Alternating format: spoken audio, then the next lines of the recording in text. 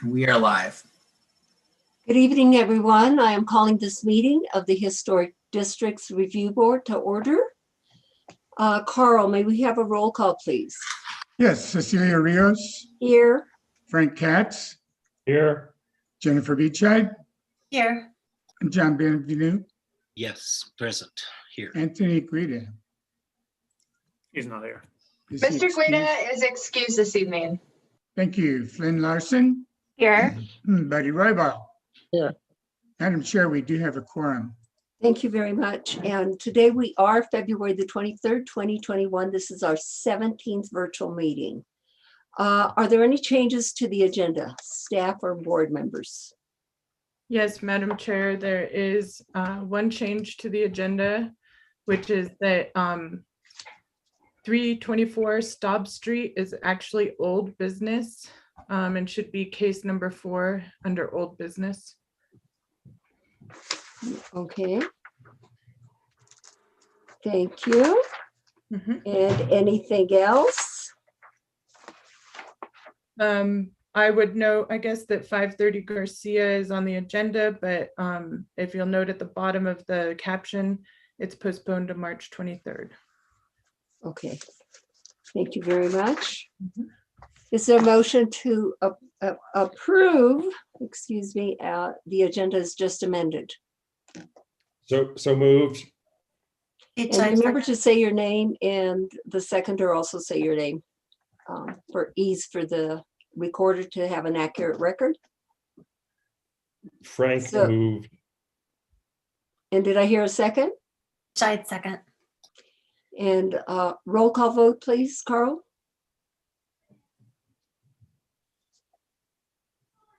We're not hearing you, Carl. Yeah, Frank Katz.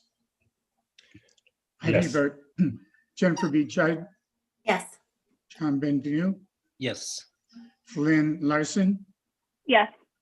Buddy Roybal. Yes. The motion passes.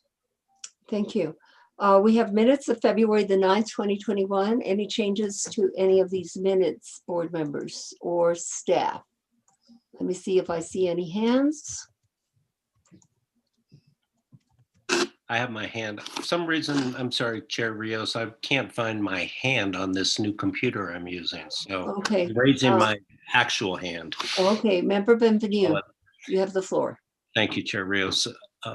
On page 23, the second full paragraph in the middle, it's where it reads, the ordinance calls them non-conforming structures and states you can do anything. Change the word can to can't, C-A-N''T.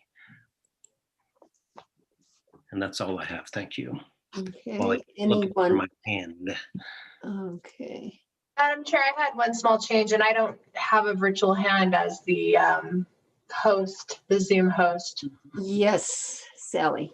It's just a small thing, but on page 5, in the paragraph that starts Ms. Pius, on the 4th to last line, the word victim needs to be changed to dictum, D-I-C-T-U-M. And I proposed a slight revision of that sentence, that line, to say here, it wasn't relevant to the holding of the case and is what we would normally call dictum. Yeah, okay. Thank you. Anything else, Sally? That's it. Thank you, Chair. Okay. I have one on page 49 and it's, I need Frank's help on this. It's the second paragraph and oh dear, we don't have the minutes up, do we? Oof, oof, oof. Anyway, well, there's a word that says amber, A-M-B-E-R. And now I can't remember what the sentence is, but I made a note to myself that said, oh, preserve in amber helps. Yes. Is that correct? That would be correct, yeah. What does that mean? Amber is like A wood rat. gooey substance. Yeah, a gooey substance from trees that insects would get preserved in, and so they would last for 1 million years or something. Oh, Or a okay. wood rat midden when they preserve things in their dropping. Okay, no change. Yay, Melissa, you did it right. The chair didn't know If I that. may, Chair, this is Angela. It was Yes. a word that, in that context of the meeting, Anthony Guida referred to historic preservation, not putting things in amber, in which case I think the meaning was the stone. Okay, got you. Just- Okay, thank that's- you. Thank you, everybody, for doing my homework. Okay, I guess there are no more changes. Is there a motion to approve the minutes of February the 9th, 2021 as just amended? Katz, so moves.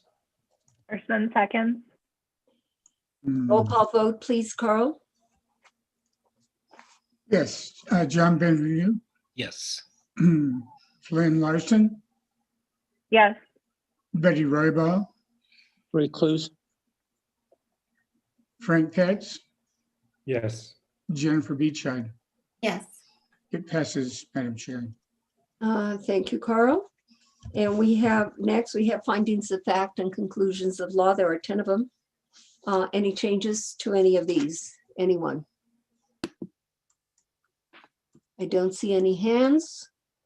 I'll entertain a motion. Move the approval then of all of them. Beachside Is there a second. second? Oh, Beachside second. Roll call vote, Carl. Yes, Flynn Larson, Yes.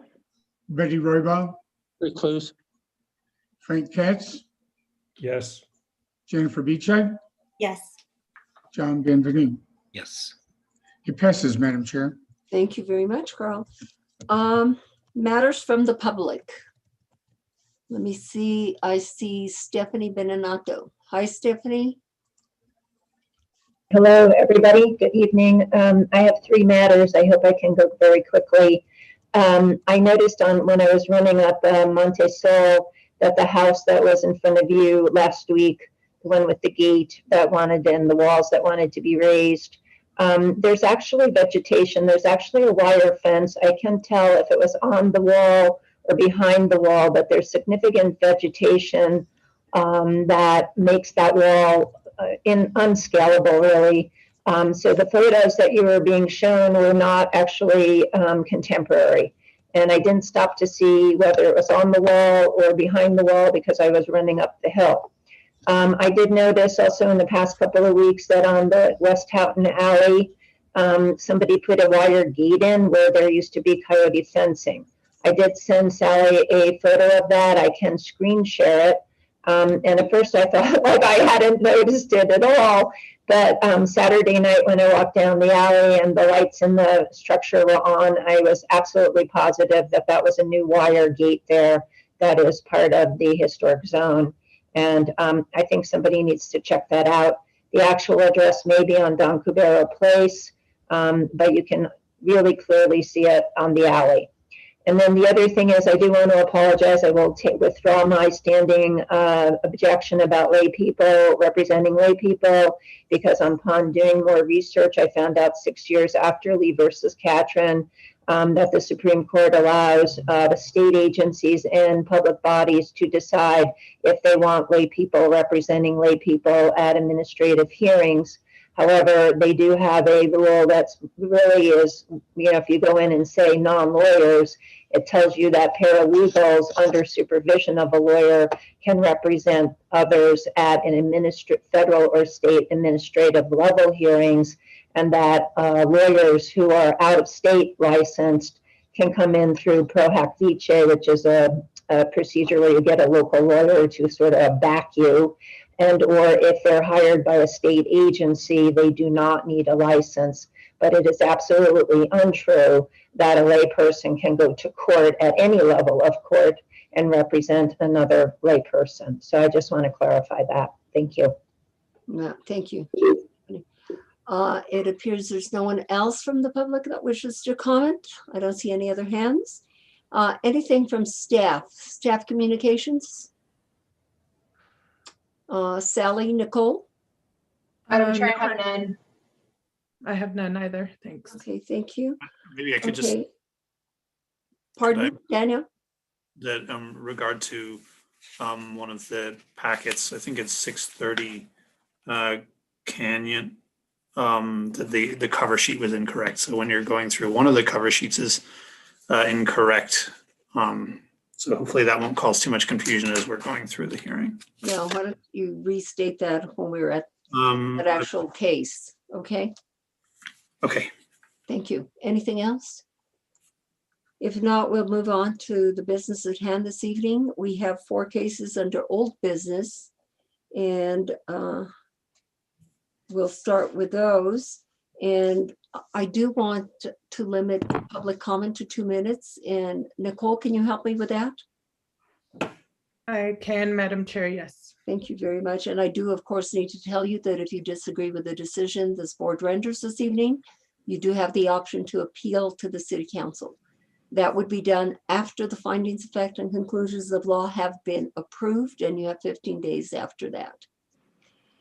We'll move on to the first case this evening, which is 2020-2813, located at 247 Anita Place. This is Angela's case. And Angela, may we hear your report, please? Yes, Chair, members of the board, to just be able to share my screen.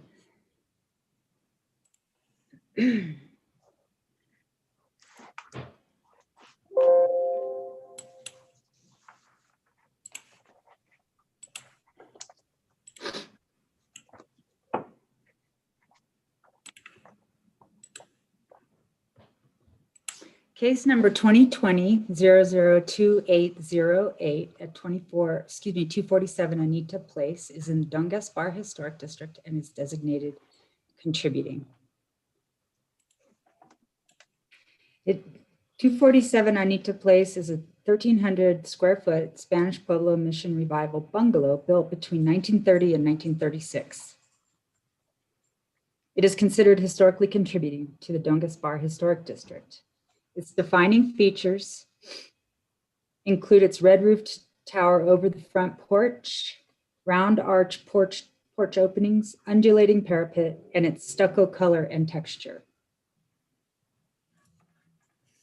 Its white stucco has a unique textured pattern that resembles a Spanish lace pattern. Windows are double hung with a 3/1 light pattern. The bungalow is one of the few in this neighborhood of this architectural style, where Spanish Pueblo Revival style buildings and structures dominate the neighborhood. The garage at the end of the driveway to the west of the house was constructed at the same time as the house. This is the site plan, the main house. This is the garage. The applicant revised his proposal and returns to the board to address the board's comments and suggestions. The applicant also has provided stronger drawings of his project. Could I confirm that the applicant is present? Did we already confirm that? It's Jean Tyson. Thank you for asking, Angela. I did promote someone named Tyson family to the panel, so I'm feeling pretty good about that. Thank you. Sure. The applicant proposes to construct a 317 square foot addition onto the northeast corner of the house. The addition's north elevation has been moved 1 foot north. I'm going to go now to that's the site plan. This is the existing floor plan. And this is the floor plan with the addition. So it's actually turned around. The revised height is 14 feet. Oh no, my computer just froze up. Previously 12 feet from finished grade and is 1 foot lower than the existing house. The addition will have a flat roof and an undulating parapet that matches the original house. The addition's windows will match the existing, the 3/1 light pattern, white aluminum clad. The rear entry door on the west elevation will be wood with 3/1 light pattern above the wood paneled door to match the window style.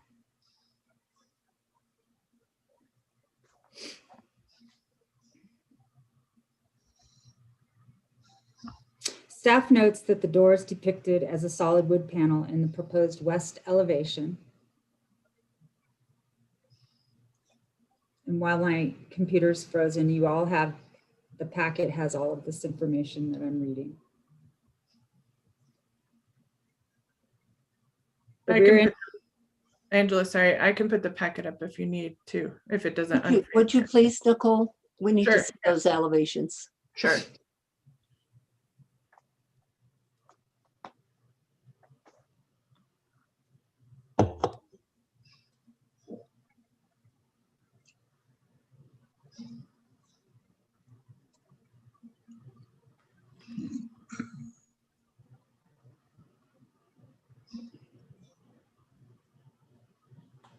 I'm reading off of that page right there.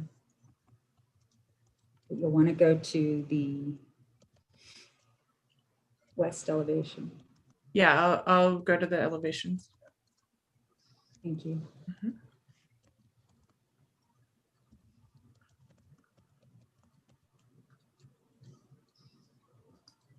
And I'll rotate these.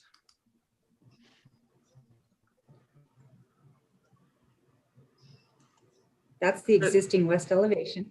This is the Excuse me, east. elevation.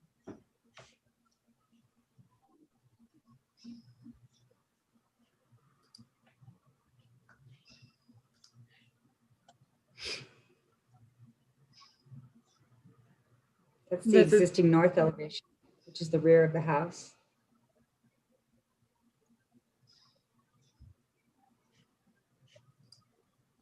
There's the west elevation. It's the front of it, the south elevation, and there are no changes to the south elevation.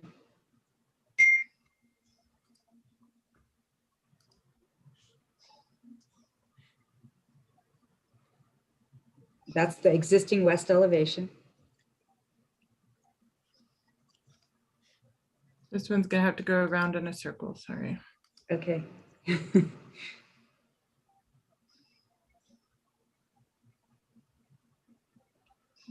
That's the north elevation with the addition.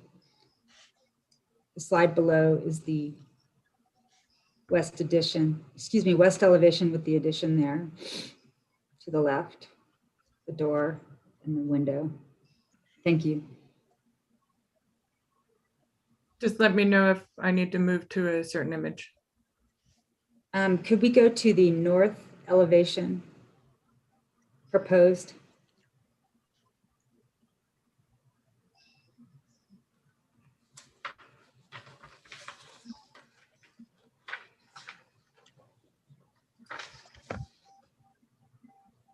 This is the north elevation and here's the proposed addition.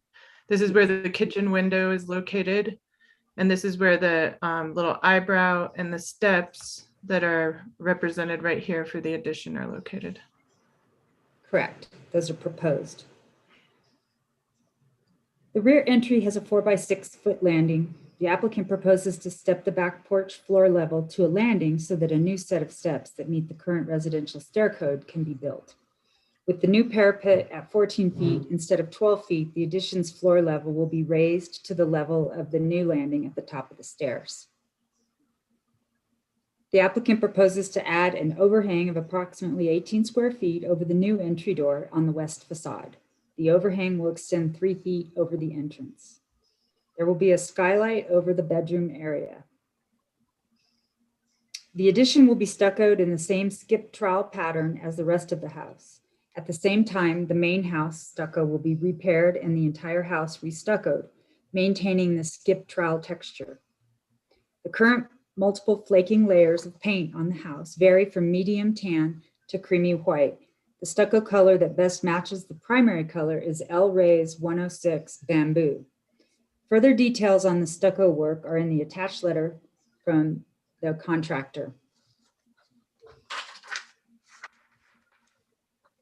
Staff recommends approval of the proposed project and finds that the application complies with section 14-5.2D, general design standards for all historic districts, and 14-5.2H, the Don Gaspar historic standards. And with that, that concludes my report. Stand for questions. Thank you, Angela. So the proposed 317 square foot addition is on the north facade, which is not a primary facade. Is that correct? Chair Rios, that's correct. Okay, and it's also going to be a foot lower than the existing contributing house, correct? Correct. Okay, thank you.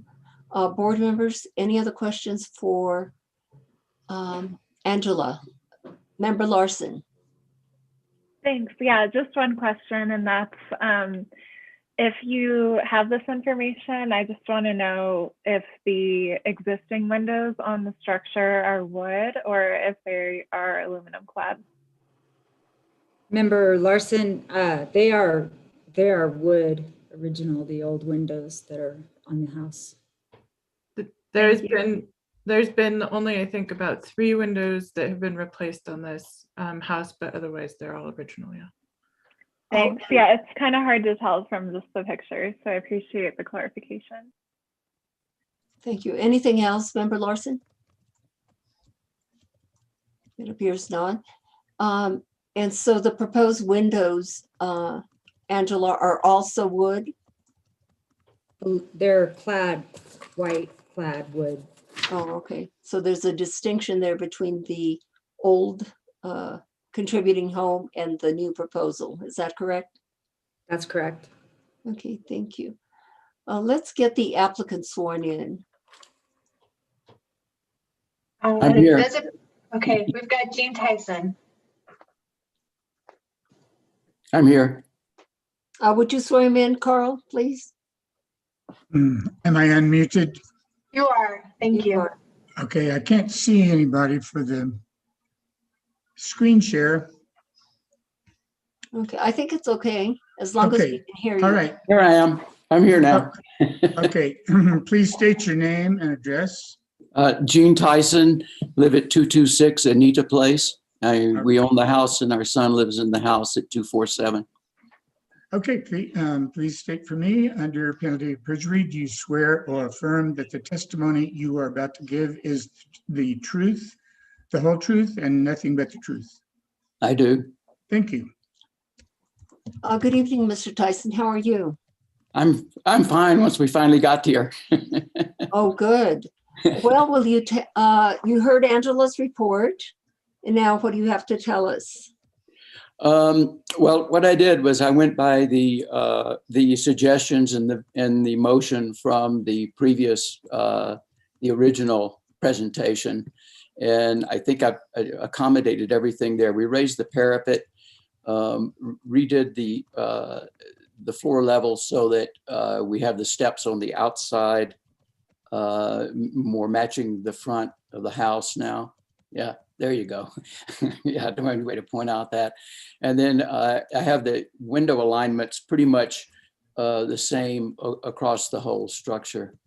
And then we thought that because we have the tile on the little tower at the front, and we wanted to have the overhang at the back just primarily for weather conditions, but it's also a common feature on a lot of houses in the neighborhood, and it would kind of tie it into the front. So we put the 3 foot, you call it an eyebrow, I call it a little overhang on that back porch area, and then change the door to just a 3 light top with a wooden panel on the bottom.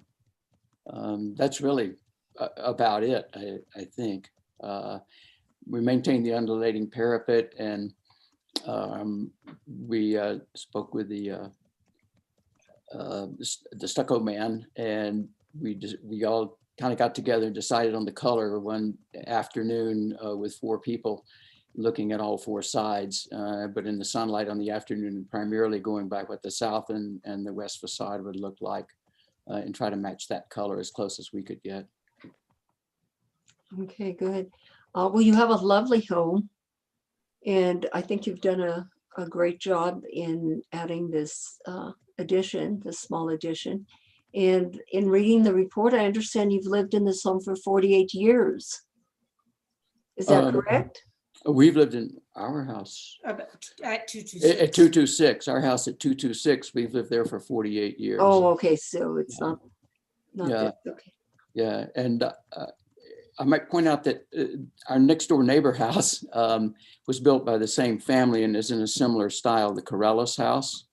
And they were the family that originally built this house also. 220. At 220, she's at 220 Anita, or the house is at 220 Anita Place. Okay, and you were proposing skylight, and I'm going to guess that it's not going to be visible, correct? No, I don't think that that'll be visible, because what I wanted to do, because I didn't want to put in any north windows just for weather, and also to have more room to have like a bed be against that wall. But the skylight would just add more light, especially in the wintertime, to that area in the back. Okay, thank you. Member Katz has a question for you. Sure. Member Katz? Well, I don't have a question. I just want to thank you for what I think is a beautiful job. It really looks good. Thank you so much. I've worked on it for a while, for the last couple of months, you know, and we've gone back and forth with the family, rearranging everything, you know, and figured, okay, this looks like this would fly. And if we get approval on this, then I'll have the architect and work on it, you know, for real money now here. Okay, sir. No one else has their hand up, so I will open it for public comment. We have one person, and that's Stephanie Beninato and John Eddy, two people. Carl, would you swear them in at the same time? Yes, I will. If you'll unmute. Oh, I'm unmuted. No, not you, the applicant, Oh, okay. speakers. Thank you. Go ahead, Carl, sorry. Okay, under penalty of perjury, do you swear that or affirm that the testimony you are about to give is the truth, the whole truth, and nothing but the truth? Yes. Yes. Thank you. Thank you. Stephanie Beninato, you have the floor. Thank you. I think that this design is really nice in terms of matching the house, but being a little bit different so that you can distinguish it. I am a little disturbed by the blank wall on the north side, given the details that were there prior. And I just have to say, from an energy point of view, I'm not sure that a skylight is more, I think a skylight, you're gonna actually lose more heat out than you would windows. And if you wanted to put a bed there, number one, windows actually don't prevent you from putting beds anywhere, but you could put smaller, higher windows, and then you would alleviate that really just blank wall. And I do realize it's in the back and no one's going to see it, but structurally, I mean, just as, you know, the house has so many nice windows that it's really jarring in a sense to the harmony of the house. Thank you. Stephanie, if you could just state your address, I think our stenographer may know it, but if you could just state your address for the record too, please. Thank you for catching that, Sally. And hi, Carl, how are you? Fine, Stephanie.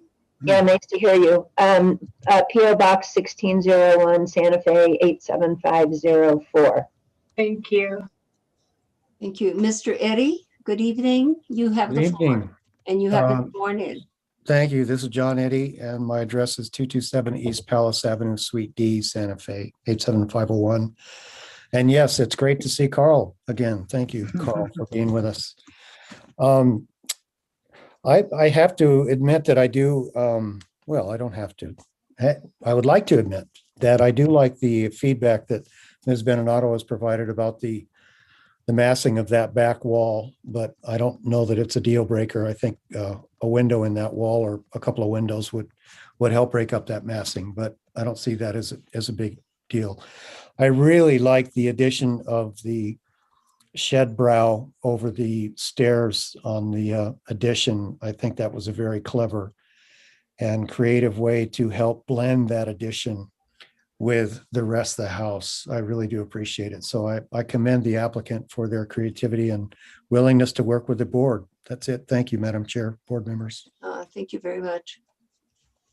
Just for curiosity reasons, that the blank wall, what does that face? Can you tell us, Angela, or applicants? That faces the backyard, which is in north. It's the north. Okay, so it's their own facade of that north elevation. Okay, thank you.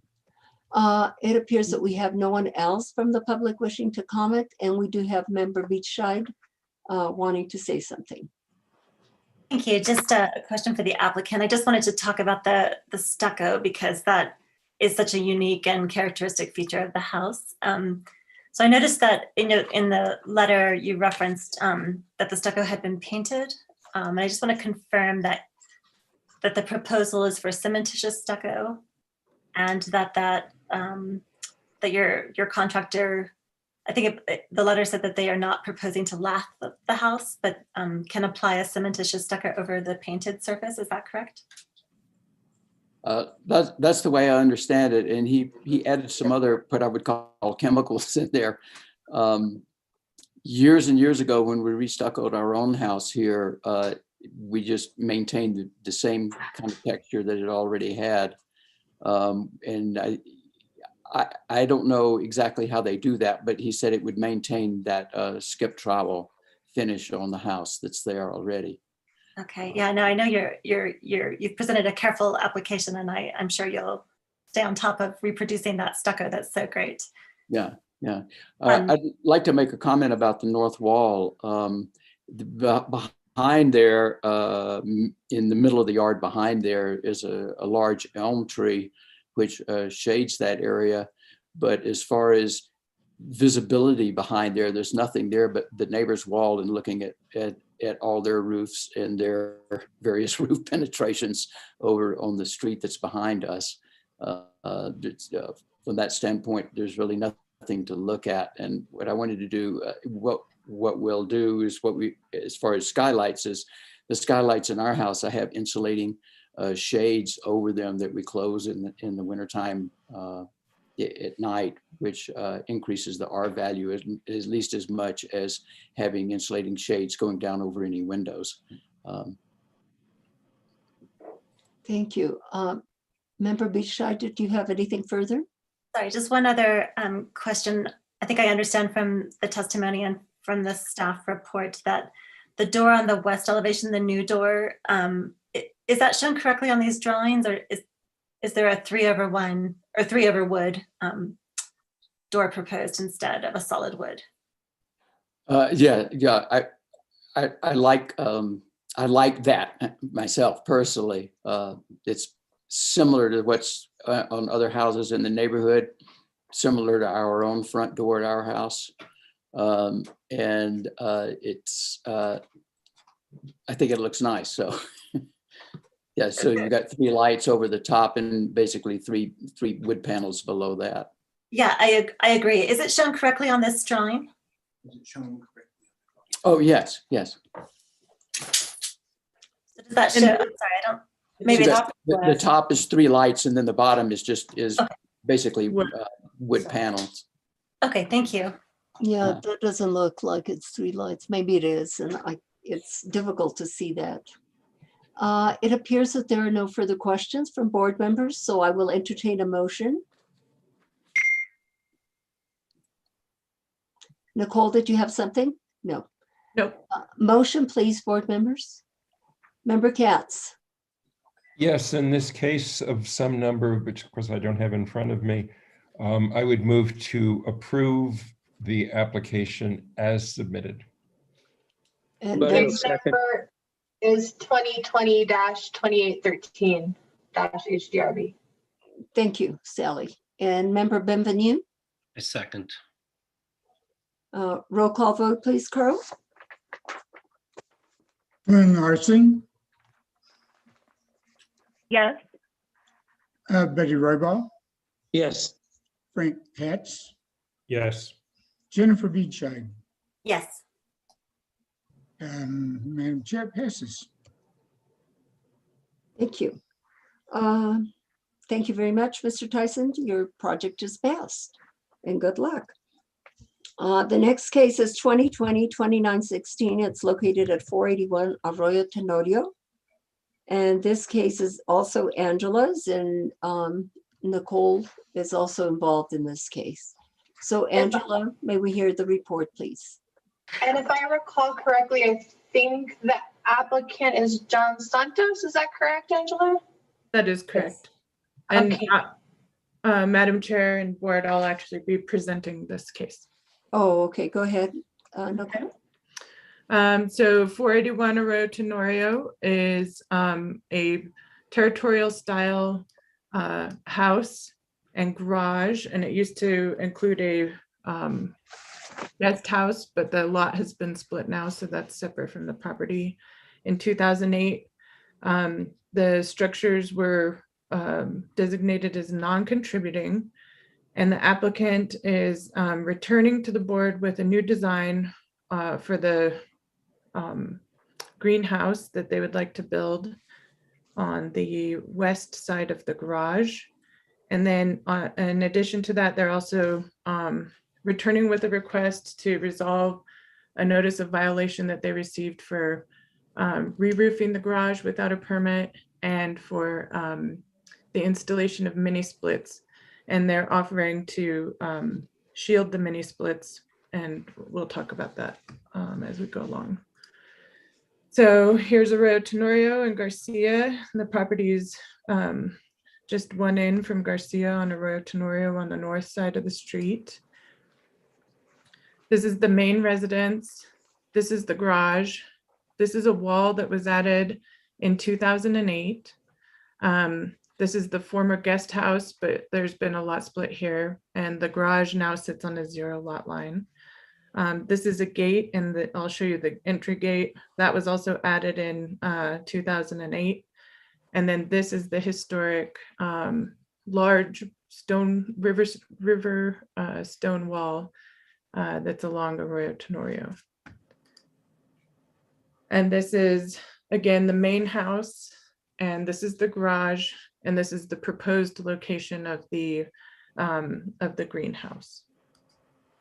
And here are some photos. This is inside. This is the wall that was built in 2008. And this is the location of where the greenhouse is proposed. And this is the other side of the wall that was built in 2008 and the location where the greenhouse is proposed. And this is another, here's where the location of the greenhouse is proposed, and we'll see in the elevation drawings that this would be where it would be visible. And this is the driveway, and the this wall that lines Arroyo Tenorio is still some feet from the garage. You can see it back here. And then this is kind of the location where the greenhouse would be located. Here's a look at the gate that was installed in 2008. And this is the guest house, former guest house. And here's another look from Google Street View showing the garage. And these are photos from the applicant, oops, excuse me, showing the front of the garage. And then this is the west facing side of the garage where the greenhouse is proposed. This is the side of the garage on the east side that's on the property line, on the now property line. And then this is the north side of the garage. And as you can see, it's not directly north-south, but this is the north, west, east, south, how I'm referring to it. These labels are a little bit off here. Okay, so these are the elevations. And I can zoom in here. So it's a little bit easier to see. This is the existing elevation. Tell me if I need to zoom in more too. Don't feel free to let me know. And you can see that this is the 2008 yard wall with the gate. And then this is from the interior courtyard side. And this is the proposed greenhouse. This is from the southeast elevation, existing, and then this is what it would look like proposed. This is actually what I was calling the west elevation.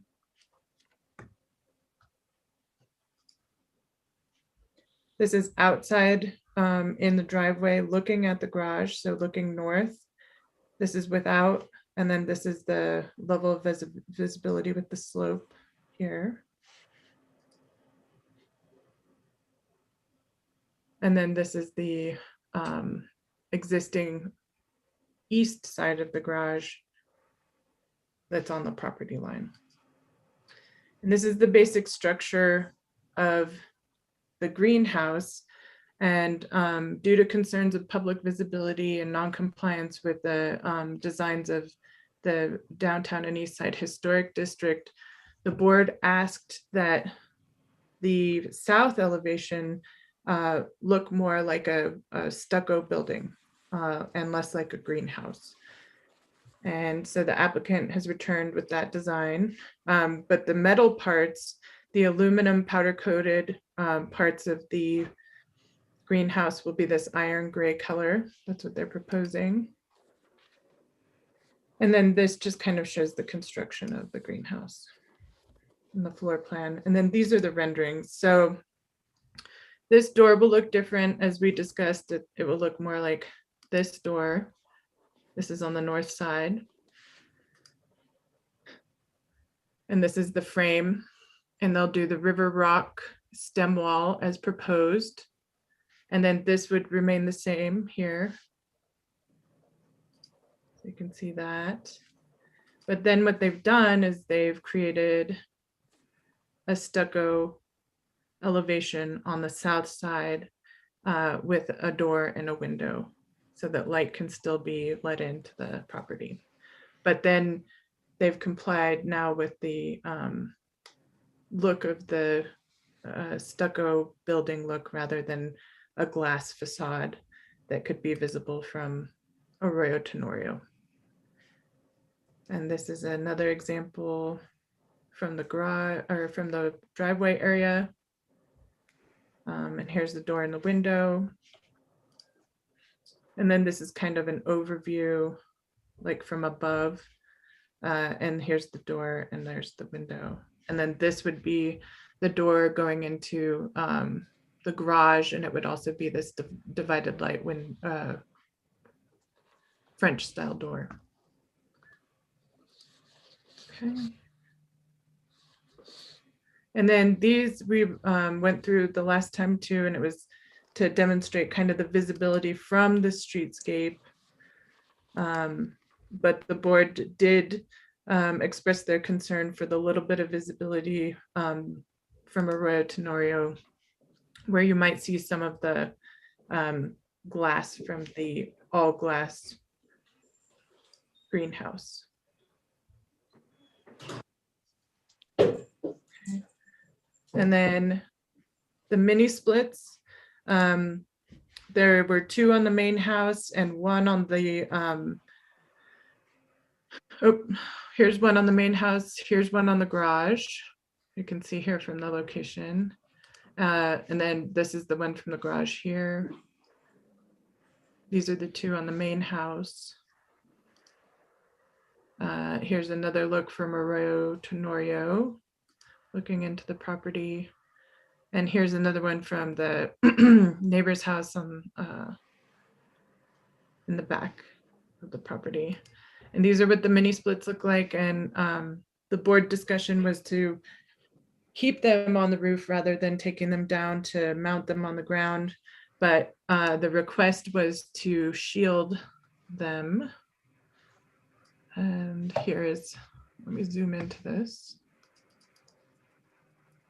And so the applicant is proposing to do these like small screens that are made of wood and painted to match the stucco in order to shield the mini splits. And then in addition, since they're coming before the board, within this courtyard area, they want to redo the stucco in the color buckskin. And that they requested an exception to the downtown and east side historic district. Because they didn't match the old Santa Fe style, and staff agreed with all of the exception responses and recommends that the application complies with 14-5.2D and 14-5.2E.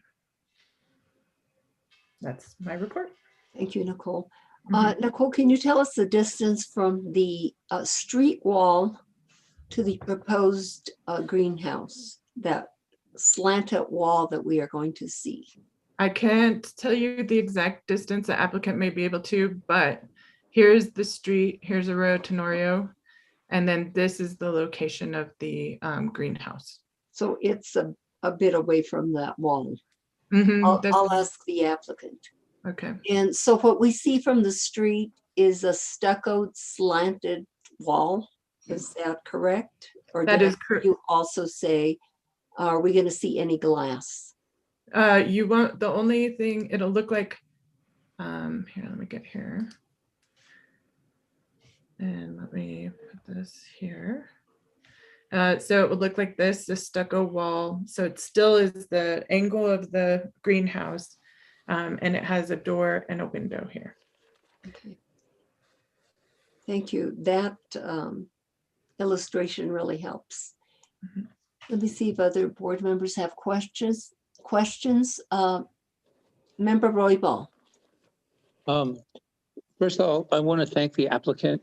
They did an amazing job of complying on the looks and the request of the board. So thank you for doing such a wonderful job. I think they did an amazing job. I would have never thought of the stucco wall, but we need to applaud them for doing an amazing job. Thank you very much. Thank you. Member Katz.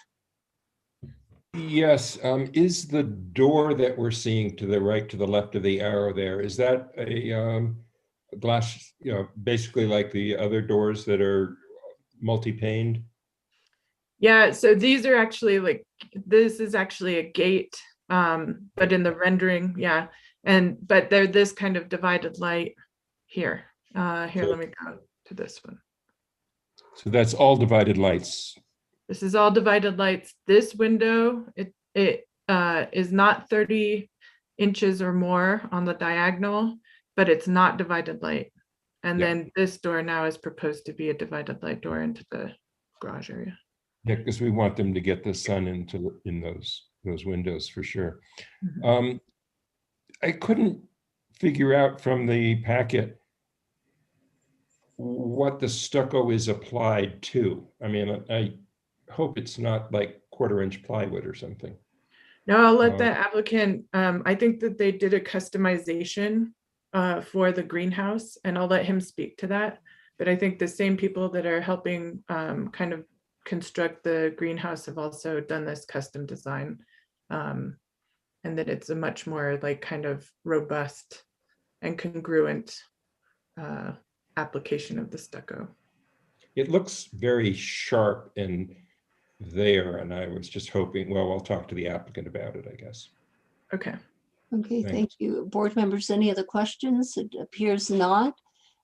Let's get the applicant here and sworn in. Hello, can you hear me? I can hear you. Thank you. Thank you Yes. for having me. Carl, would you swear in the applicant? Carl, you are with muted. us? Are you muted, Carl? Mr. Santos, please state your name and address. John Santos with the Angelico Enterprises, 1718 Cerrillos Road, on behalf of David Dillard at 481 Arroyo Tenorio. Thank you. Under penalty of perjury, do you swear or affirm that the testimony you are about to give is the truth, the whole truth, and nothing but the truth? Yes. Thank you. Thank you, and good evening, Mr. Santos. Good evening. What do you have to tell us about this project? I think one of the first questions that was asked was the distance from the street wall to the proposed project. If you can tell us that. And also, Member Katz posed the question of what is the stucco applied to on this slanted wall that we see? The distance is it's 50 feet from the stucco wall to the existing stone wall. Thank you for that. And the application of the stucco wall is to be engineered along with the proposed greenhouse.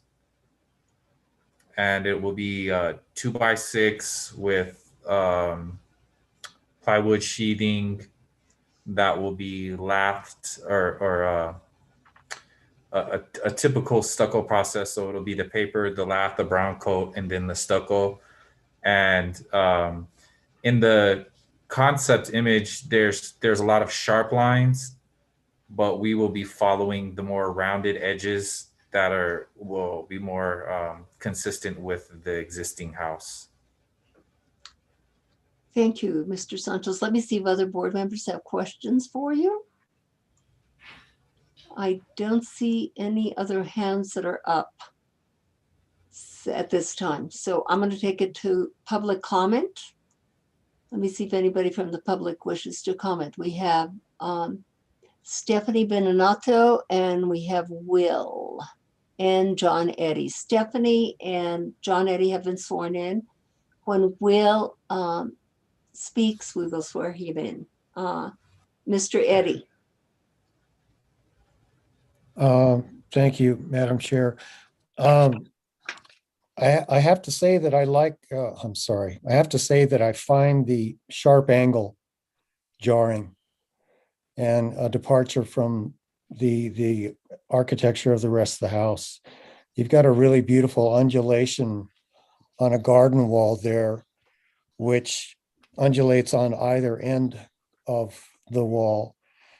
And not to get too Hollywood about it, but it seems to me that creating undulations on that angled wall of the greenhouse to somewhat attempt to match the undulations of the garden wall would make this a lot less jarring. The height of the bottom of that wall could be raised to come up a little bit closer to the gateway entrance. And perhaps an undulation can be matched on that side as well. But obviously we're redesigning for the applicant, which you don't want to do, but I'm wondering how everyone else responds to the hardness of that angle. Thank you, Madam Chair. Thank you. Stephanie Beninato. Thank you very much, Stephanie Beninato, PO Box 1601, Santa Fe, New Mexico. I, of course, look at the whole lot and wonder why they just didn't do a freestanding greenhouse north, or I'm going to call it north of the pool area, but this is what they're choosing to do. I agree with John Eddy about the sharp angle. And since they are doing 2x6 construction over there, I wonder if there couldn't be like a step down parapet that would be looking more in keeping with the other parts of the building. So it's not such an angle because it is very disharmonious with the rest of the structure. And since they are doing this with wood, you could easily, I think, do some kind of step down. So it's not at like a triangle. It doesn't look triangular, basically. Thank you. Thank you. We have Will, and is that Will McDonald? That's Will McDonald, it is. Oh, okay. And Will, hi. Hi. You need to get sworn in, please. Okay. Hi, Will, please state your address also. 488 Arroyo Tenorio. So across the street from this building. Thank you. Under penalty of perjury, do you swear or affirm that the testimony you're about to give is the truth, the whole truth, and nothing but the truth? I do. Thank you, Will. Will, you have the floor. So, as I said, this is directly across the street from me. I can see this house in this image right here, except for the wall in front from my kitchen window. So it matters to me. But first, I would like to speak to the rooftop appurtenances, as you guys like to say, on the garage. Is it possible for me to show my screen here so that I can show a photo? Yeah, if you can do it. Chair, I would need to promote Mr. McDonald to the panel, but if that is your pleasure, I will do so.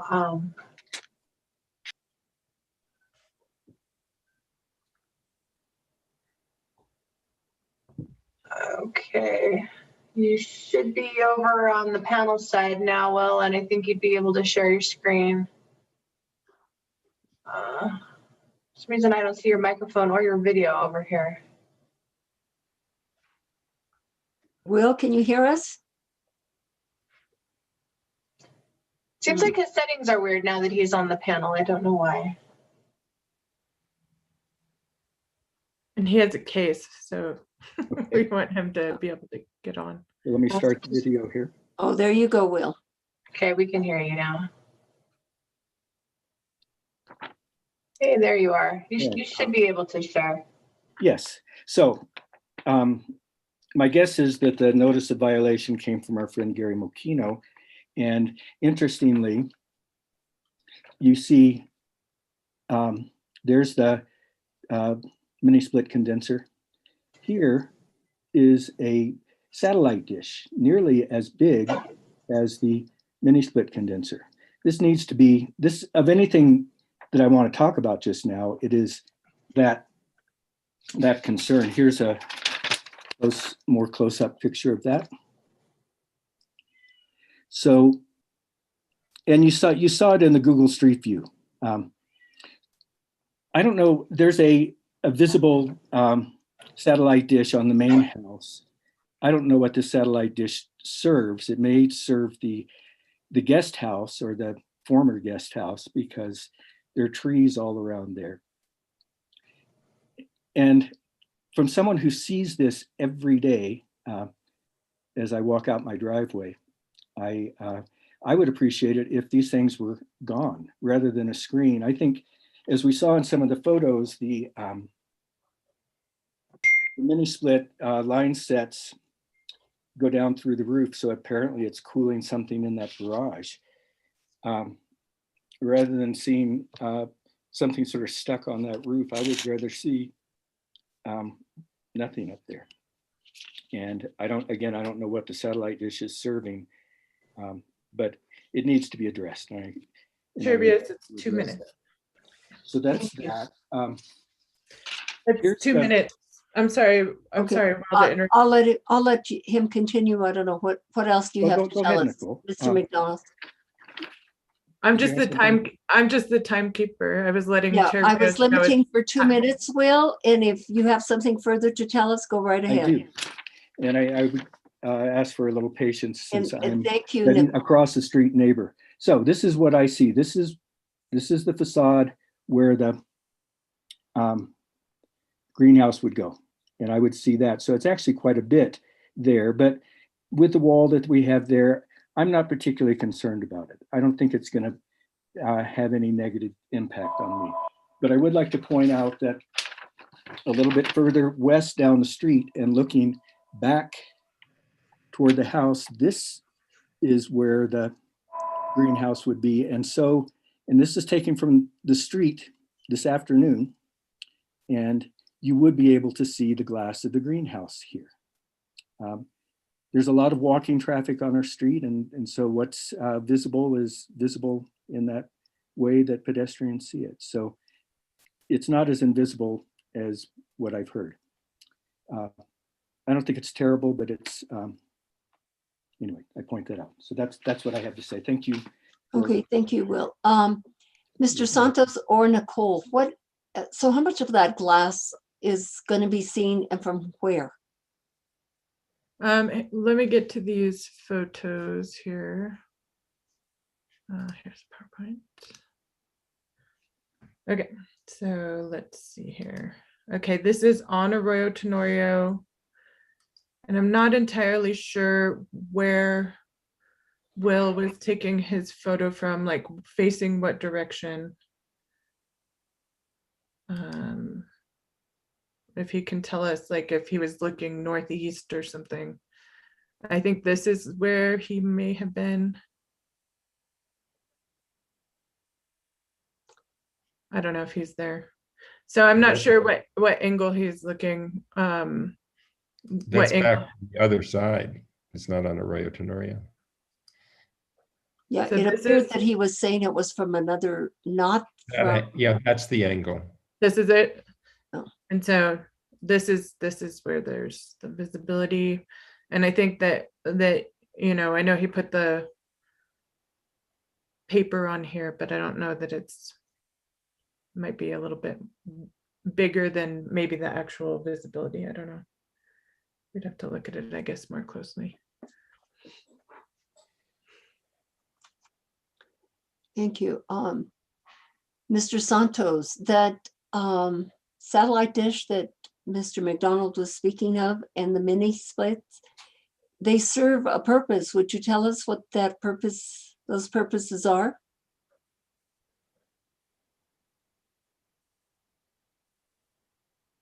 Hi, thank you for all your questions. Are you able to hear me okay? Yes. I'm not certain of what purpose the dish serves other than the obvious. Yeah. However, that could be something that's outdated. I'm not certain if that dish is actually in use, you know, with all of the streaming technology that we have. I would imagine that whatever media services the client is getting could be through a Wi-Fi or something like that. So I'm sorry I can't answer that question. But that in case that they're getting their services otherwise, that could be removed. Possibility exists. Possibility, yes. Okay.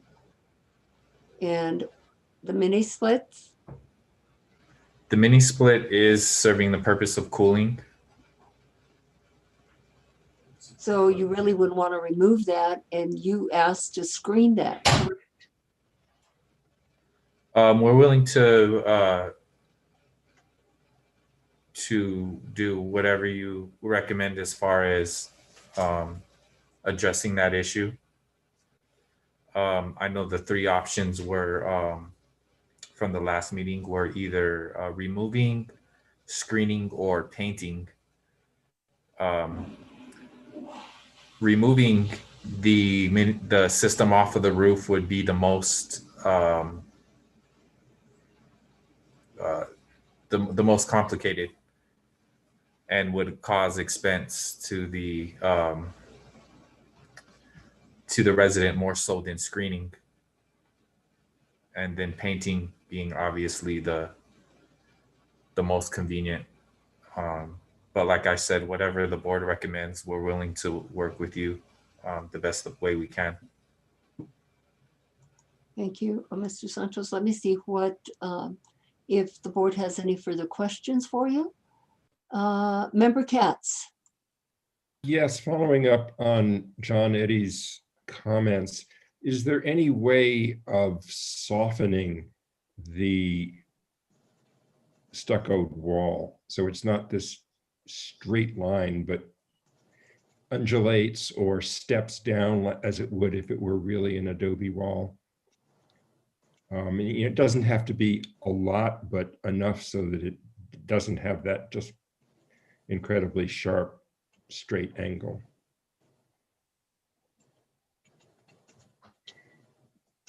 Mr. Santos? Oh, thank you.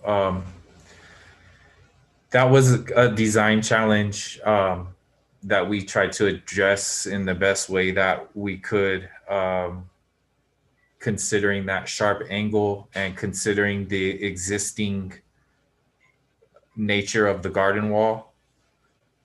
And we approached it with a couple of options. One would be either to alter the slope of the greenhouse wall to match the garden wall, or the garden wall to match the greenhouse wall. And the challenge is really the pitch and the so the existing step downs are really curved and they're not extremely angled. But if you were to take that garden wall accent and put that at the top of the greenhouse wall, you still have this really straight or angled slope that looks just as awkward, if not more so, than the actual facade without any modifications to it. And it felt like that just leaving the slant or the slope the way it is was the less distraction visually. So presenting the step downs as well on the reverse side of the greenhouse wall, with having the ceiling of the greenhouse being sloped, it also created a awkward visual to the resident. With that said, being that we're trying to accommodate the front visually in the best way that we can, that's kind of what we are dealing with. So we could potentially add a subtle accent. I just don't know how effective it will be, because the most visual conflict that we're dealing with is that extreme slope and then the straight or the flat angle of the garden wall. So it's conflicting in many ways. It's just a really challenging angle to deal with. And I think the only thing that will really subtly tie it in is if maybe there was a curved step down at the very top that just hinted to what the garden wall is hinting to. But once you do that, like I said, it still drops into that extreme slope. So we're open to any recommendations to make that as fit as well as it can and fit in there the best way that it can. Mr. Santos, thank you for your cooperative spirit. And what is the measurement of that angled wall from corner to corner?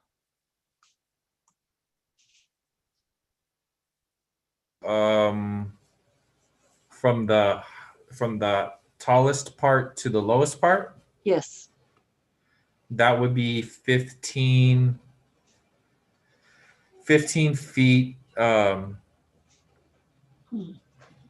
some inches. I think 15 feet and 6 inches, somewhere around there. It's actually, it will be bigger than the greenhouse itself. Okay. I think there's a 6 to 8 inch envelope that extends beyond the greenhouse if you were to look at it from the other side. Thank you. Member Larson has a question for you. Member Larson. Thanks. I just have one comment, and I think that I personally don't have an issue with the angle of the wall. I do think that in these renderings, you know, the stucco can look really squared off. I think that it would look nicer if the stucco were able to be rounded. I think that what others were suggesting was a parapet rather than actually being flush with the greenhouse wall to add more of a step down flash dimension to kind of match that yard wall. And with the structure being as tall as it is, going all the way up to the parapet on the regular house, I can see how that would be a challenge. But I would just say that I think rounding that stucco would be a nice kind of touch. If that's already the plan, I apologize, but I think that that's just, you know, it comes off as very jarring when it's just the rendering itself. Thanks. Thank you. Member Benvenu. Thank you, Madam Chair. So yeah, I agree with all these comments. It was the thing that stands out when you see this immediately, which is thank you for responding to the board's concerns. But of course, then when we see what that will look like, it is extremely geometric in a way that really, again, as I said last time, if this were completely visible from the road, I think we'd probably all agree it would be unacceptable. So the issue really comes again back to the fact that very little of this is visible. I'm a little concerned that we've learned that some more of the front glass is visible from parts of the road, which I wasn't aware of before, but it sounds like even that might be relatively minimal.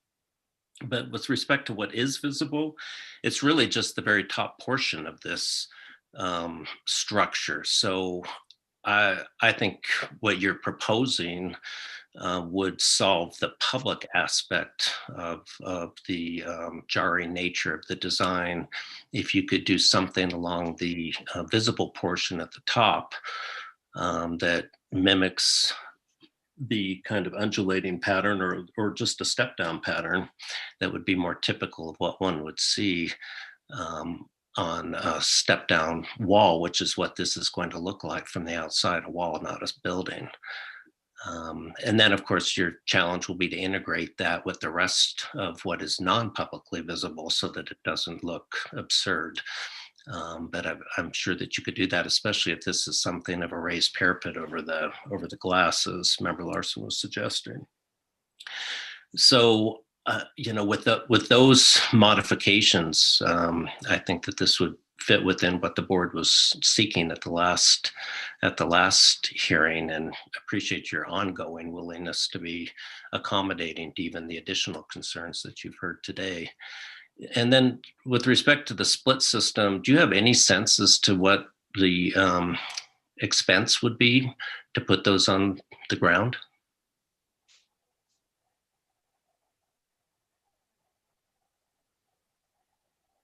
I think, John, that was a question for you. That was Mr. Santos, did you hear the question? What would the expense be to put the mini splits on the ground? Do you happen to know that answer? It would be approximately in the ballpark of 2,000 with the repairs to the roof, removal, labor. 2,000 per mini split? Well, the existing the other mini split on the residence is already fully screened. That's not visible, so it would be just the one on the garage. So it would be the 2,000 for that. Okay. All right. Well, that's helpful to know. I mean, that's, of course, no one wants to spend $2,000, but relative to the price of a mini split system when you purchase them, that's not unreasonable, I don't think. And if this had come before the board originally, as it should have, I have no doubt the board would have said, put it on the ground. So I'd be more inclined to follow that as the solution to this problem. Thank you. Okay, any other questions, board members? It appears not, so I will entertain a motion at this time. Sure, I just wanted to note that Ms. Benenato has her hand raised, and we did hear from her already, but we did allow Mr. McDonald to go over 2 minutes. So I just wanted to mention that before you move on. Yeah, Stephanie? Thank you. Thank you for noticing that, Sally. I think I got a little bit cut off, and I did want to say that the photo that I saw of the shielding of the mini split, I thought you could still see some of it over that shield. I'm just calling it a shield. So if you are going, and I think it's appropriate to make them put it on the ground, as Member Bienvenu said, because they did do it without approval, and you would have asked them to put it on the ground. But if you're just going to allow it to be shielded, then I think it needs to be somewhat above the actual height of the mini split, so that it really is shielded from the road. And I'm sorry, but I think one of the photos actually shows a couple of inches of the mini split still being visible above it. Thank you. Thank you. Mr. Santos, did I understand you to say that 2 of the mini splits are already shielded, so there's just one that needs to be shielded or put on the ground? Is that correct? Mr. Santos? Yeah, I'm sorry. I apologize for that delay. The mini split that exists on the residence is out of view. That one's already screened. The mini split that is visible in the photos or in the photo is the one that is on the garage. Mhm. So that's the only one And that we have to address. that's the only visible one. That was from that was inherited by the new owners. So Right. yeah, that was the And you that agree was with like this? that when they just recently purchased that property. So Yeah, and you agree with that, Nicole? In That- reference to the mini splits? In reference to they were put in by the real estate agent was my understanding. And so the house was purchased. Right, but I mean, in reference to the screening of them, 2 of them are already screened, 1 needs to be screened that's in the garage. That's correct. And that's this one right here with this photo up. And I believe that Miss Beninato is correct that there's just a touch viewable above the one of the screens, the one that's the most forward, like closest to the house. One of the units is very far back Okay. on the main Thank- residence. Mhm. So motion, please.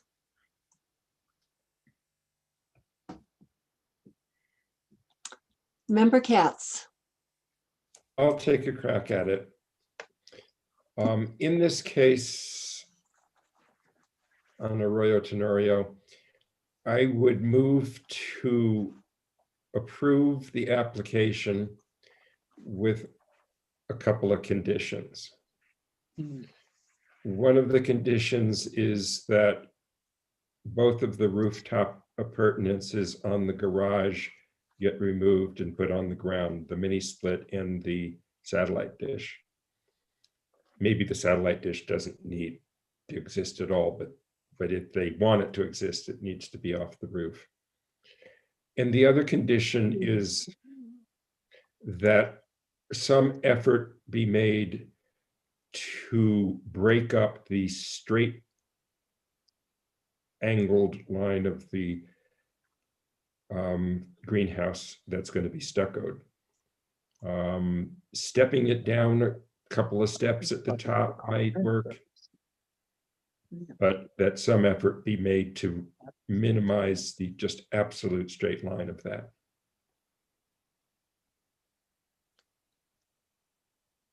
Member Benvenue. Possibly, I don't know if this may be a friendly amendment or a clarification, but I I need would a second to the motion. before okay. Second, and then ask for a friendly amendment. Yes, please, go ahead. So I will second and ask for a friendly amendment that there also be the condition that the radius of the stucco corners on the new greenhouse structure that's visible match those that exist on the existing structure. I accept that friendly amendment. Thank you. And also, Frank, that I believe it was stated that some of the mini splits aren't totally screened, that those that are, that do have screens, that they be totally screened. Madam Chair. From what perspective? Right, Nicole? I was actually just gonna ask that you don't forget the re-roof, that there's approval of the re-roof so we can take care of the notice of violation. In regard to the angle for the mini splits, from any angle on Arroyo Tenorio? Yes. Okay. And also, Member Katz, would you address the re-roof? What is the issue on the re-roof? It's already been done. Yeah, so we approve that. Okay, thanks. Okay, roll call vote, please. Carl. Yes. Betty Roybal? No, because I think we're asking a lot of the applicant, especially the removal of those mini splits on top. I think it's asking way, way too much. So I will vote no on this. Thank you. Frank Katz? Yes. Jennifer Beachide? Yes. John Benview? Yes. Yes. Flynn Larson? Yes. Thank you. The motion passes. Thank you very much. And Mr. Santos, thank you to you and good luck with the project. And thank you for your cooperation on this project. It's much appreciated. Thank you, Madam Chair, and thank you to all of the board members for your time and consideration. Thank you. Next case is located at 613 Canyon Road. This is Daniel's case. It's 2020-1979. Daniel. Thank you. Can you hear me? Yes, sir. And Okay. I believe our applicants here, Hoops and Associates Architects, Yes. is that correct? That's correct. Thank you. Okay, can you see that? Yes. Okay, there are a fair number of slides because it's a complex property. We're dealing with 3 different structures. 613 Canyon Road is a property with 4 existing buildings and numerous additional accessory buildings. First, I'm just going to explain the general layout here. There's also in the staff report a diagram. So Unit B, these are lettered. So Unit B, also known as the V Hill Residence, is a designated contributing structure that is located in the northeast portion of the property. Then we have Unit C1 and C2, or otherwise known as the duplex in red, is also contributing. It is located in the central east portion of the property directly south of Unit B. And then there's Tract A, which contains numerous structures that are all non-historic, constructed in the 1970s. Then we have, to get the next level of detail, this is Unit B. I'm using this diagram here. This is the assumption that you're standing with your eye or camera pointing towards the structure. So we're looking here northwest. This is Unit C. This is the duplex. And this is Unit or Tract A, photographed from the east. So here's an apartment building, and here are a series of outbuildings. So now we move back to Unit B. Unit B is designated contributing. Here is in red is the primary facade, which is essentially this corner, the older part of the structure. This is shown from over on the other side. This is the contributing part, and this is the newer part of the structure. This is the north facade, which is not publicly visible. So it is known as the VL House, as it is approximately 2,000 square feet, mostly of adobe. In case H18084A, the southwestern corner of the structure was designated primary. That's what we looked at here. And on the south facade is a cantilevered roof dating from the 1960s.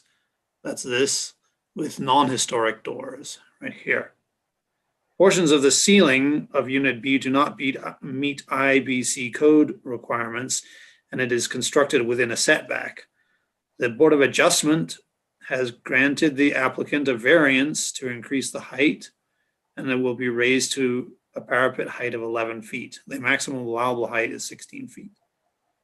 The windows on the primary facades will be repaired. That's these windows. All others will be replaced. They will have divided light patterns and exposed heavy timber lintels. One small window in the rear of the building, that north facade that we looked at, that's this facade, will be infilled. The structure will be restuccoed using cementitious El Rey stucco colored adobe. Now the portal, just to go back to, this photograph, this was originally a portal in this area. If I go back to this photo of the floor plan, you can see that this here, these are those windows that we saw in the front. Let me see if I have a better picture. Yeah. This is the existing situation on the left. And these windows, that's these windows, are a later addition. And this entry foyer is believed to have earlier been a portal. If you look at the interior of the building here, taken facing towards the left, is this view. Here you can see a window that was filled in. It's just located between the bedroom and the entry foyer. Looking from the other direction, from the bedroom towards the right, you can see again that window with the fireplace on the right. So it is believed that this entry foyer was originally a portal that was filled in. The application is to recreate that portal, to remove this roof and to move the foyer. Here is the foyer, it's here, and to essentially move it back into this rear space, which, now I'm flipping back and forth, that's this space. So this would become the foyer, and this space on the left would become the portal, or would be reestablished as a portal. That's the first building. So here again are the windows that are going to be replaced. Here's the portal that will be reconstituted as shown in the diagram on the bottom left. Next, we move on. I don't know, would you like me to go through this whole report and then we'll go back? Yes, Terry? please. Okay. Yes. So now we have units C1 and C2, which is also contributing. I have identified the primary facades with these red markers. So this is a primary facade on the west elevation, and this is the primary facade with the two portals and interesting quasi-symmetrical shape. The applicant proposes to replace all the windows with metal-clad replacements and divided lights. The historic doors, which are these ones, will be retained. There's another historic door on that side. A small portal, so the application was for a small portal. However, that application is being withdrawn because it would require an exception.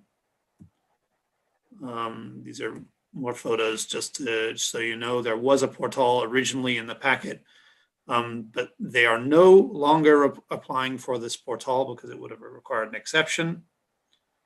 It will be restuccoed El Rey cementitious adobe and a small courtyard with walls. There you can see them located here in the elevation plan, to a height of 5'6". So really the only things that are being applied for are windows, stucco, and a little wall enclosure. Tract A, this large in blue marked area, includes on the left here, which is at the top of the plan, some apartments, and on the right, a series of storage sheds and a well shed. This is the apartment. These are all being applied for demolition at the moment. No replacement is planned. Here's the side of the apartments, and here are the sheds. These are all being requested permission for demolition. That is my report. I stand by for your questions. Thank you. Daniel, how many buildings, can you tell us again, how many buildings are in tract A that are proposed for demolition?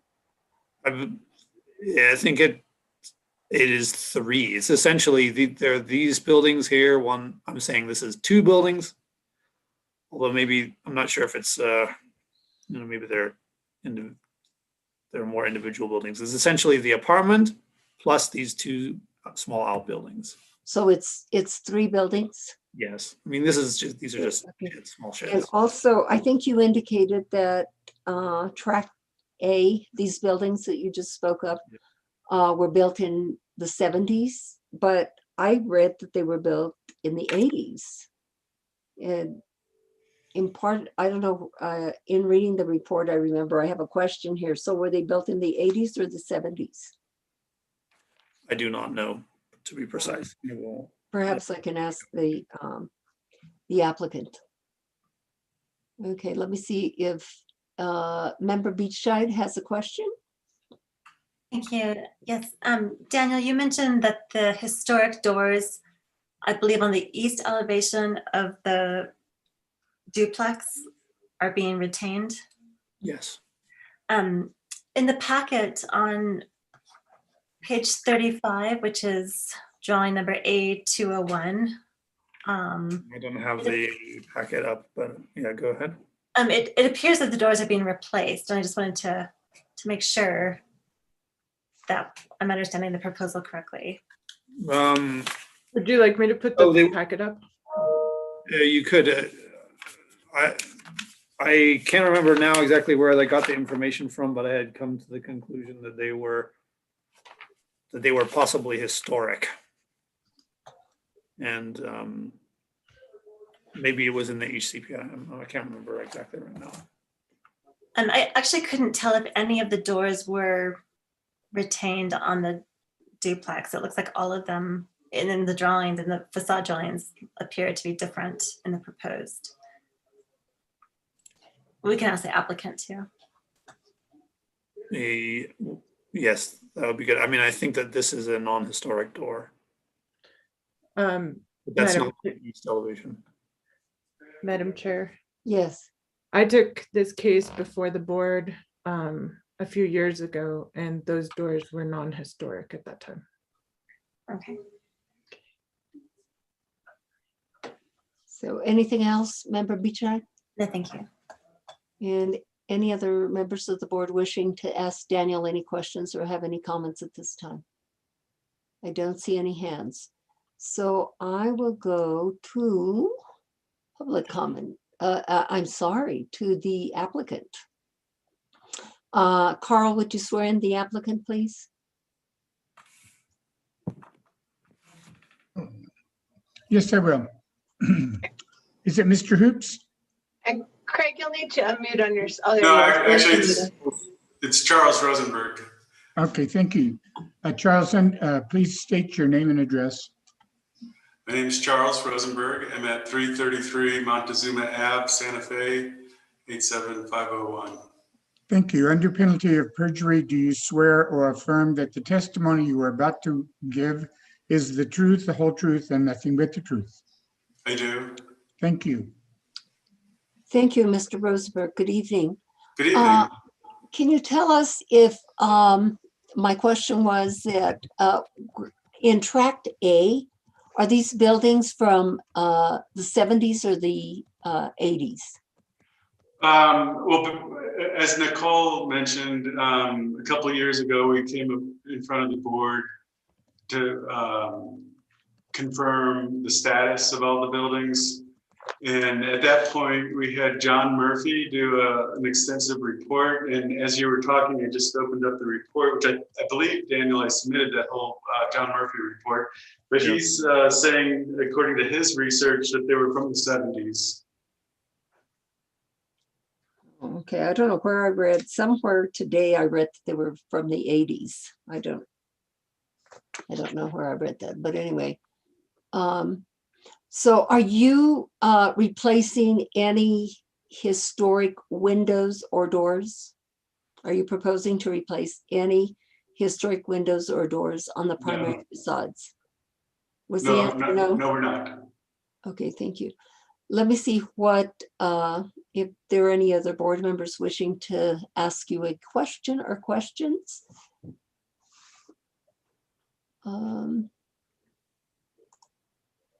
I don't see any hands up. Oh, Member Beachside. All right, just again with the doors on that, the photograph that was just up is also in the HICP report.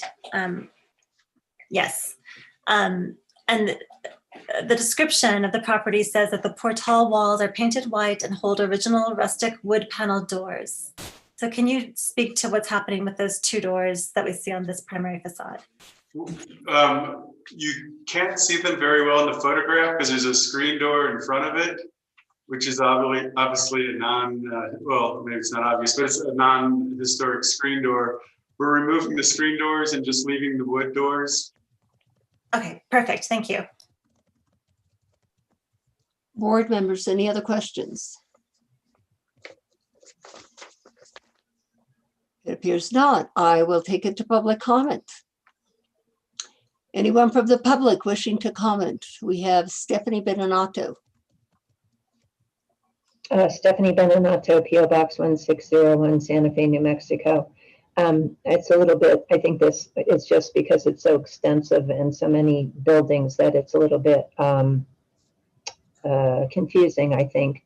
And so I just wanted to be clear that there was a portal that wasn't closed, but is that not going to be restored, or is it going to be restored? That's one question. I also wonder how the Board of Adjustment does approvals before it comes to the board. That's just a technical question that maybe Ms. Paez can answer. But I think that if nothing really is being done with the primary facades and the buildings are from the 70s, that is not more than 50 years old, then I don't think the board has jurisdiction not to object to their demolition, the ones that are being proposed for demolition. And I'm sorry that it's a little bit incoherent, but again, it jumps around a lot, and I didn't have a chance to really examine everything in this proposal before it got put up on this board. And the thing, the images are flipping around quite rapidly, and it's actually difficult to follow. Thank you. Actually, if the buildings were built in the 70s, they are 51 years old. Just if my math serves me correctly. They're built in 1970, they are, yes. Yeah. John Eddy. Madam Chair, thank you. Thank you for doing the math there. That's helpful for everybody, for sure. I question demolition on the that was the apartment, known as the apartment on Plot A. The additional sheds, I think, that went in that area are pretty inconsequential. I would note that, a lot of my friends in the 70s rented these homes back in those days. So this was a family compound that was kind of shared with outsiders in Santa Fe in those years, which is kind of a nice memory for me. The infill over that portal, I believe, would be a good thing to disappear. I noticed there's a fireplace within that, the interiors of that, and I'm curious from the applicant if that fireplace will remain within that enclosed portal and be visible from the public. Perhaps a shot could be put up of those interior shots. I'm currently showing them. So the plan shows that the fireplace, it's not in the portal, it's in the adjacent office, and it would be retained. So, okay. So it is enclosed within the envelope of the house. Yes. Thank you. Thank you, Madam Chair. Thank you, John. It appears that we have no one else from the public wishing to speak. I will take it back to the board. Do you have any further questions, board members? Or comments? If not, it appears not. I don't see any hands raised. I will entertain a motion.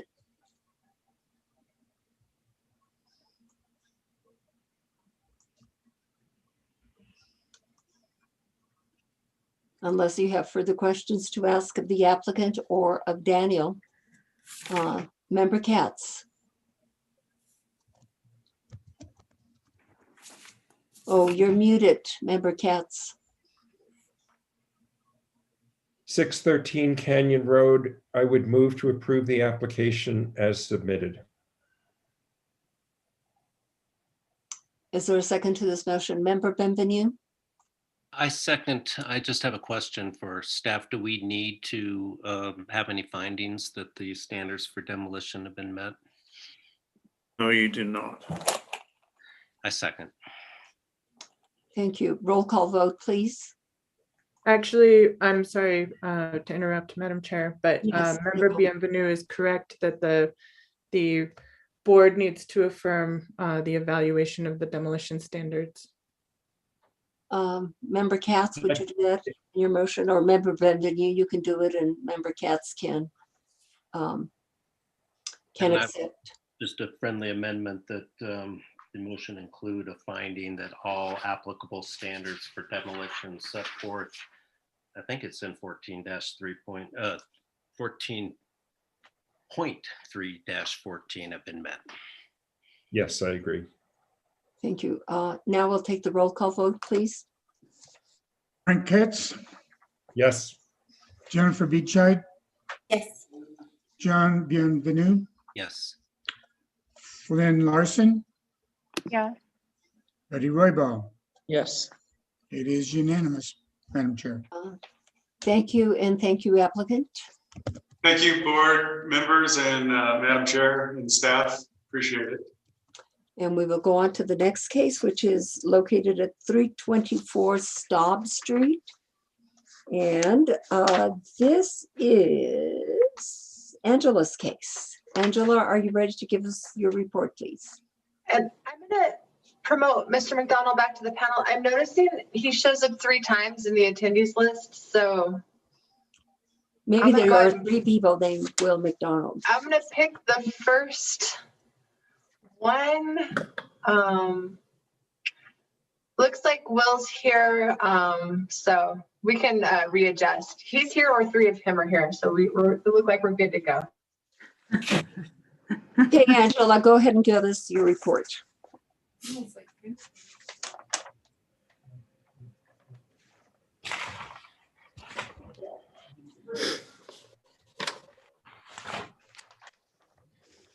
In case 2020-003113, the address is 324 Staub Street, and the status is contributing of the structure to the downtown and East Side Historic District.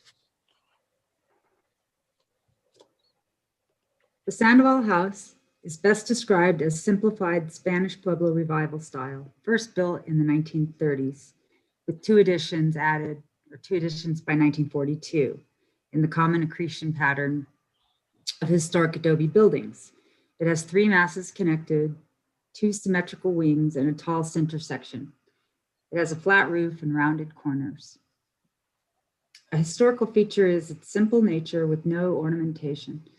The structure's been a duplex for a long time and it has undergone minor alterations. Recently, the applicant received H-Board approval to add a shed roof to the front to the front of the front facade of the house between the building's 2 wings. Also approved was a re-roof and a re-stucco of the entire structure. The current proposal it consists of alterations to the rear of the house. Back here. The house has units A and B. The proposed alterations are to mainly unit B, also referred to as bedroom 2 over here. Unit B forms the southwest corner of the building. Excuse me, this is unit B, this is unit A, and there are alterations to both units. For unit A, the proposal is to replace 2 windows.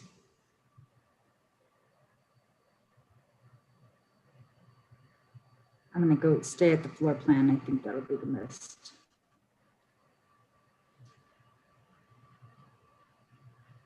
Replace 2 windows on the center of the south elevation. This is the center of the south elevation. There's 2 windows there. New windows will be Sierra Pacific white aluminum clad casements. Replace the door on the southern portion of the west elevation. New door will be white aluminum clad with glass, and remove the existing opening, or excuse me, overhang above the door. Also on the south elevation, new window will be, replace the window and resize the window on the opening on the south elevation. The new window will be Sierra Pacific white aluminum clad. Replace the window on the southern portion of the east elevation, which is this side. This is the east elevation. In its place will be a trio of windows, a center picture window flanked by 2 casements. The new windows will be Sierra Pacific white aluminum clad. Replace the window on the center portion of the east elevation. That's this one. New window will also be Sierra Pacific white aluminum clad casement. The applicant proposes to re-roof the shed roof of the southwestern corner bedroom 2. On unit B, replace the window on the south end of the west elevation. That's this side, west elevation, south end. And then the new window will be what I've just said, the same as the others, the new windows. The new door will be white aluminum clad with glass. This is the door. And the applicant proposes to remove the overhang on that door. For both units, the applicant proposes to refurbish the windows on the primary and catch up with. This is the front elevation, which no changes proposed, except the applicant refers to refurbishing the windows on these front facades. The applicant proposes to paint the windows white to match the white cladding of the new windows. The applicant proposes to add 6 skylights behind parapets. The applicant proposes to restucco the entire structure with elastomeric El-Rey tumbleweed, similar to the existing El-Rey suede. Color swatch is included in the case packet. And I'm going to go through the pictures here.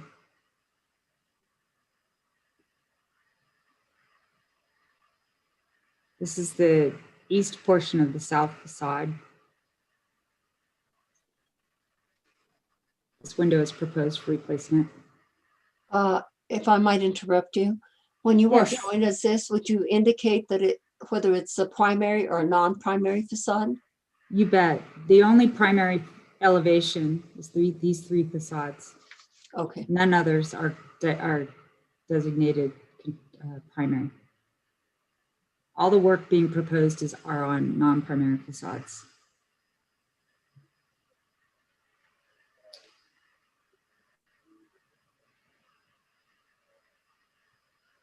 Just to orient you, this is the south facade. This is unit B. This this door is proposed to be replaced. This overhang removed. This is the eastern portion of that south facade. Proposal is to remove these 2 windows and replace it with 2 small higher windows. This is the east portion of the south facade, and this window is proposed to be replaced as well. I may have just spoken in terms of, this is the central portion of the central portion, right? So this is unit A over here, central portion. Those are being proposed for replacement. This is the southeast portion of the south facade, and this window is being proposed for relocation, resize, and replacement.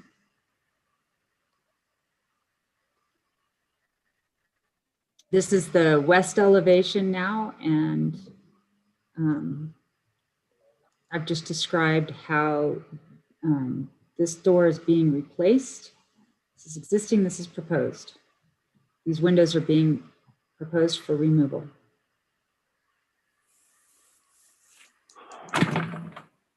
That's this south portion of this west facade. This is the east elevation, which is the least publicly visible. This is the existing elevation, and this is the proposed. The difference is these windows. This is a picture of the south portion of that east facade. And this is a view down the fence line of the west facade. And the applicant provided this picture it's an east facade view from the street. And basically the work proposed is in this circle and my red circle, oval.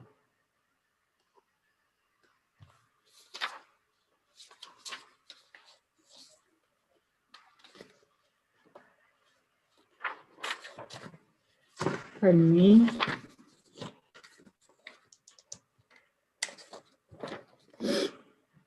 Staff finds that the proposal meets the general design standards for all H districts 14-5.2D and 14-5.2E, the downtown and east side historic standards.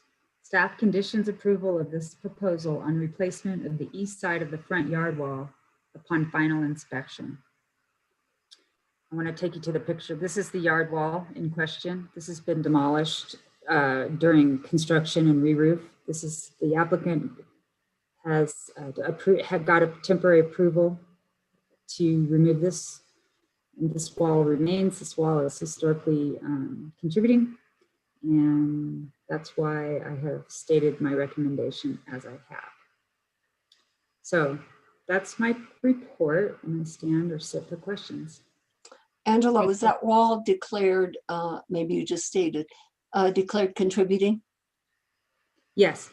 Okay, and so they will rebuild that wall as they were given permission to demolish in reference to what was taking place there. That's And correct. So they're going to rebuild. In kind, material, color, height, everything. And all the alterations that are being proposed, those can be seen from what street? They can't be seen. The south facade or the south elevation is the back of the house. And those are that's not publicly visible.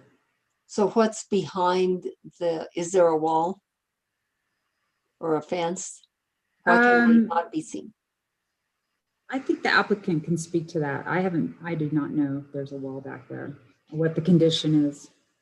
Okay, and is all lights that are being proposed are divided, right? All windows have divided lights. Are there any that are not divided? There are divided and some are undivided. And which, would you show us which are the non-divided?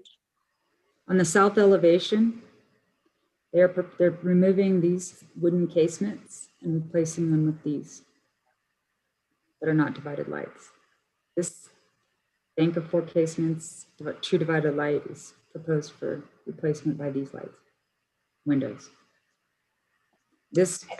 And you felt that was appropriate because?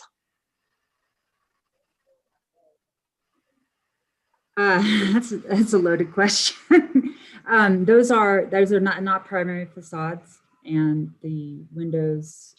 I thought that the applicant could speak to why those are different like that. And are these visible?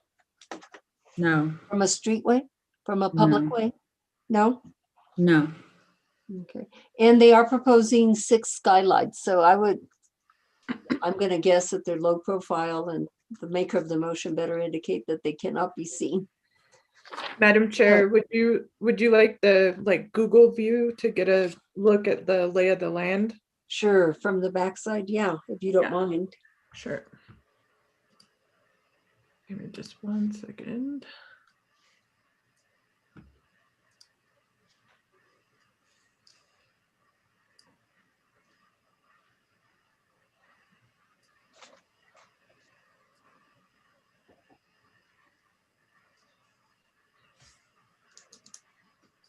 Okay, so here it is on the south side of the street. And this is the primary elevation here. East, south, west, and this is the backyard. And so these have no public visibility. Okay. Thank you. Mhm. Board members, do you have any questions for Angela or Nicole at this time? I don't see any hands. Will, you have been, wait, Member Larson, did you have something? Yes, sorry, it was kind of a afterthought, but I just wanted to ask if, Angela, did you say if there's currently some kind of window grills over the few windows on the primary facade? And I just wanted to know a little bit more information about those. Member Larson, yes, there are grills on the front of the house. I can go back to that. Yeah, and if you know the date, that would be really helpful. So go to the front of the house. You're referring to these and these. You'll need to share your. Yeah. no, we Oh, can't see sorry. the I have to screen. share again.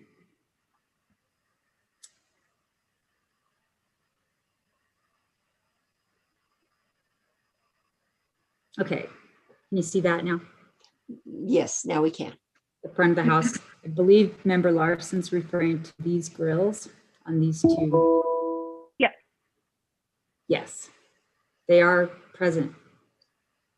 And do we know the age on them, or is it just unknown? It's unknown. It's believed that they were added in the 80s, but Okay. they're non-historic. Okay. And do we also, just one more question, there's some kind of distinctive paint colors on the windows. Do we happen to know the date of that?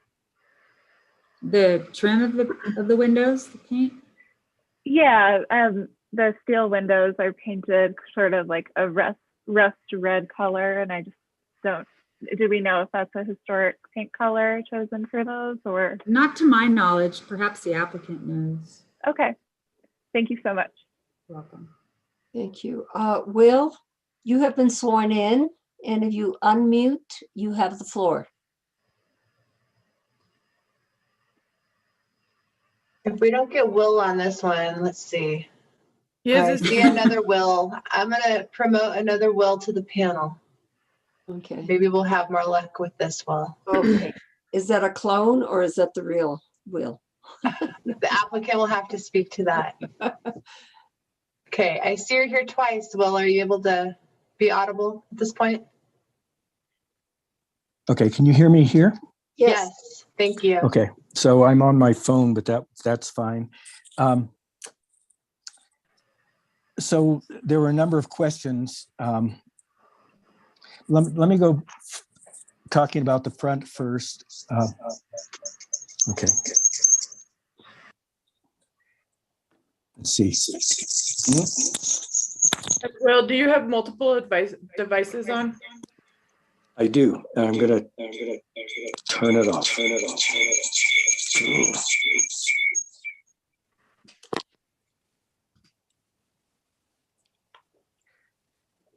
Okay, I think that should work. Oh, you have an echo.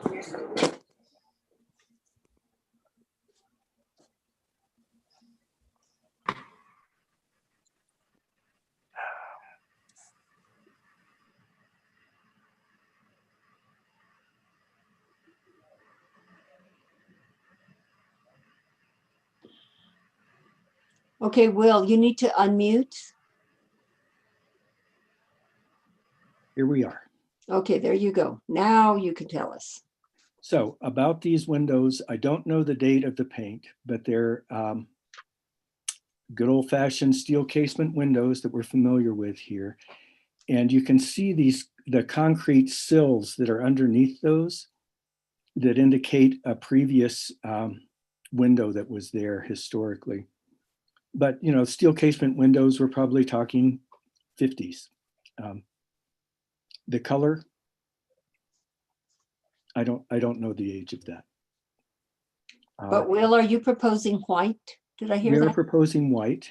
It's standard enough. On the other hand, because the windows on the back that we are replacing are, you'll never see both of these in the same view, except for that the south end of the east facade. We would be okay with keeping this red if that's your preference. Okay. So there's that.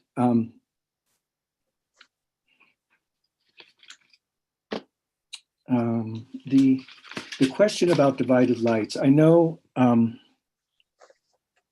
Angela, if you could show the south facade or the south elevations there, that number 7, the drawings of the south elevations. I know there's been various ways that the board has looked at reading our good old code and what it means. Because on the one hand, with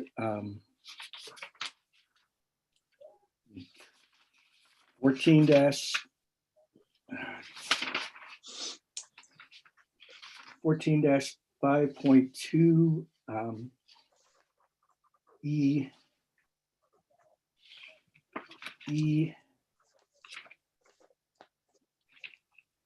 E1C.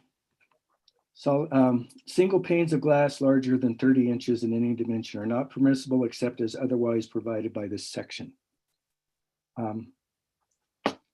In which case it may mean never except when they're specifically allowed. On the other hand, 14-5.2 E2E says windows, doors, and portals on publicly visible portions of buildings and walls shall be one of the old Santa Fe styles, which relates to the, as far as windows goes, light divisions, except in buildings with portals of which may have larger plate glass areas. So because this isn't on publicly visible portion of a building, I read that as saying that non-divided lights are acceptable. It's not something I'm going to go to the mat over, but it's a question of cost in the remodel here. And it would relate to those casements and to the doors. The 3 awnings we have in a row there on the south, I believe they're 24 inches square, and I believe they meet the 30-inch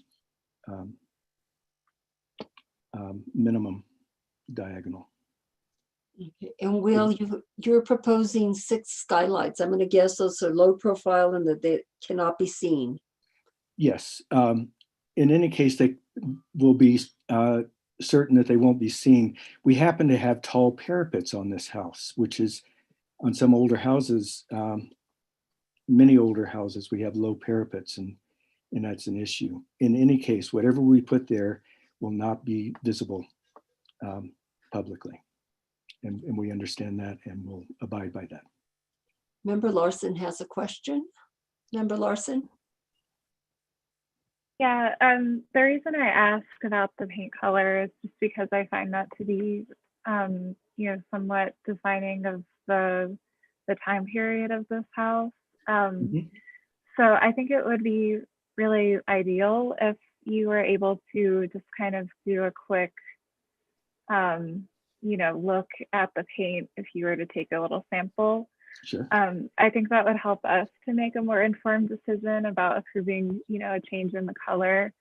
I know it would make me feel a lot more comfortable, at least. I don't know what other members think, but I just think that could be something that could be, pretty cheap and sort of easy to do to help us make a more informed decision. Thanks. And I'm certainly amenable to having those that color stay red, that red. I like it. Thank you so much for your flexibility. I really appreciate it. Thank you. Nicole, do you have something? I just wanted to ask the applicant a question. Is the stucco proposed elastomeric or is it cementitious? That's my only question. The proposed stucco is, as I stated, elastomeric. And that's for the entire house? For the entire house. And what It was a matter of, again, trying to keep the costs down.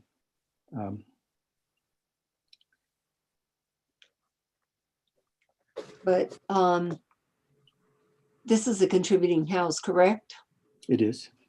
And isn't the original stucco cementitious? Yes. Okay, so we normally encourage to continue with the cementitious stucco. Because it's a replacement in kind. Yes. I think we can live with that. Okay, Member Beachside? Yeah, I had the same thought. Thank you, Cecilia. I just wanted to ask, with the re-stucco, will those concrete sills be preserved in terms of their identity as concrete sills and not sort of stuccoed over to mask their form? They're currently stuccoed over. So they're not, so it takes some effort to clean them. And it's not, I think they've been stuccoed over ever since the time of the installation of those steel casements. So yeah, we could do that, but it would be an effort and we would rather not. I'm sorry, I wasn't clear. I didn't intend for you to remove the stucco, but just not, sometimes you see a stucco job will kind of smooth over those form that identifies it as a concrete sill. So I was hoping that the application of the stucco wouldn't change the general shape. No, we're not going to change that. I think that that it preserves some of the historic nature of the building there, and so we would add stucco, but it wouldn't change the look of that. Thank you. Thank you. Nicole, you have your hand up? I didn't mean to still have it up. I'm sorry. I forgot to lower it. See, any other members have questions or comments? I will take it to public comment at this time. And we have Stephanie Beninato who wishes to comment. Good evening, Stephanie Beninato, PO Box 1601 Santa Fe. I don't think you've really discussed the windows on the east and west side. And I think that Will indicated that there is at least one window that if you were looking at an angle, you would see that window on the, I think, east side and the front of the house. And perhaps you need a little more discussion about how a white window and a red window are going to be visually compatible and whether there's interference with the harmony of the house with the changes in the window. I also really would like to see a divided light window on the unit B, the one that has the divided lights there. I can see removing the one overhang on the unit A because it kind of does interfere with the view of the facade. But I find it ironic that they came in and insisted that they had to have a portal that wasn't just an eyebrow over the primary facade, the front, that middle front door, but had to have one that extended over the whole building to prevent having to shovel snow, apparently, but then want to remove the ones on the back. And, I mean, again, it's not publicly visible, but I just find the differences in reasoning on the same building to be lack persuasion, perhaps. And it would seem, especially on that one on the unit B, that just for practicality, that you might like to keep that. And again, some discussion on the side, the windows on the east and the west side.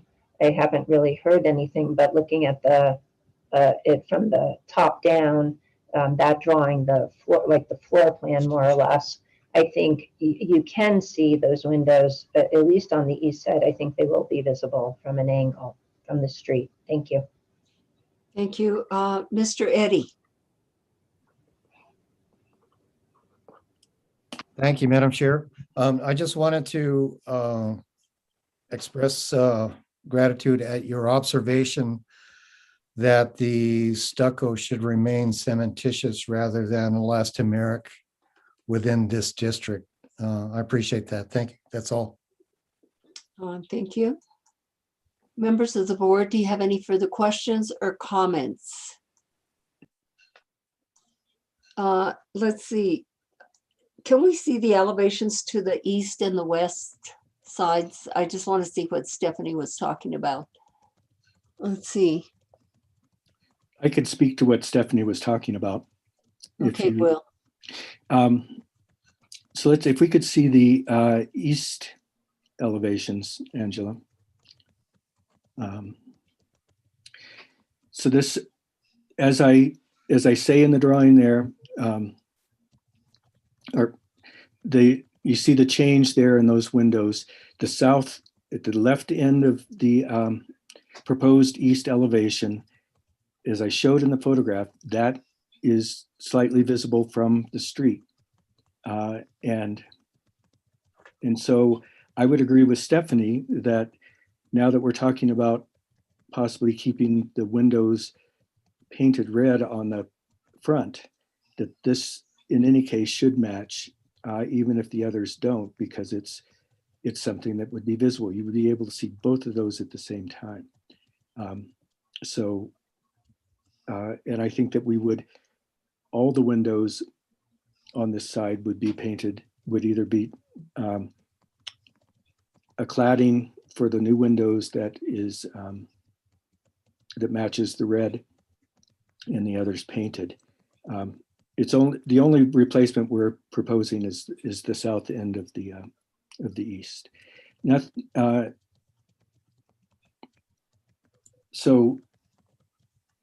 and on the west,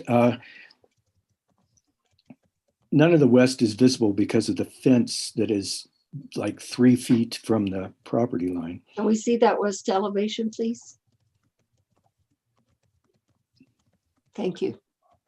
And so, but these windows are getting refurbished, and we can paint those the same color, whatever it is that we want to do with the front for continuity there, but those are almost never visible, or probably not visible at all between the fence and the vegetation, which is there half the year. Thank you. Member Beachline?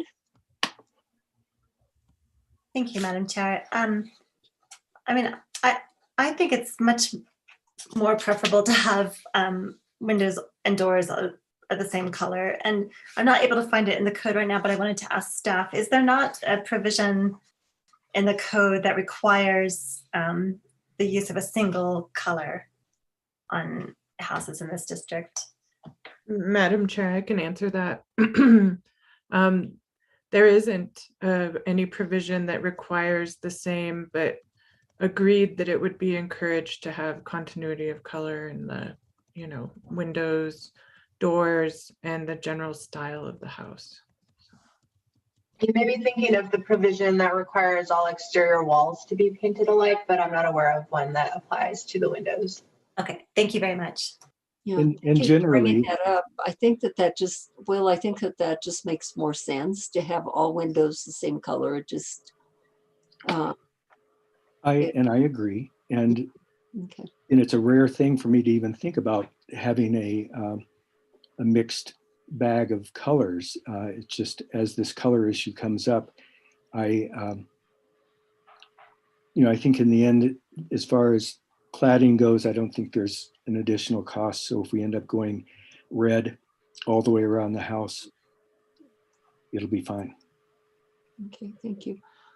Members of the board, if you have no further questions, I will entertain a motion at this time.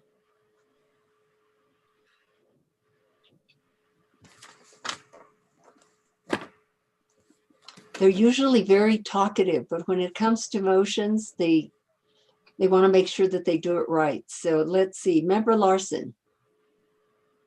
I'll give it a go. In case 2020-003-113-HDRB, address 324 Staub Street, I move that we approve the application with the following requirements.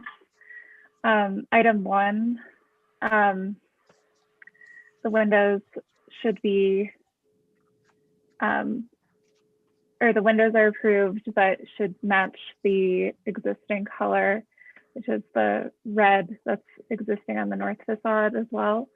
Item 2, approve again with the paint color specified as the red. Item 3, approved. Item 4, approved. Item 5, approved, but with the red color. Item 6, also approved with the red color. Item 7, also approved with red color. And item 8, approving. So I think I can probably just say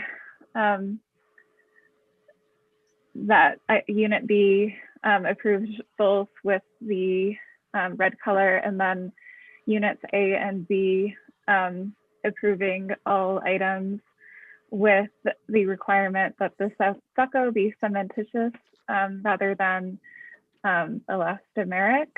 And if I missed anything, let me know. Is there a second to this motion? I need a second. Member Beachside? I second. Is there any further discussion? Member Benvenue? Member Benvenue, you're muted. Sorry, I'll lower my hand. I was just going to second. Thank you. Okay, I would suggest that you indicate, Member Larson, that all skylights be not visible. Thank you. Yes, accepted. Okay, roll call vote, please. Jennifer Beachside, Yes. John Benvenu, Yes. Flynn Larson, Yes. Buddy Roybal, Yes. Frank Katz. Yes. Did I call Yes. Jennifer? And Jennifer Beachside. It is approved, Madam Chair. Thank you, and thank you, Will. Thank you, board, and thank you, Angela, for your work on this. We've worked through some things there, and I appreciate it. Alrighty. Next case is located at 128 West Burger. And this is Daniel's case. It's case 2021-003109. Daniel, may we hear your report, please? And I'm just checking for our applicant. It looks like we have David Smith. That's correct. Okay, appears to be present. Alrighty. Daniel? Yes, I'm just getting my computer set up here. Alrighty. Good. What's happened to it? Okay.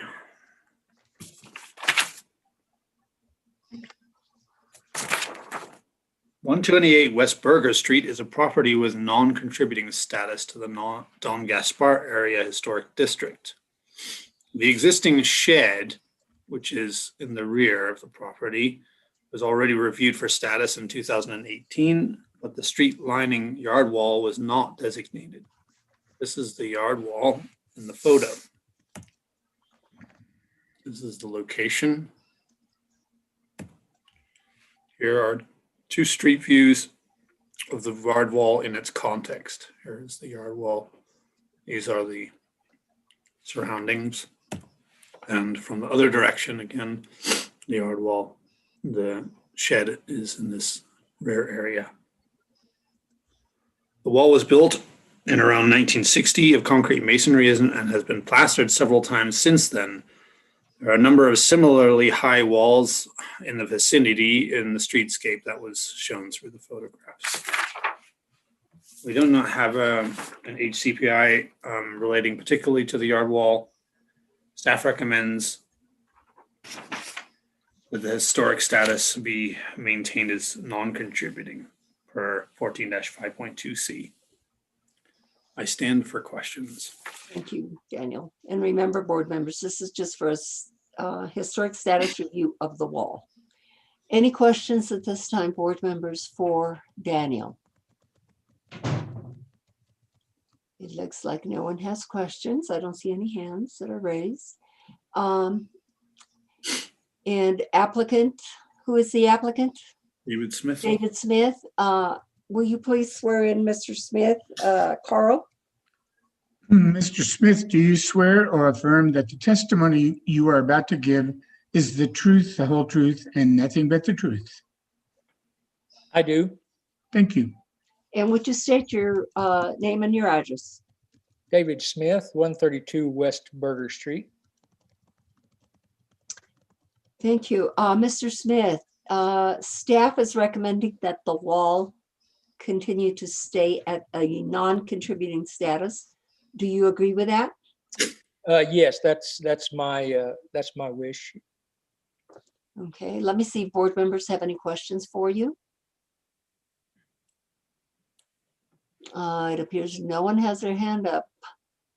Yeah, I think that this should remain non-contributing because really the walls in this area where you see the house to the left of this, how that wall is a lot shorter. These neighborhoods had either short walls or no walls. And then they kept going up and up, as in many other parts of the city. So let me see if we have anyone from the public that wishes to comment on this project. John Eddy. Thank you, Madam Chair.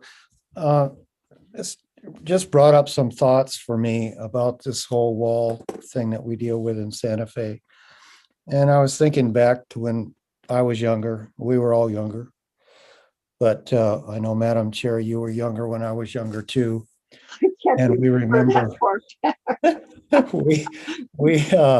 we remember how short the walls were in Santa Fe. And normally back then, if you saw a really high wall, it basically communicated that that person possibly had a little bit more money available to them to work on their property because it's expensive to build a wall. A wall does not provide a roof over your house. It basically defines your property and provides you a modicum of a sense of privacy, or at least boundary. So it's interesting to me. And I think that's really why so many of our walls were short back in our day, and why they contribute so much to the streetscape, because they remind us of a humbler time, really, truthfully. If you saw a really tall wall in Santa Fe in the early days, you were always taken aback. And that's why I'm still taken aback now. I don't know what the project coming forward on this is, but I'm kind of musing on this, and I just wanted to share it with the board that, these are considerations that I'm glad that you, Madam Chair, take a lot of care with. And I encourage the board to continue to do so as well. That's all. Thank you. Thank you. Stephanie Benenato?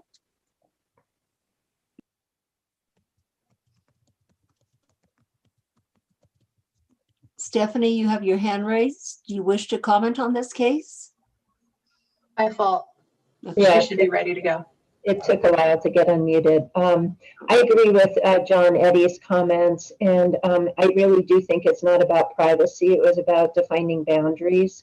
They were low walls. They allowed interaction between the owner of the property and people walking on the street. It was much more friendly in a way. And again, it really wasn't about privacy and trying to keep people out. And really, I think high walls are, actually not a deterrent, but allow crime, because if you can get over that wall, nobody sees what goes on in your yard while somebody's breaking through the window or whatever. And again, it has made Santa Fe feel very unfriendly, very not much of a community in the sense of a interaction with your neighbors. And I live on Don Diego, and I have no walls, and there are other people around me who have no walls. But the people who have the high walls, you know, they have their garage, they get in the car, they open their garage with an electric opener, and out they go. And you never have interaction with them, hardly ever. And it really changes the sense of community that we used to have. So I do hope that when this owner comes back with some kind of proposal, that will be kept in mind. Thank you. Thank you. Board members, do you have anything further? I do want to say just a little bit more about high walls. As we all know, walls in Santa Fe have been going up and up for years. So now, guess what identifies Santa Fe in many ways? It's high walls. I have had friends that come from places that do not have high walls, and they're kind of astounded at seeing so many places that have the high walls. Anyway, with that being said, we will address the historic status of this wall. I will entertain a motion.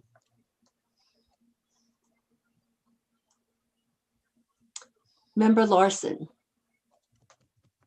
Thank you. In case 2021-003109 HDRB address 128 West Burger Street, I move to proceed with staff's recommendation in keeping this status as non-contributing. Thank you. Member Beachside? I'll second. Thank you. And Member Roybal, did you have something? I was going to second. That's fine. Oh, Thank you. Roll call vote, Carl?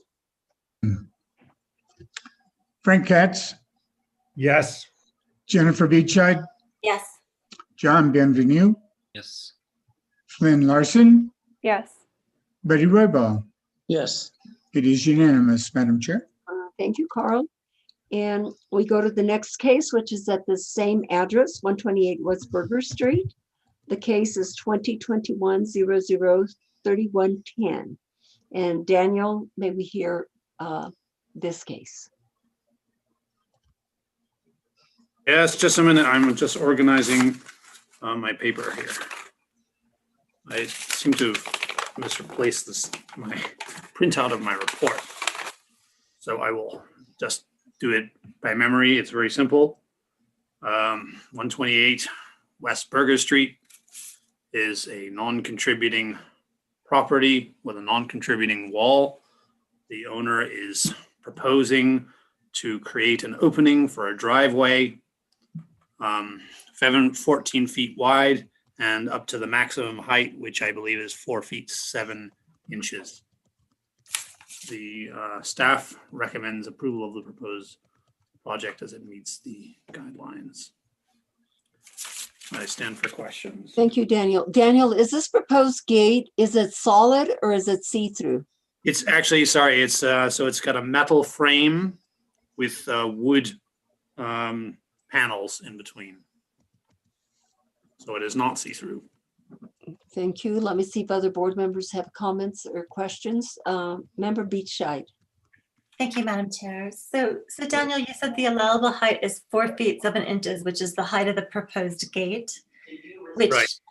Looks, quite a bit shorter than the wall that's there. So Yeah. how is the wall considered non-conforming?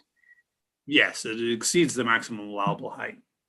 And is there any way to remedy that with this proposal?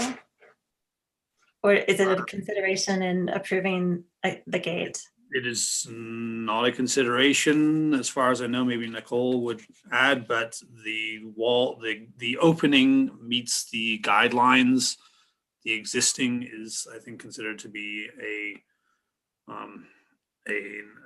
legal nonconformity. Can you restate the question? I'm sorry. I'm just wondering, since the wall as it exists exceeds the maximum allowable height, is there any opportunity here to remedy that situation? There is an opportunity to remedy that situation because there's construction happening to the wall and to both sides. So they would need to, they won't pass inspection ultimately is what would happen. So they would need to bring the height into conformance to 6 feet. And then the front yard wall, whatever the streetscape standard is. May I speak to that one too? Please do.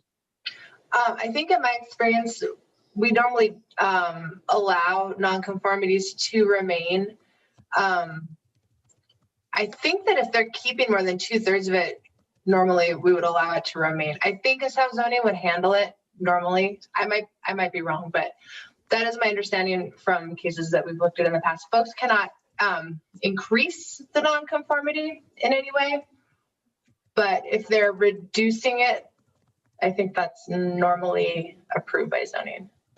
Yeah, so my understanding is, having done a similar case, is this is not a rebuilding or demolition and rebuilding. This is just a change to an existing non-conforming wall.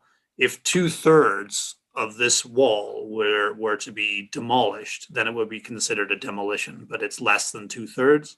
So it is allowed to remain as a legal non-conformity. It is not required to come into conformance except for this new portion, which is in conformance.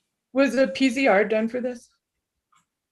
I would have to look at the packet, which I don't have open on my desktop at the moment. I don't see it in the packet, but I wasn't sure if you received some kind of email, because I know that we haven't always, that now that there's kind of these emails, but that would be able to answer a question rather easily, I think, if zoning had done a PZR.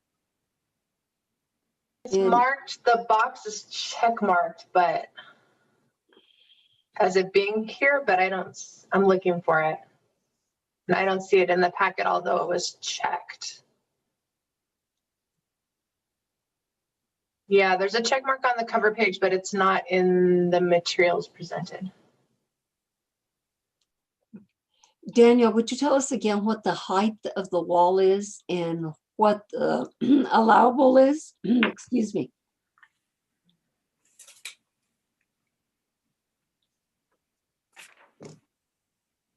So the height of the proposed gate is 4 feet 7 inches, which is the same as the maximum allowable height.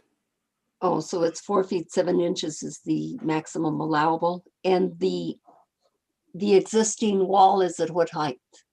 I believe it's 6 feet 2 inches, if I'm reading that plan correctly. Okay, thank you. Member Benvenue. Thank you, Madam Chair. So yeah, I was also wondering about the non-conforming aspect of this. So it sounds like there is an agreement that the wall is non-conforming. It's a legal non-conformity, yes. A legal non-conformity, right. And so the section that seems to address that is 14-5.2A6. And it has two different provisions. One's for non-conforming buildings and one's for non-conforming structures. I assume this is, I don't know what the definition of a building is in the code, but I assume that the wall is probably a structure, not a building. Is that right?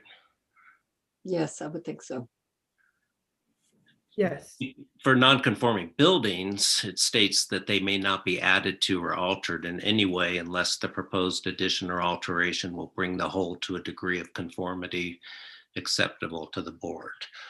So if it's a building, I think that that would mean that any alteration would require that it be, the whole thing be brought into conformance. Structures, it states, structures not conforming to the style standards set forth in this section should be considered non-conforming. No alteration or repair may be made of any such structure other than its removal. So under either of those standards, it seems to imply that either it needs to be, the rest of it needs to be made conforming or taken down. I'm My comments were based on the case that we had on 868 East Alameda, in which the wall was considered to be, it was a wall, street lining, yard wall. And I was advised by the division manager of the land use division of the zoning division that it was a legal nonconformity and was not a demolition, and that it didn't have to be brought.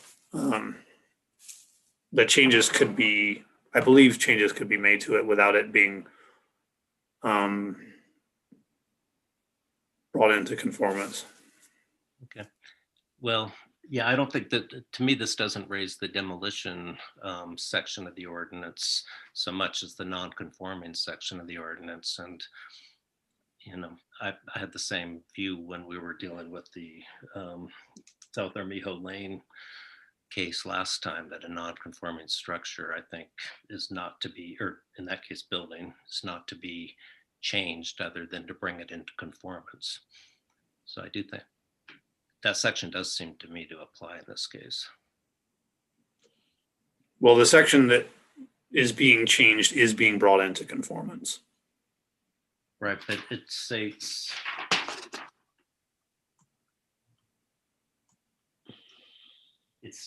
that the proposed addition or alteration will bring the whole to a degree of conformity. For buildings, and then for structures, they're to be taken down.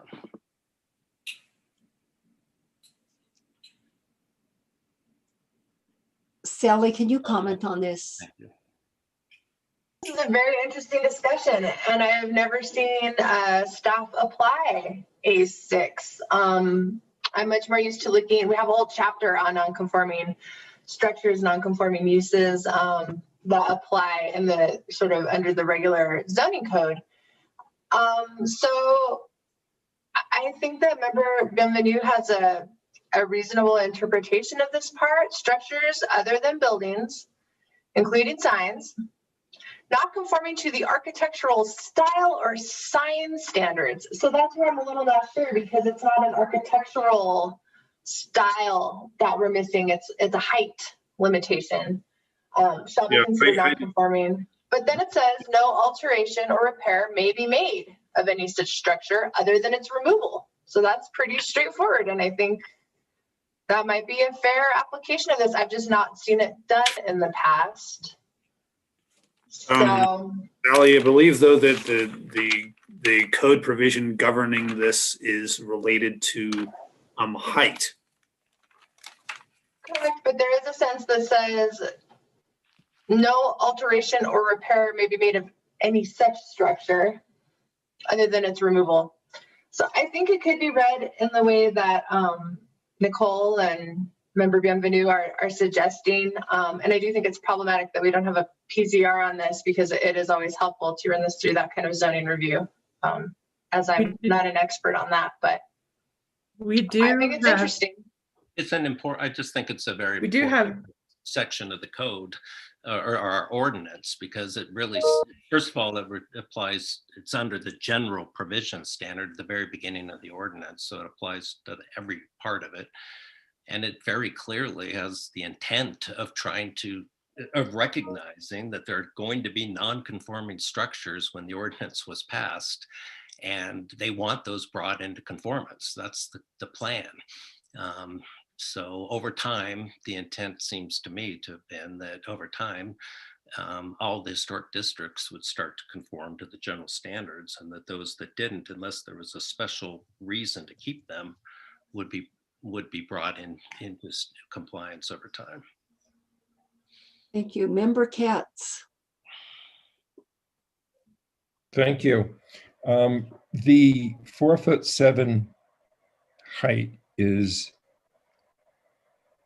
by the historic code, not by the zoning, isn't it? That is correct. Yes. So I think that supports member Bienvenue's analysis that it is part of the style of this wall, this non-building structure, subject to that revision that he read. Thank you. Madam Chair, I did get an email from Noah Burke, who's the manager for current planning. And he did say that according to current planning, only the portion being removed needs to come into conformance. But again, my experiences with this section, the A6, as member Bienvenue has read for us. So that's my perspective coming from it. This is very interesting, a very And interesting so discussion.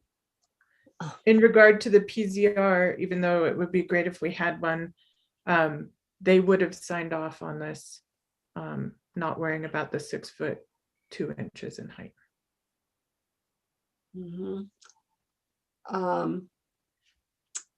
But our ordinance trumps that. Is that correct?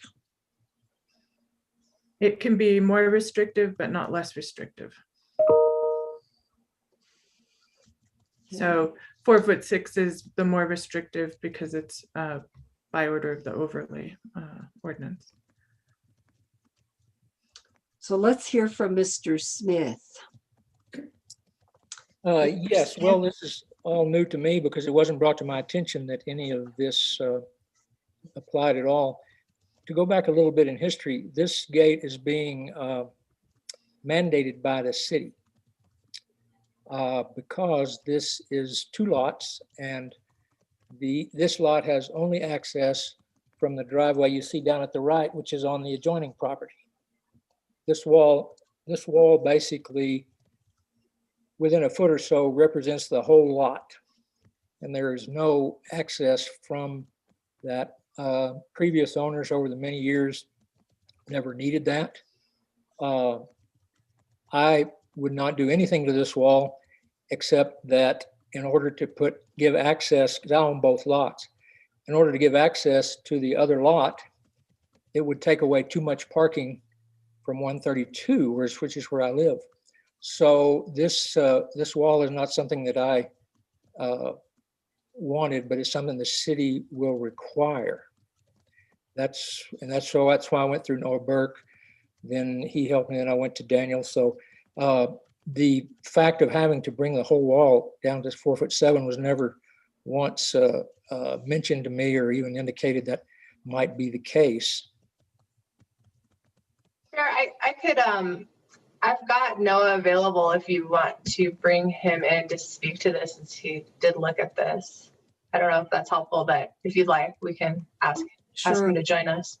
I think it's an important enough issue that that I would like to hear from Noah. Noah, are you with us? Yep. Hi, Chair and board members. Thank you. So when Mr. Smith originally approached me, he had approached me about a lot line adjustment. So Mr. Smith and I did not actually talk about this fence necessarily. We had a conversation about the wall and visibility and access onto this site. So there was never a PZR done, but in zoning's perspective, if I did ask Mr. Smith to get approval from our traffic engineering division for potentially a curb cut so that he could have access onto this separate lot. One of the things is they did grant him access and he did show it on the plat. However, we haven't reviewed it for zoning compliance, which does include a visibility triangle for anything over 30 inches. So potentially what could happen is that within 8 feet of, in our visibility triangle, we might require Mr. Smith or the applicant to demonstrate that this gate meets our visibility site requirements for access onto a street, which may require demolition of part of this wall to bring it down to a certain height or to set it back a certain distance from the property line. So I did, but there has not been a PZR request given to our division yet, so we have not reviewed it yet, but we would not require that the whole wall be brought down to 6 feet. We would only require that visibility be maintained and that the new portion of the wall be 6 feet or less, or the fence or gate. Nicole. And thank you for your comments, Noah. Yes. Nicole, you have your hand up? Oh, I'm sorry. I keep forgetting to lower it. I apologize. Well, this definitely is a very interesting discussion that we are having this evening. And I am going to take it to public comment. Member Katz, you have your hand up. Yes, I have a question for the applicant, whether he is willing to lower the wall to 4 foot 7 inches. Perhaps in the future. This is simply to bring the lot in conformance to access from the street, as I discussed with Noah. There's eventually this lot, not necessarily by me, but this lot has a shed on the back, which we may remodel, but a new house can be built on this lot behind this wall. At that time, I assumed that there would be, again, probably not be me, but at that time, I assumed that there would be kind of multiple street changes because of the addition of a new house. This application was simply to come into compliance with having a legal lot that has legal access. I understand that, but to achieve that goal requires that the wall be lowered to 4 foot 7 inches. Is that a fact or something that's under discussion? Well, it's under discussion, but I've never known John Bienvenu to be wrong on a legal issue. Oh, well, that's good. Madam Chair. Yes. I would also say that, I mean, there is some uncertainty, I guess, based on traffic engineering not having reviewed the project as to whether this is a viable curb cut and entrance. So there's that issue too to consider. Oh, so you're saying that the application that is before us may not be appropriate? Is that what I understood you to say? Generally speaking, the PZR is part of the application. It's given to the applicant with the packet, and then they take it to current planning. Current planning provides our division with an approval, and it seems that the applicant didn't do that, and then it was missed in putting the packet together that the PZR hadn't been received by us. And as Mr. Burke stated, the traffic triangle and curb cut may prevent a driveway from actually happening there. So I don't know, with hearing this, to me seems like it smells to me like a postponement. If I might just add that to what Nicole said there, there is a curb cut permit. And what Noah said was that something might have to be done in addition to the wall to make it come into compliance with visibility. He did not say that this might never have, could not be accessed from the street. yeah, I agree. It's possible that a curb cut could happen there. I just don't think that we've had that signed off on by the traffic engineer. Okay, I'm going to take it to public comment. Let's see what we hear from them. Stephanie Beninato. Thank you. Good evening. Stephanie Beninato.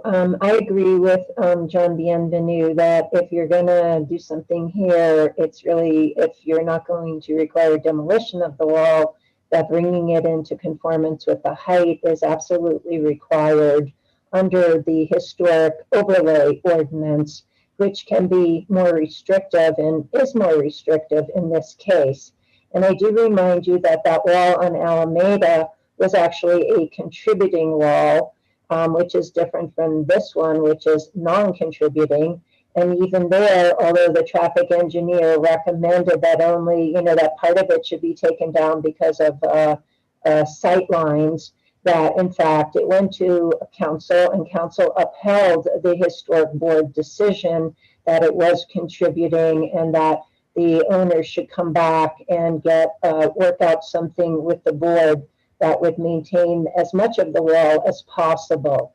And I really don't think it's asking too much to ask to have this current owner, not some future owner who might do something to actually take care of this problem and bring the structure into conformance with I think it's a very clear ordinance. I really don't think that it's ambiguous in any way, shape, or form. Thank you.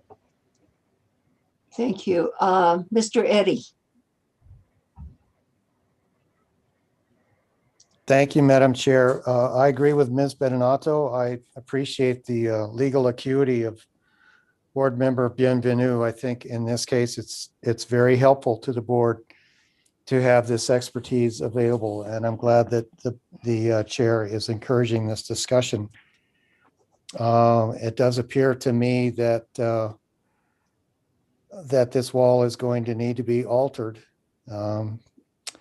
Unfortunately, it's unfortunate that the applicant was not, it seems like perhaps informed correctly when he came in for his original request with planning. So perhaps the best thing to do is postpone this, but it certainly does not appear to me that this board can approve this request as it stands.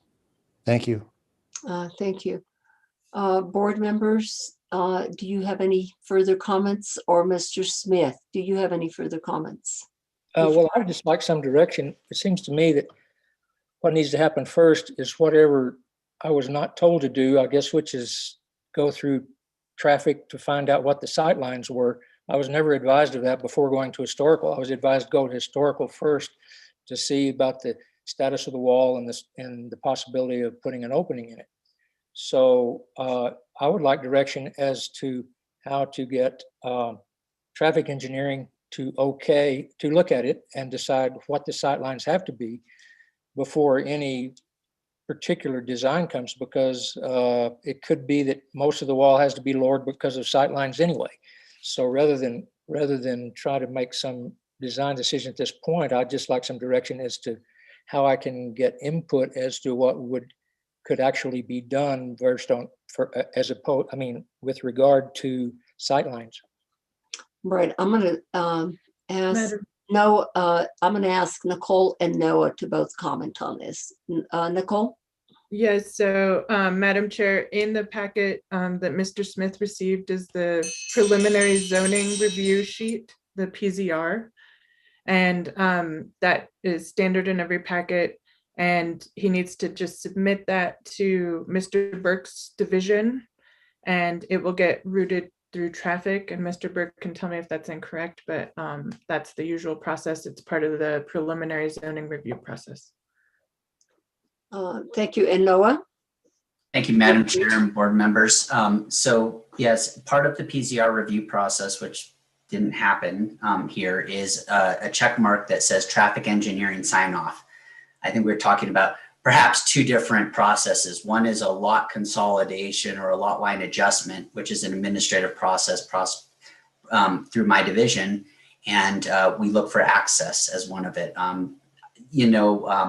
So if a PZR had been undertaken, then we would receive a traffic engineering review, which would guarantee visibility, site visibility, and the site triangle.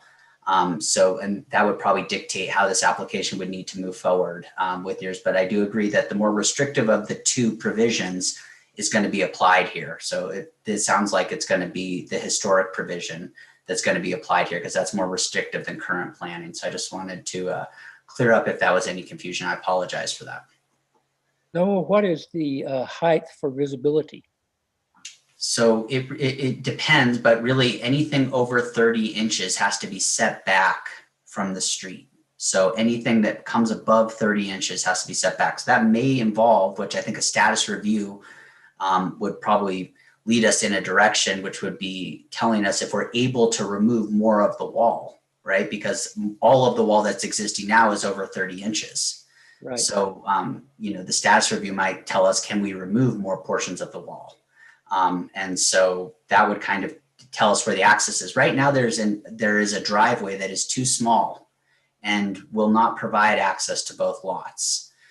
We've run this through our fire department, and we've run it through our zoning review. So that's, I think, the applicant wishes to probably sell this lot, and then somebody else will be able to have access to it, which is why current planning through the lot line adjustment requires them to show that there's access. That's not the shared access, but separate access, which they did obtain a permit to have access, but what that access looks like has not been determined yet. They just have dictated, they have their own lot, so they have right to access the street.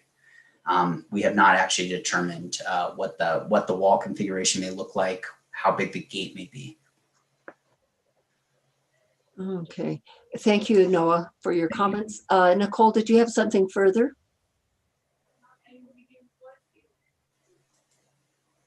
You're muted. Sorry, I was not muted in the name. I was just going to say I apologize for the confusion too, and but the PZR, just for Mr. Smith's like future knowledge, is standard and required for HDRB applications. I will proceed in that. I will proceed in that way. So I would say postponement. I don't know. It may be a totally new design, so I don't know if postponing it is better or just. Well, sure. Postponing is better for. That's precisely what you can do for a new design. Okay, thank you. So that's what I would suggest to the board. I will entertain a motion at this time. May I see a hand? Motion, please. I see a hand from Member Bienvenue. Member Benvenu. Thank you, Madam Chair. Let's see, in case number 2021-003-110 HDRB 128 West Burger Street, I move that the matter be postponed for redesign, consistent with our discussion. And I need guidance on whether or not this should be to a date certain or not. Nicole or Sally, is this to a date certain, or is that we leave that up to the applicant and to staff? A date certain is fine with us. And what date would that be? That would be. Can we do a date certain of? We can't do the 9th, can we? That's too close because it's not on the agenda. Is that correct, Sally? You have to have plenty of time for publication. I think you can postpone it to the 9th if there's time to get it through the PZR process. If that's the beauty of postponing to a date certain, is that if we're within that 15-day period and we postpone to a date when we don't have time to publish it in the newspaper 15 days out, but we're postponing right now to a date certain, that takes the place of that notice, I think. If we're not going for March 9th, then we don't need to specify, and it's as soon as they get in the appropriate materials and redesign, and we'll put them on the next possible agenda. Okay, so what do you think, Nicole, the 9th? I would say do a date certain for the 9th, March 9th, and then we will see if for some reason Mr. Smith can't get the PZR by then we'll put him on for the next available agenda. That makes sense to me. And do I have a second to the motion? Katz will second. Katz second. Carl, would you do a roll call vote, please?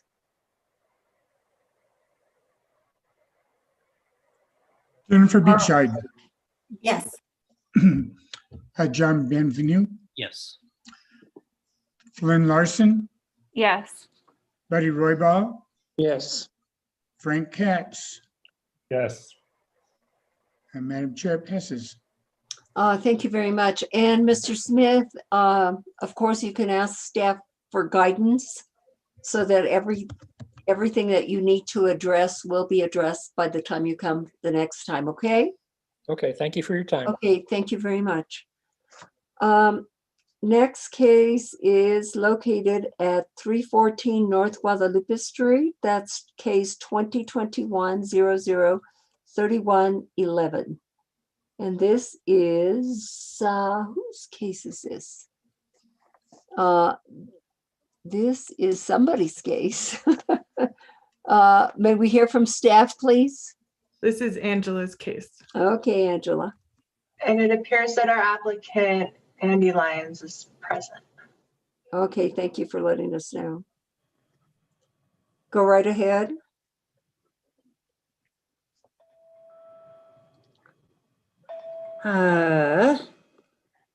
Thank you.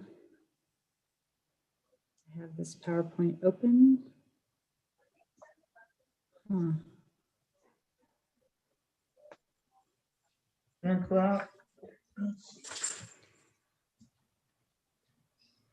Okay. Can you all see that over Yes, aerial ma'am. photo? of Yes. 340 North Guadalupe.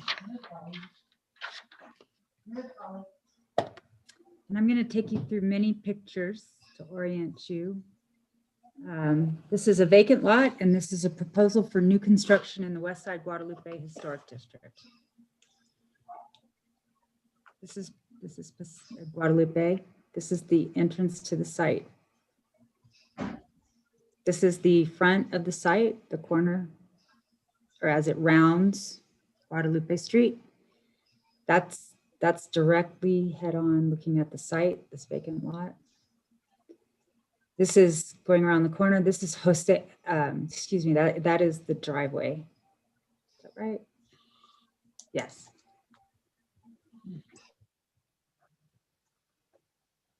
Another of those.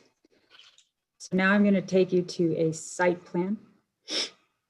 This is north up here. This is the proposed construction. This is an existing house. This is the floor plan for the proposed new construction.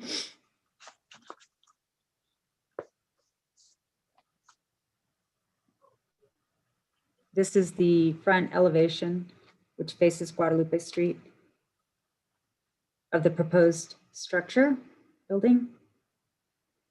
This is the west elevation of the proposed structure. Out here is Guadalupe. The existing house on the site is right behind the garage, or to the side of the garage. This is the proposed south elevation. And this is the proposed east elevation. The applicant has also drawn the proposed yard wall in perspective of the new construction. This is the north, which faces Guadalupe elevation, including the proposed yard wall and gate. This is the wall on its own. And this is the same, but a more head-on view from the street. The applicant wishes to construct a 2,500 square feet, single-story Spanish Pueblo Revival style residence on a rectangular site in the downtown Guadalupe Historic District. The site fronts North Guadalupe Street on the south side. The proposed house will be situated to the north and in front of a 1920s bungalow style house. The proposed house will be situated, I just said that. The existing bungalow is set to the rear of a large lot that is situated at the corner of Guadalupe and Jose Streets. The bungalow has a historic status of contributing to the district. I'm going to go through some more photographs. This is the entrance to the site. This is behind this low yard wall is the proposed construction. This is the existing bungalow on the site. Out here is Guadalupe. The proposed house will have nearly flat roofs hidden behind parapets and canales. Its north elevation is wall dominated with two facades varying in height. I'm going to go back to the elevation.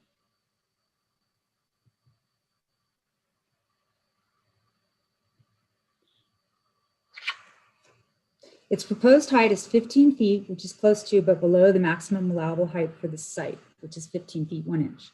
The house will have a front entry portal on its north facade that matches the house in architectural style. All exposed wood will be stained with Cabot's cordovan brown, and the stain will be used on the exposed wood portion of the galvanized metal-lined canales as well. The applicant proposes a vintage pair of front entry doors to be stained Valspar's classic mahogany. All but one of the windows in the new building will be aluminum clad wood units, most of which are casements. There are 2 double hung units under the front entry portal and 3 awning windows in the garage. A vinyl awning window will be installed in the bathroom on the east elevation.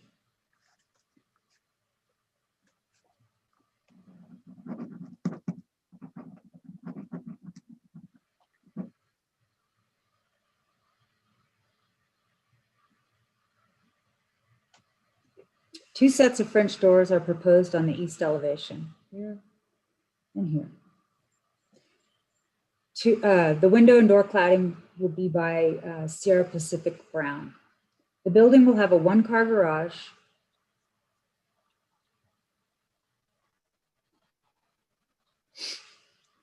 with a metal garage door to be painted to match the stucco. Exterior lights will be antique bronze and rustic brown.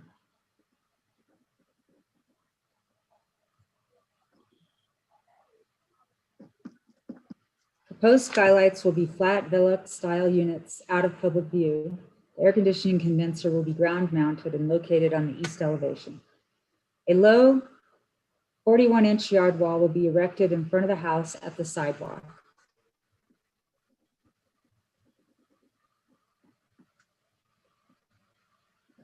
It will have river rock bases, pilasters, and a pedestrian gate. The yard wall height meets the maximum allowable yard wall for this streetscape. The new gate will be constructed of vertical wood planks with clavos and be stained similar to the front entry doors. Classic mahogany. The new house will be stuccoed with La Abra Suffolk to match the existing yard walls on the site. The yard wall on the west elevation was recently constructed by the owners of the lot behind and south of this site. I'm going to show you more photographs. The brick paving of the portal will be red, as will the path leading from the portal to the pedestrian gate at the front of the property along North Guadalupe. I'm going to read my recommendation and then go through more photos with you all. Staff finds that the proposed construction meets the general design standards for all historic districts, section 14-5.2D, height 14-5.2D9, and the West Side Guadalupe Historic District, 14-5.2I.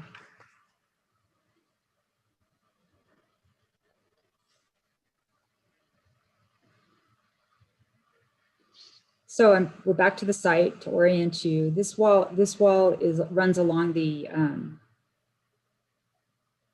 west perimeter of the property. This wall goes to here, and the new construction is proposed back here. This is the entrance. This will be the entrance to the new construction. Vehicle entrance. This is looking out towards Guadalupe, toward the north. This is the existing building on the site.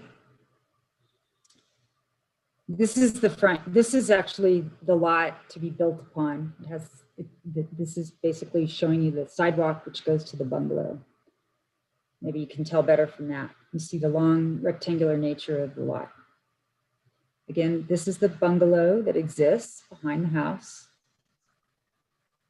This is looking from the bungalow out also. That's street frontage of the lot. To the east, this is the newly constructed yard wall, and this by the neighbors, and this is the lot, the site. This is the site. This is looking west.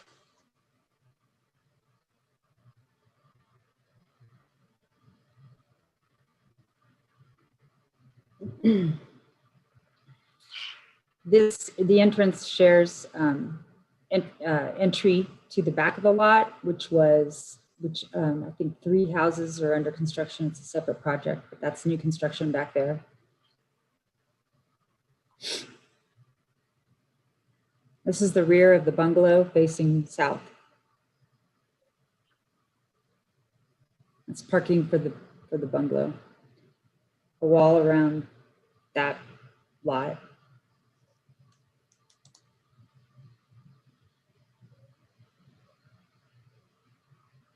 These are story poles that were put up, simulating the height or the massing of the proposed construction. I put dots on them because it was white and there was a lot of snow.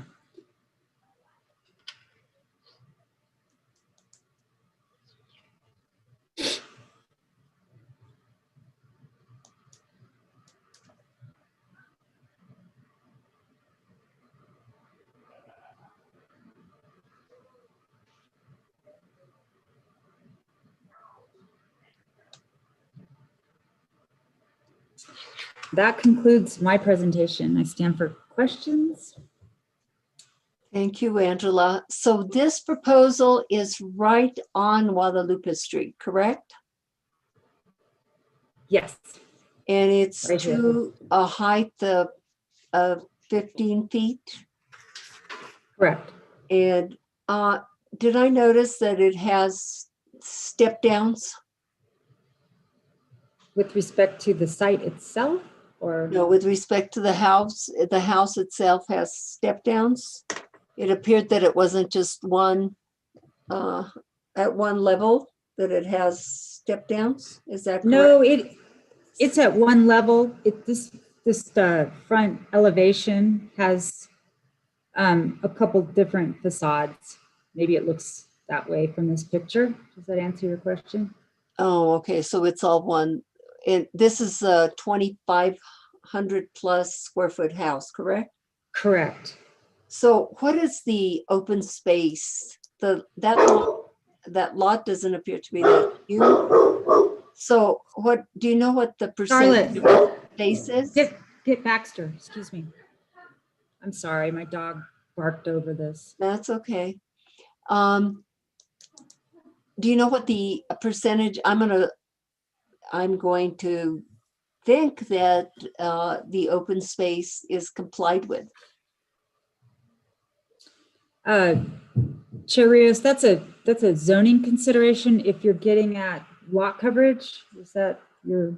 Right, lot coverage. This has had a preliminary zoning review and cleared those standards. Okay, and are we seeing on this elevation that you have on this west elevation, are we seeing different light patterns, or is that just me? You mean not reading it correctly on the windows? The divided lights? Mm-hmm. This On is the essentially- windows. That, Well, I believe that they are all the same. I can see that okay, this. I can verify that with the applicant.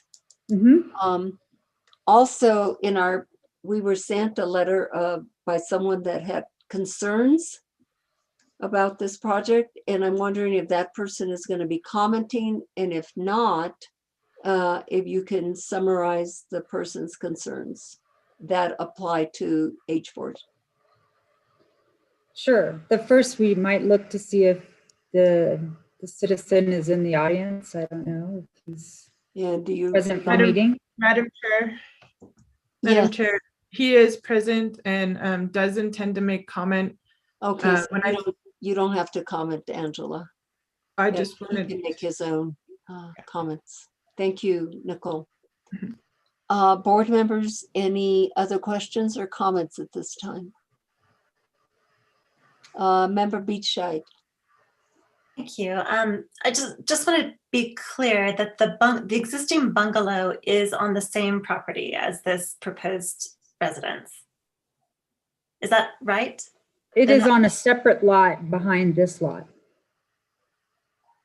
Different owners, there's a lot split or something that's happened? I think it's a lot split.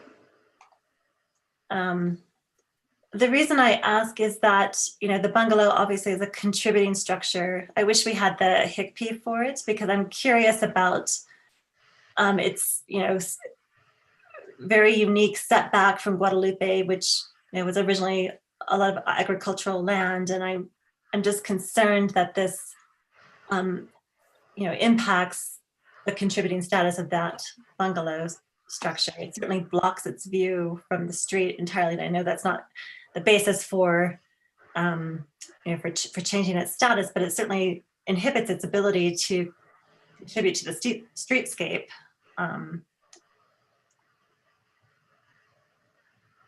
But if they're separate properties, then I don't really know how to look at that. Okay, thank you. Anything further? And I don't see any other members of the board that have their hand raised. So I will go to the applicant. And who is the applicant? Oh, Andy Lyons. Andy Lyons, and he is present. And would you swear him in, Carl?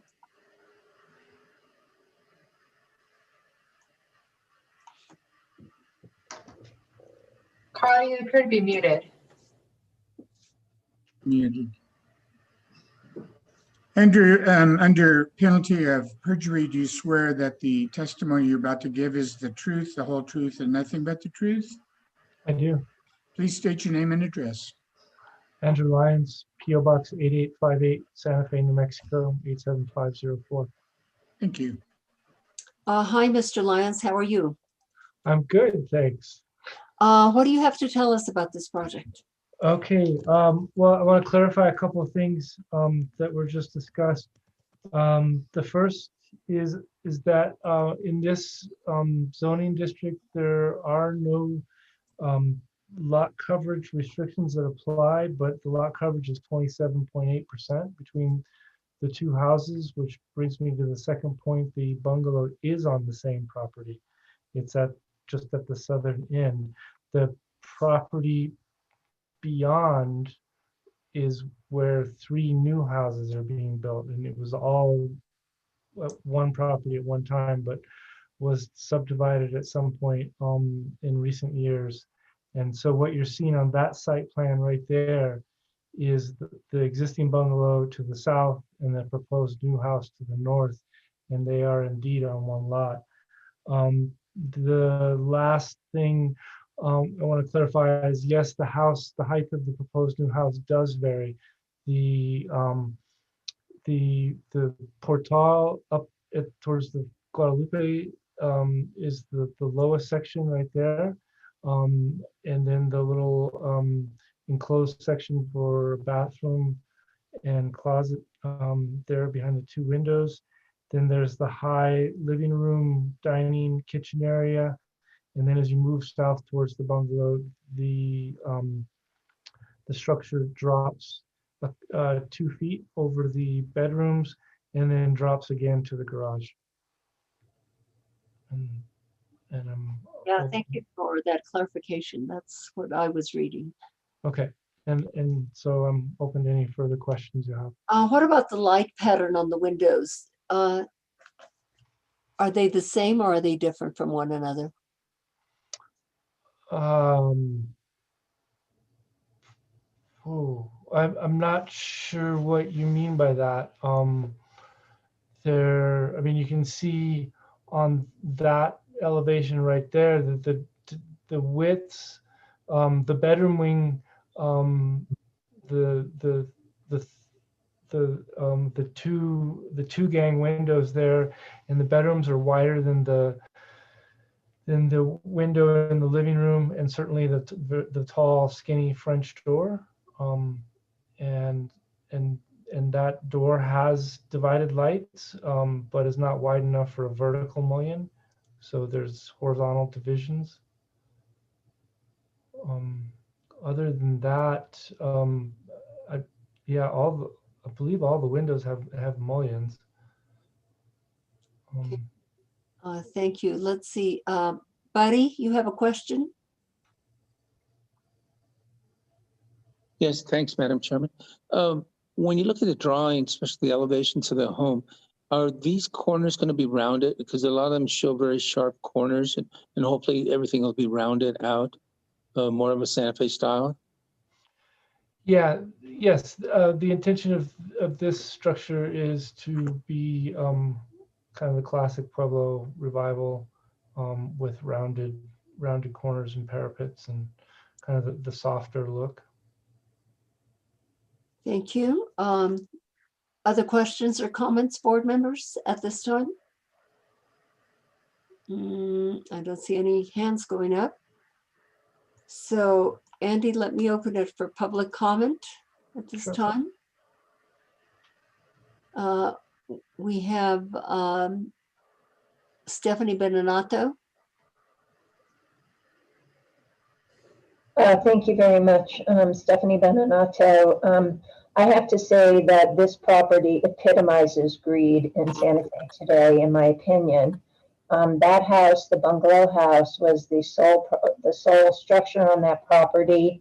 The person who now, I don't know if they still own it, but they got it, their friend of the original owner. They sold off that back lot. There was supposed to be 2 lots, but one person bought it. They put 3 units on that. You had a lot of discussion about the wall coming down the driveway and whether they could put the garbage pails up to the front.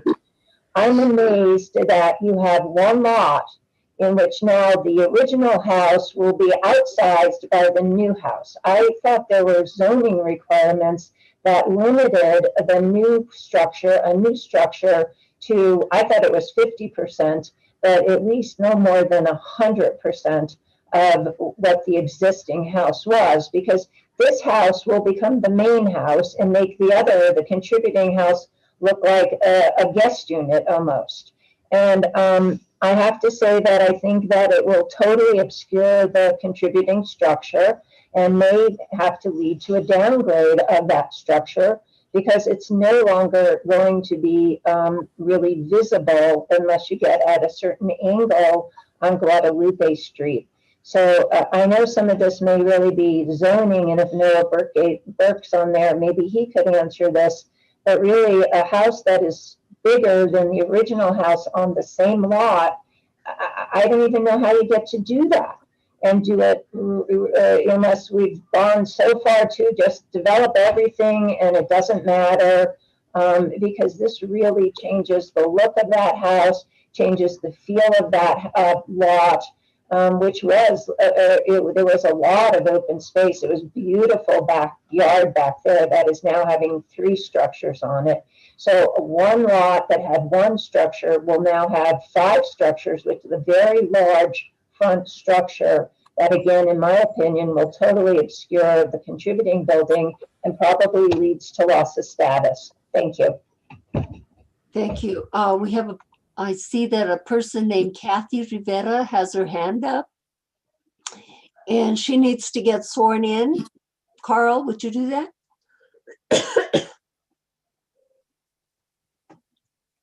Kathy, please state your name and address for the record. Hi, this is Kathy Rivera. I'm at P.O. Box 363 in Santa Fe, New Mexico. Under penalty of perjury, do you swear or affirm that the testimony you are about to give is the truth, the whole truth, and nothing but the truth? I do. Thank you. Yes, good evening, Ms. Rivera. What do you have to tell us this evening? Well, good evening, Madam Chair and board members. I am a neighbor, and I am very familiar as a long-term resident with the history of this property, as well as the lot split and the decision to place the new construction in the back. Having a bungalow with a very large front yard is very rare and unique to this neighborhood area. The long-term residents are well aware of the contributing status of the building, of the bungalow, and this property was sold as a contributing property. This very board, back on June 25th of 2019, confirmed both the north and the northwest facades as contributing. There have been several meetings over the last few years with this very same board discussing the construction in the back as well as surrounding lots. And some of those discussions included matching colors and style to this very bungalow site. Now, with this new request, this bungalow site is at the risk of being hidden altogether. with respect to your senior planner and the language in the description, I would like to place another concept in your mind, that this is not a vacant lot. This is the front yard to that bungalow, and it always has been the front yard to the bungalow. There is not a lot split as confirmed. The lot split was to make the constructions in the back. So now we have a risk of this bungalow and the yard being hidden altogether. This new request will do two things. It will hide the unique house, the bungalow. It'll keep it hidden from everyone, hidden from the streetscape, and hidden from public view.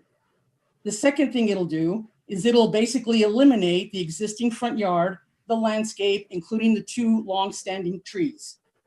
I understand your collective role to be stewardship of unique properties and our streetscapes. I ask that this board reject this request for the following reasons. It dramatically changes the existing streetscape of this neighborhood. It completely hides the unique contributing building from public view, and it does not feel in keeping with good stewardship of contributing buildings, especially one that makes a statement just by its presence, long-term presence, showing its time and place in use in Santa Fe. This is Maria. And this is me. We will no longer be able to see this bungalow from the street. It will no longer be publicly visible. This flies in the face of the understanding of the original construction, where the concerns for everybody was to place the construction in the back so that it would not detract or take away from the facade of the contributing building along with its large front yard. Thank you. Thank you for your comments, Ms. Rivera. John Eddy.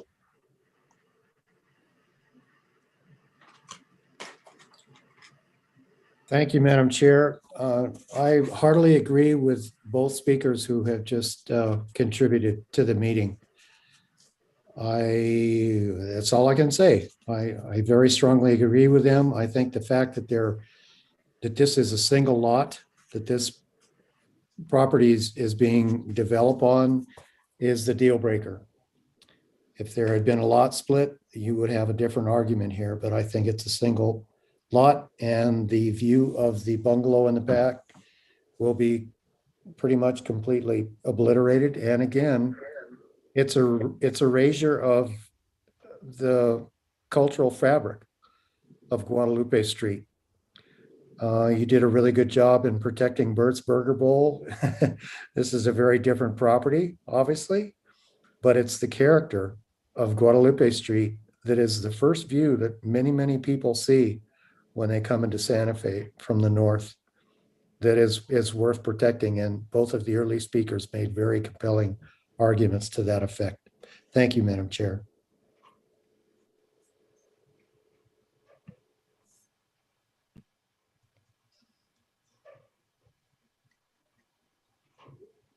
Chair, you appear to be muted.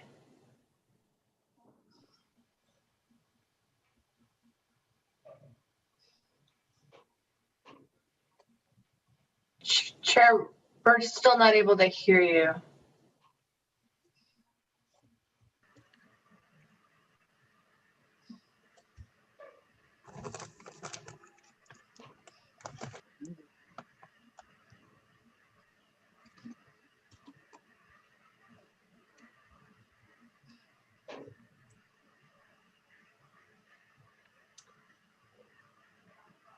Can you tell us the name of the person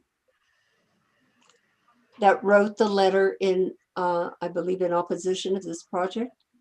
Madam Chair, that would be Laban Winger, and it looks like Mr. Winger, he was on earlier and maybe he has left now, and I don't see his hand up, and I'm happy to summarize his letter if you would like me to. Yes, would you please?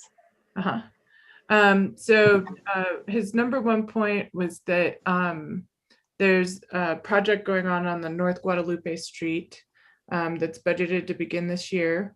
The solution impacts the intersection of North Guadalupe Street and Jose Street, and that intersection has been problematic for some years. The subject site and soon for the nearly completed J Parks residential project on 502 Jose Street, the plans for the proposed 314 project have not taken into consideration the soon to begin Guadalupe Street modifications. Number two, he said that the city's own publications explain the evolution of development of the Guadalupe West Side district from family farmlands to a series of subdivisions. As those families expanded, the architectural impact was ultimately the building of bungalows. While I'm not aware of the creation of a quantitative study of existing bungalows, a curious look at the immediate subject neighborhood illustrates that it is a neighborhood of bungalows. Three, another issue is while the urban design features such as retaining trees that are healthy with trunks larger than 6 inches should be retained. The age of the existing large tree in the front property has a beautiful form. So that is in regard to the vegetation. And then while the Parks project is nearing completion and the Hennigan project will initiate construction when all approvals are completed, construction access should not use the single driveway that is planned for both projects. So he's worried about the congestion caused by the construction and potentially multiple construction projects. And then Guadalupe West Side Historic District bungalows is his number 5 point. The attached diagram identifies the number of existing bungalows in close proximity to the subject property. While the existing 90-year-old residential structure on the site is a bungalow that has not been externally modified, the nearly complete 4 new residents are bungalows. The proposed new subject residence is 2,540 square feet and does not acknowledge the historical existence of bungalows. And then point 6, his final point is that the generally sized primary residence does not include any significant sheltered exterior space, nor even leave any space for future owners to have any. Only 2 parking spaces seemingly for the owners and the house visitors because of the much larger parking area located at the south end of the property adjacent to the original bungalow. That location is more than 200 feet for a guest to reach the entrance to the residence, and the shortest length slightly more than 100 to the closest parking. Those were his comments. Thank you. And that letter will be made part of the record of this case. Okay. Thank you. Mr. Lyons, I would like to hear from you and comment in reference to the comments that were just made.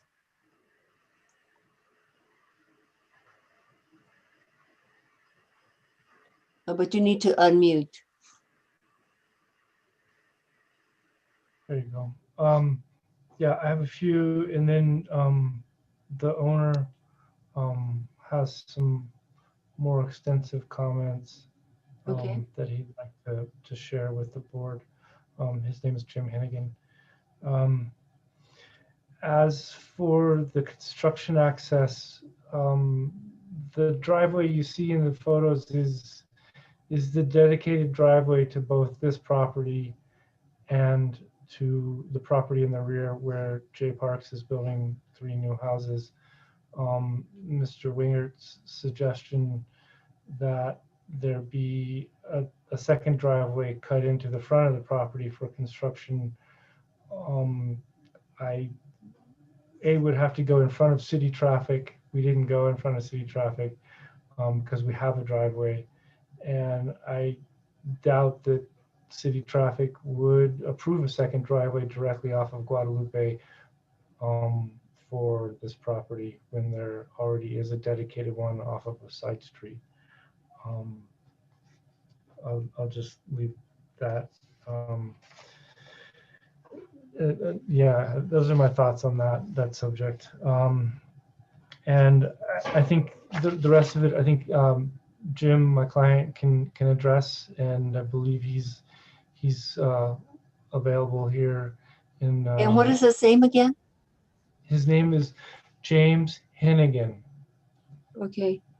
And I believe Mr. Hennigan? Yes. Is he on? I just found him over there. We've moved him to the panel.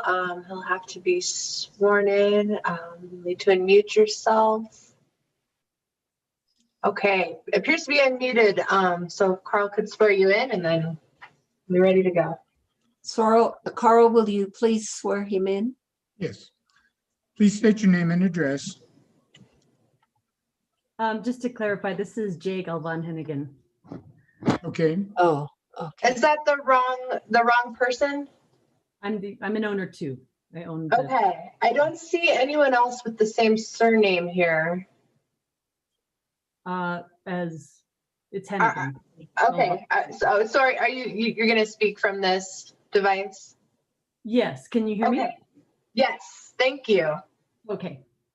I'm Jay Galvan Hennigan. My address is 2321 Calle Colibri, Santa Fe, New Mexico, 87505. Thank you. Under penalty of perjury, do you swear or affirm that the testimony you are about to give is the truth, the whole truth, and nothing but the truth? I do. Thank you. Yes, ma'am. Good evening. You have the floor. Thank you. Thank you for letting us say some words about this project that we're proposing. I find it unfortunate that we would be called greedy for the plans that we have in place right now. We're just trying to build a home for a family of 5. This is a project that we've taken a lot of care into making sure follows the codes and laws that are in place. We're not asking for any exceptions on this plan. And we've been working very collaboratively with J Parks throughout this process to make sure that it's a good experience for the neighborhood and that we are following all of the regulations that are in place. To some of the comments brought up in the last letter that we just read, I think that Andy addressed the ingress and parking issue. The parking that we have planned for both of the properties right now exceeds the requirement for spots. In terms of the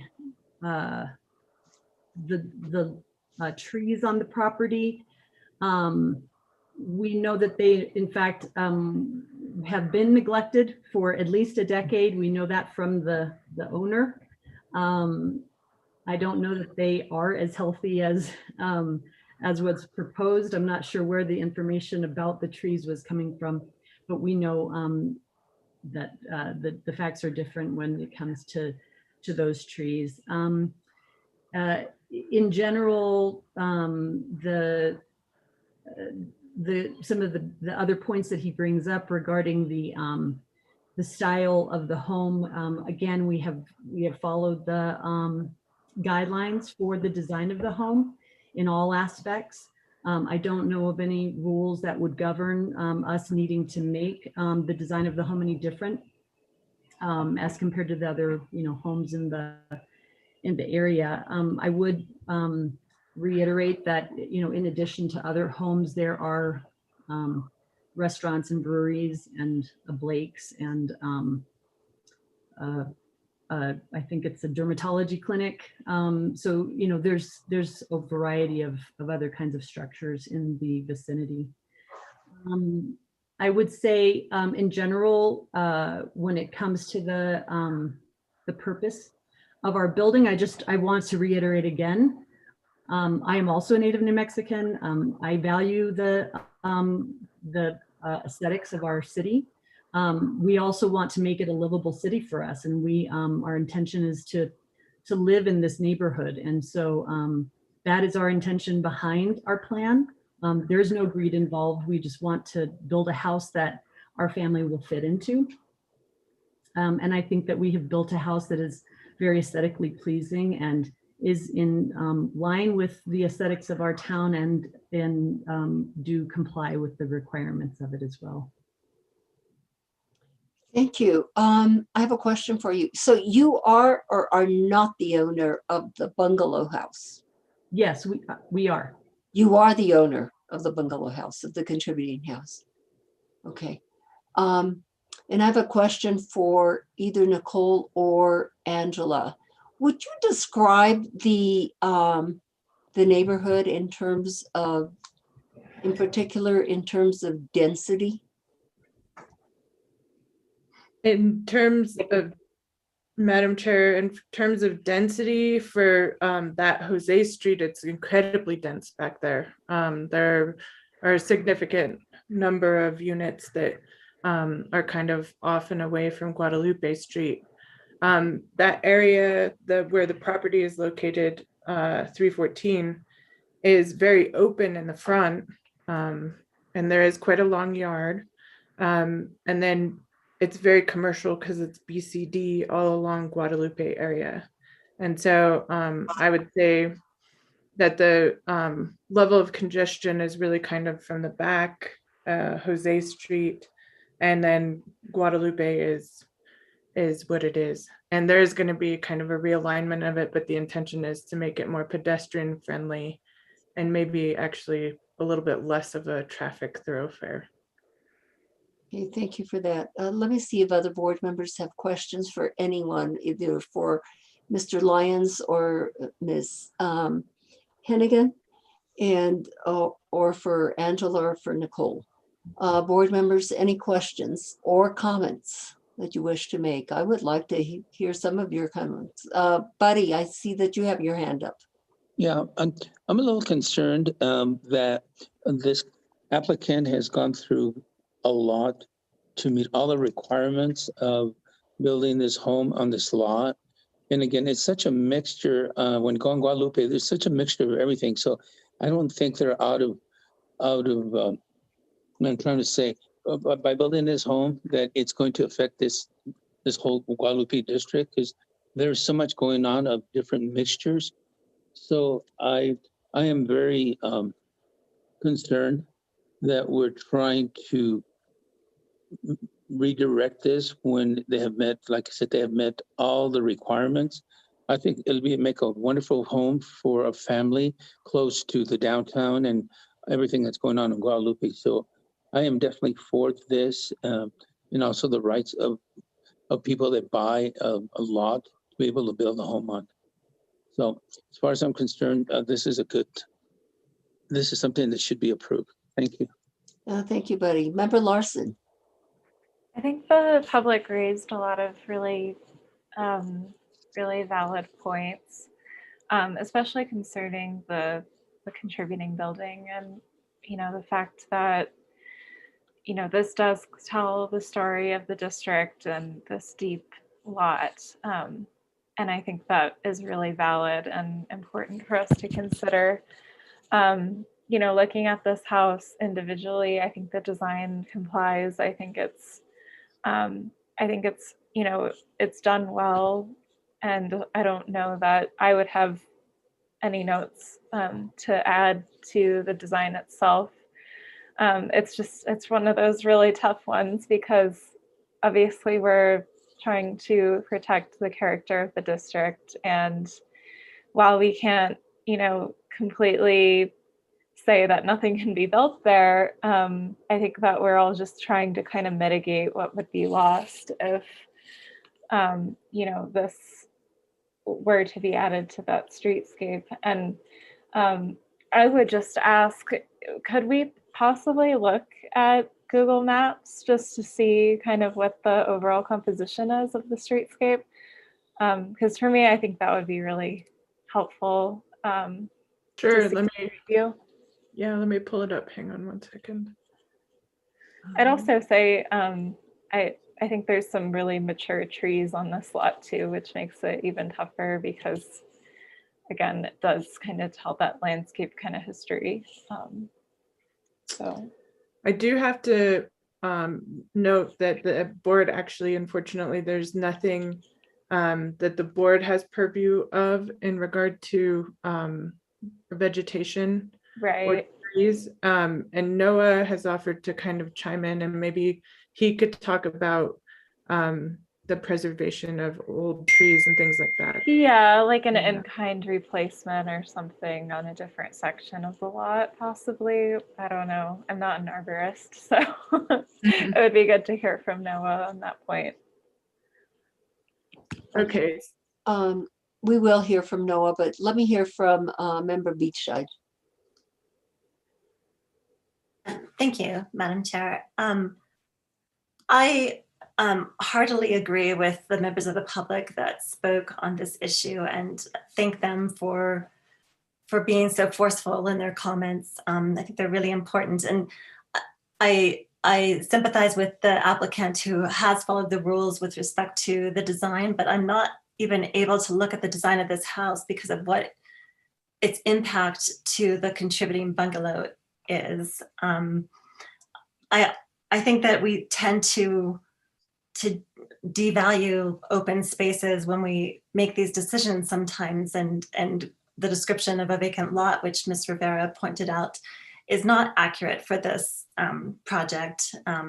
This is part of the contributing structure, and its placement on the lot is important. And I think that, if I'm not mistaken, 14-52D1A, which addresses this, potentially affecting the status of a building, states that the removal of historic materials or alteration of architectural features and spaces that embody the status shall be prohibited. And I think that the space that is part of the contributing status here is being affected by the proposal. Ms. Beninato also pointed out that we had a considerably long conversation about the wall and the colors and the impact that the development on the back of this property had, way up in the front by Guadalupe Street. So, to discount the impact of something right on the street here is just very inconsistent with what our discussions were, back then when we approved the development in the back. It's all about the placement on this lot and its impact to the contributing bungalow. That's my comments. Thank you. Nicole, you want to guide us through that Google map? And sure. Tell us what you know. I'm still, okay. So this is the driveway. You can't see the bungalow, and correct me if I'm wrong, but I'm certain that I'm on the right property here. This is the little pathway. This is the corner of Jose Street and Guadalupe. You can see across the street is Allsup's. And then next door is the Martinizing. And then Dolina is down a little bit further. And then if we go down here, we have the veterinary office. We have a small dead end here. And then this goes further back, and this is kind of where in the back there's quite a number of properties back there. So from this angle, looking back, we don't see the bungalow. And then let me do this this view here. So this was the driveway that we're looking up, and it comes around here. And this is the bungalow. And then this is the proposed area for building. Okay, thank you for that. I want to hear from Member Benvenue. Thank you, Madam Chair. So this is difficult. I certainly appreciate the applicant's frustration and some of the things that have been said. And I think it's a beautiful project. You've done a great job, and you are correct. You've designed it within the guidelines, and there's no quarrel with that. And in fact, it's a much nicer building than most of the other ones that are on Guadalupe Street. The problem that I see, though, is that it's being built right in front of and dwarfing the contributing structure that's already on the lot. And the ordinance is very specific that if a proposed new construction would cause the downgrade of a contributing structure, then the board may deny that application for obvious reasons. And in this particular case, I have to conclude that it would downgrade the bungalow, because the bungalow would be in essence invisible and would really almost make no sense any longer on the same lot being shared with the structure that that bears no harmony with it, immediately adjacent to it and in front of it on the street. So it seems to me that it would necessarily cause a downgrade. That doesn't mean that the application has to be denied, but the ordinance provides that the board may deny it on that basis. And in this particular case, I think that this particular contributing structure on Guadalupe is significant enough that it would be clear that it's not something we want to lose, and also that a person acquiring a property like this or owning the property would probably be able to predict that they would not be able to expand to fulfill their familial needs on the remaining parts of the lot and would need to look elsewhere for that. So for those reasons, I'm inclined to think that this could not be approved. Thank you, Member Benvenue. Member Katz. Thank you, Madam Chair. Looking at the photo that's up there right now, the aerial photograph, where's the back line of this property? Can you point that out, Nicole? I believe it's right here. And I don't know if that's correct. No, Nicole, it's farther north. It's I'd say it's about halfway through where that garage used to be. Oh, okay. Like here. No, yeah, right. It's right about there. Okay. Okay, thank you. Mm-hmm. Did you have anything further, Member Katz? You're muted, Member Katz. Yeah, I didn't know how that happened. I agree with the comments that members Beachside and Bienvenue have made on the blocking of the contributing structure, and that it really does harm the streetscape. Thank you. Noah, are you there?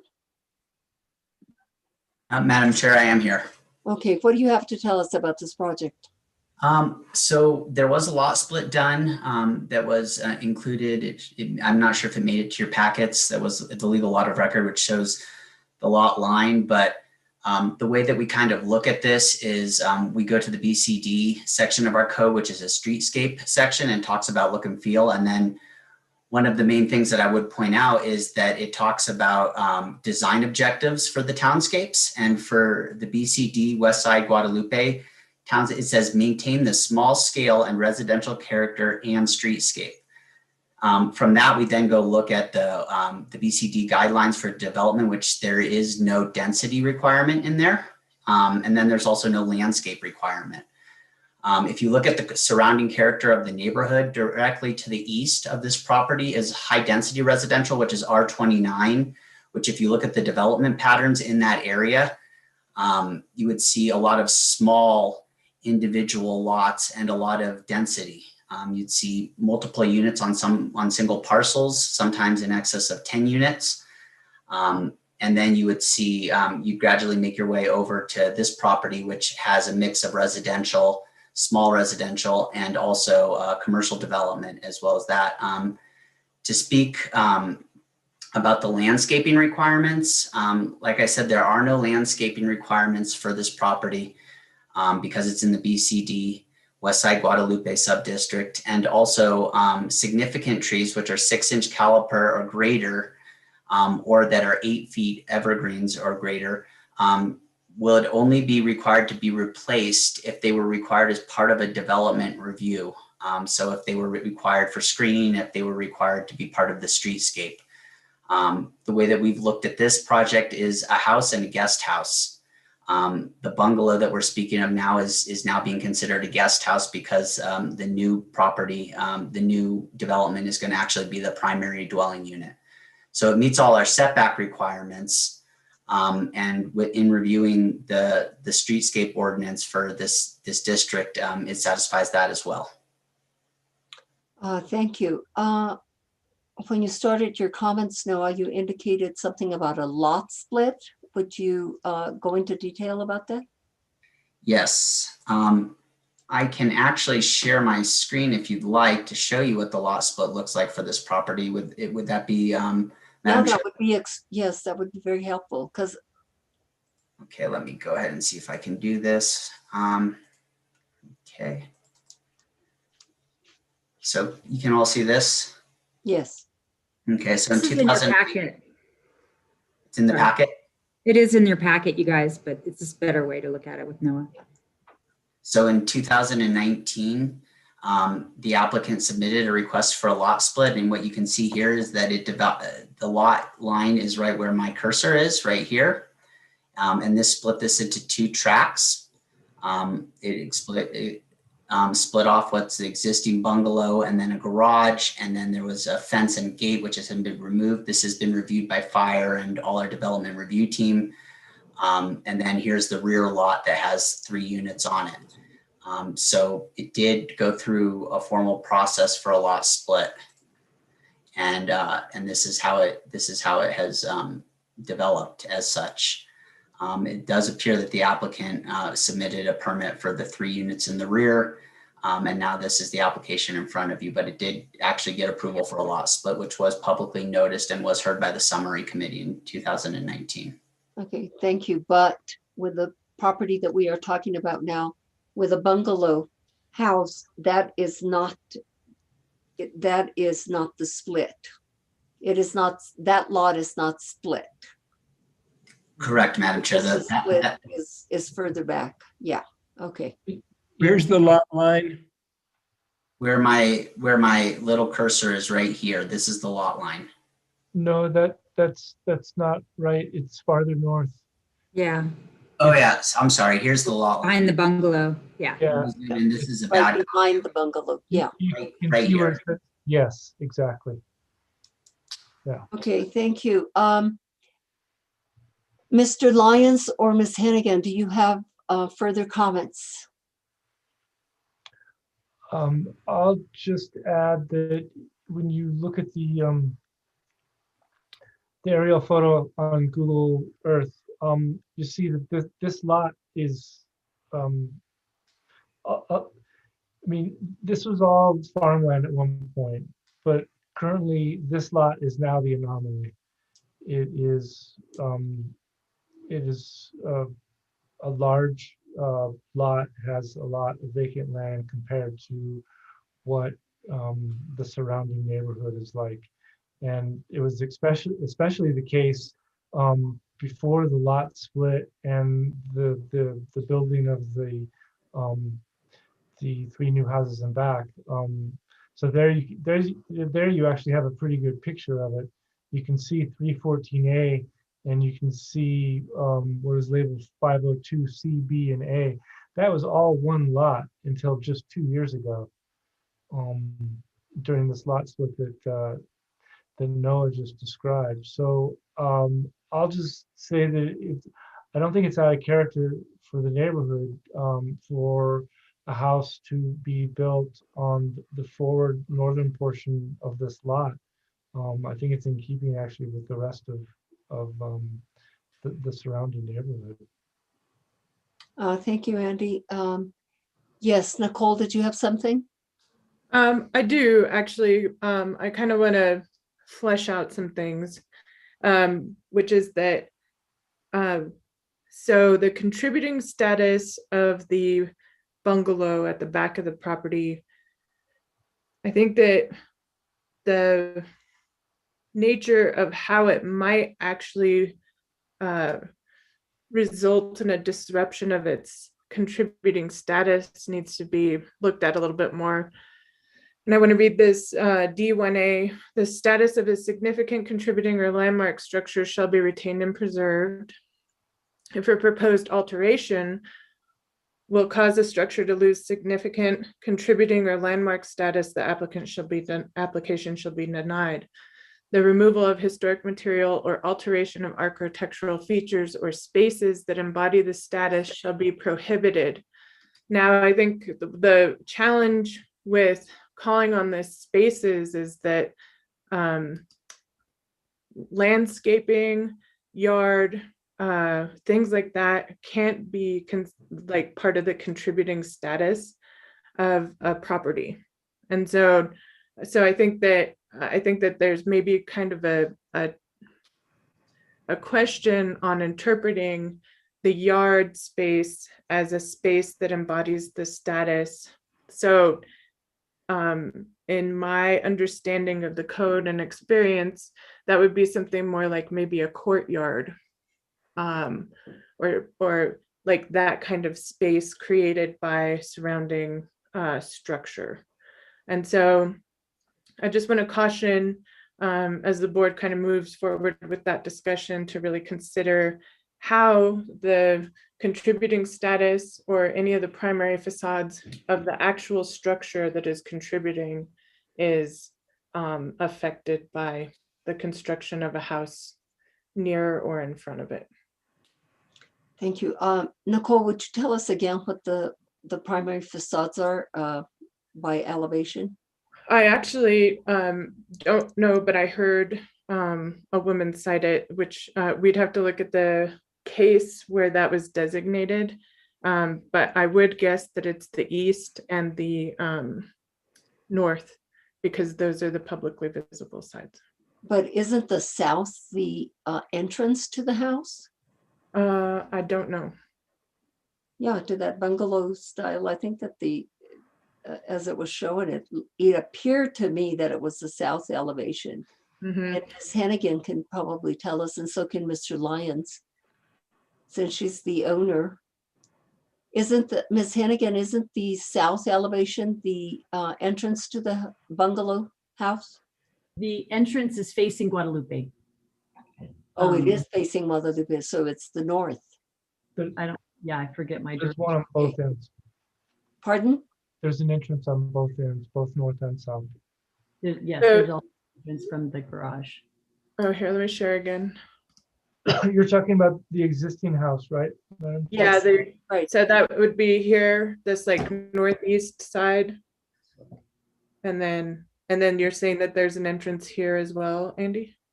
Yes, that little portal right there. There's a back door entrance. Right. And that's where their parking area is, and so they have a direct entrance from where they park. Thank you all for your comments, everyone that spoke this evening. Nicole, you have your hand up, and so does Ms. Hannigan. I don't know if that's on purpose or accidental.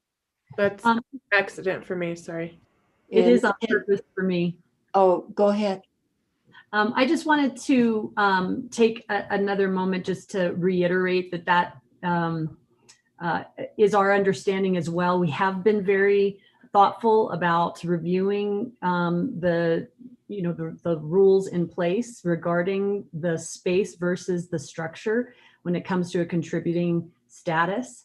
And that is, it was also our understanding. I also want to just remark to, I think it was member Bienvenue, who was questioning why we would have had the impression that we would be allowed to do this. And I would have to just reiterate that there was nothing that would indicate that we would not.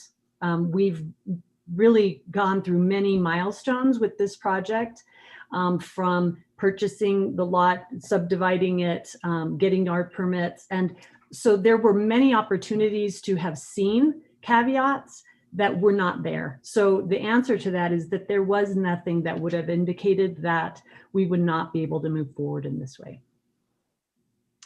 Thank you for your comments. Board members, it appears that no one else has a hand up, so I will entertain a motion at this time.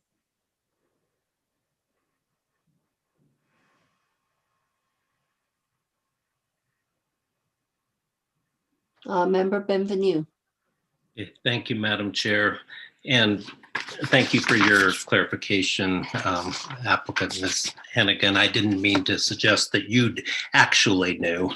I was just remarking on that the public could have known based on the facts on the ground, but I didn't mean to suggest that you actually had that knowledge. At any rate, in case number 2021 003111 HDRB 314 North Guadalupe Street. I move that the application be denied on the basis that the proposed new construction would cause the adjacent structure on the lot to lose its contributing status. Did you want to cite? Did you want to cite ordinance? 14-5.2 D1B. Is there a second to this motion? Beachside seconds. Carl, roll call vote, please. Frank Katz, Yes. Jennifer Beachide, Yes. John Benvenu, Yes. Flynn Larson, No. Betty Roybal. No. Madam Chair, it passes by a vote of 3-2. Thank you. I do want to tell the applicant that you have the option to appeal to the city council, or I don't know if you'd want to resubmit to this board, but you do have the option, and staff can guide you in that process. As stated at the beginning of the meeting, you have 15 days after the findings and conclusions have been approved. And thank you for being here this evening. Thank you for considering us. Next case is located at 630 Canyon Road. This is 2021-003114. I'm And sorry, who was the applicant on this one? Let's make sure they're. Rick, Jan William.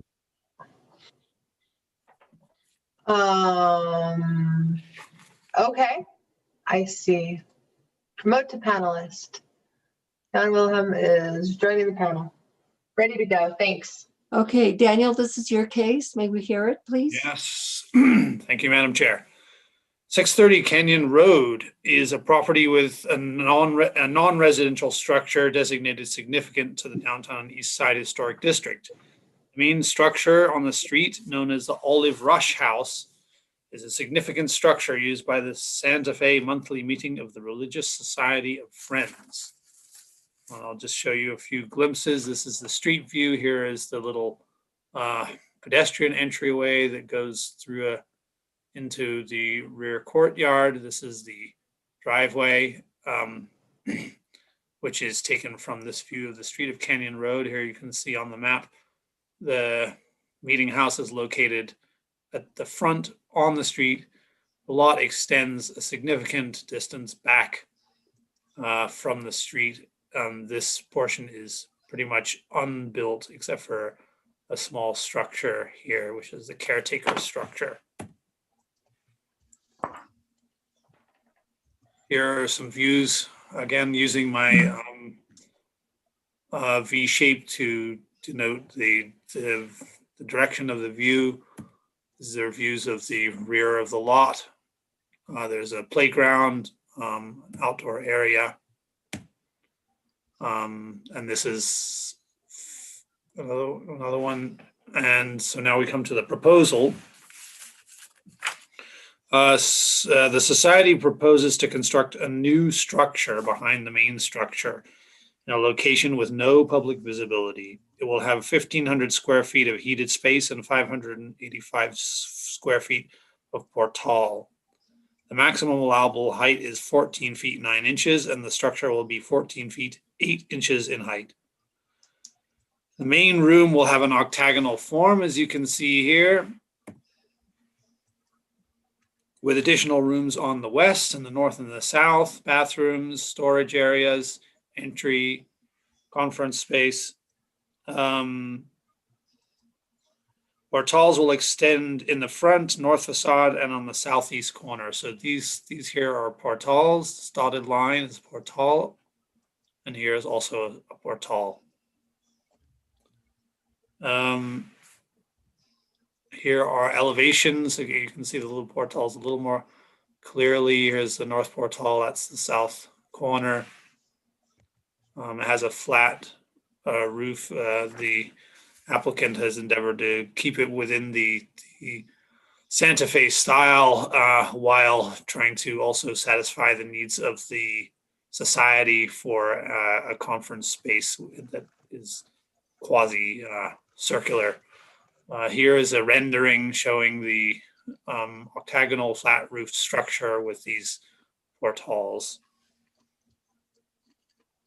The windows and doors will be colored Sierra Pacific Sea Wolf, which is this green color, and wood framing of the portals will be clear stained. All rooftop appurtenances will be screened by parapets, and outdoor lighting will be dark sky compliant sconces with an oil rubbed bronze finish.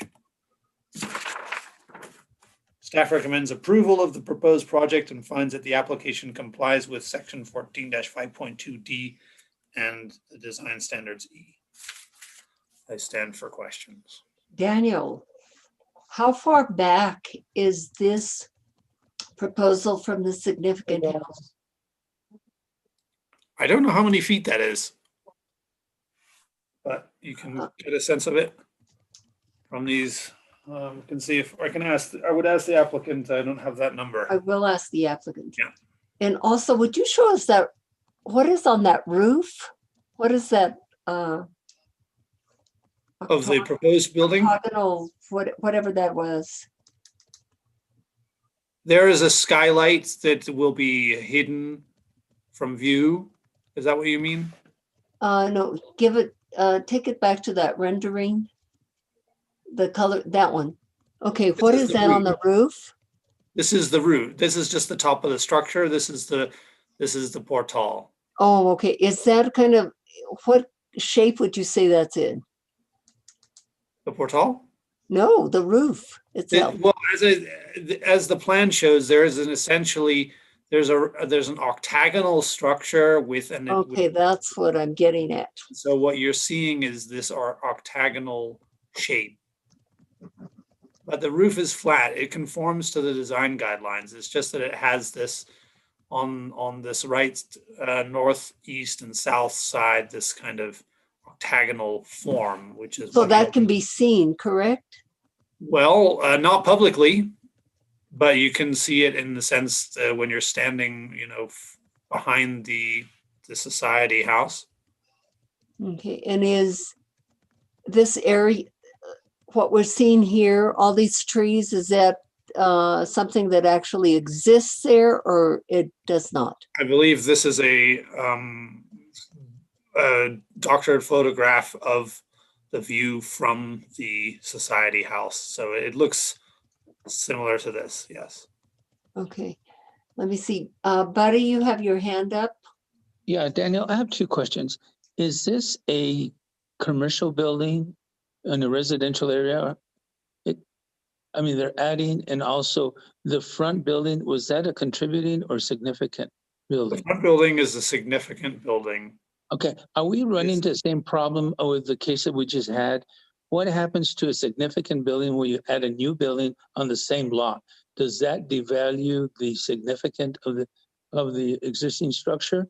No, as far as I know, member Roybal, it does not. This is located behind the main structure, many feet away. It has no public visibility. It won't change the visibility of the significant structure in any way. Oh, but the building that they're building sounds more like a commercial building than a residential building. No, it's a meeting room for the Society of Friends, which is a religious institution. It's not a commercial building. It's a religious meeting and community meeting space. Okay, I'm still a little confused about that, but okay. Any other questions, board members, for Daniel at this time? No, okay. Can we have the applicant sworn in? In the name of the applicant. Please state your name and address. Applicant, can you hear us? So it's me, Jan Willem Janssens. Jan, under penalty of perjury, do you swear or affirm that the testimony you are about to give is the truth, the whole truth, and nothing but the truth? I so affirm. Thank you very much. Good evening, sir. What do you have to tell us about this project? Yeah, we are the Religious Society of Friends, Quakers, and located here on Canyon Road, and have been here for many decades. We have outgrown our building and have been looking for decades for opportunities to find a new meeting space. And that led us in our last iteration of looking for opportunities at exploring again the idea of a meeting space, a worship hall in the back of the property. And that is what basically our application is about. So that we have more space for worship and also for our children, because they are now tucked away in a small space. And so we're basically having a chance to expand our community. Thank you. What is the distance between the significant house and your proposed building? It's about 85 feet, and I know that because the diameter of the octagonal shape is about 30 feet. So when you asked the question, I kind of glanced at how many times that you can basically fit that space in there, and it's about 3 times. So you're looking at 85 to 90 feet from the old building to the proposed new building. Madam Chair, or Mr. Janssens, is the applicant, the architect that I've been speaking with, Mr. Wisniewski, also going to comment? Or is he available? I hope he's here. I'm surprised that I had to speak. I thought that he was going to be our spokesperson. Yeah, I'm sorry. There's a, Sally, there is a bit of confusion because there are 2 Jans. So there's a Jan Wisniewski. Is he available as a I have participant? located a second Jan. He's on his way. Okay, so maybe we should also hear from him. Yes. He'll just need to unmute, and then Carl can swear him in. Looks like he's all unmuted and ready to go. Okay, Buddy, would you swear in Mr. Second Jan? I will, yes. Mr. Wisniewski, would you state your name and address, please? Yes, my name is Jan Wisniewski, Box 98, Tesuque, New Mexico. Under penalty of perjury, do you swear or affirm that the testimony you are about to give is the truth, the whole truth, and nothing but the truth? I do. Thank you. Mr. Wisniewski, I don't know whether you've heard the comments of, we had a staff report, and then the other Mr. Jan also spoke. What do you have to tell us about this project? Yes, I was actually prepared to speak, and I'm not sure whether it's technological confusion or just confusion with 2 Jans, but I think it was the names, yeah. Yeah. I think Jan Willem really covered most of it. The main reason that we're thinking of building in the garden is that the Friends do not, they've decided they want to stay and not sell this property. And so even though it has impact in the garden, it's the best choice for them. A quick comment, this rendering that's up, I took that photo last summer, and so that's a realistic rendering of the garden with the new building drawn into it. So that's just to answer Madam Chair's question about that. Thank you for that. Okay, anything further? Well, I'll just describe it briefly. The main meeting room will be adobe. I think it's not only a traditional material for this area, but it works very well acoustically. and other ways too. So that main octagonal space will be adobe. The rest of the structure is wood frame, including the portal. So pretty traditional materials. The design is really quite simple. Trying to be simple is probably the best word for it. The colors are very, we're going to try to be very similar to the existing structures on the property. So that's about it. Thank you, Madam Chair. Thank you. Board members, do you have any questions for the applicant or applicants?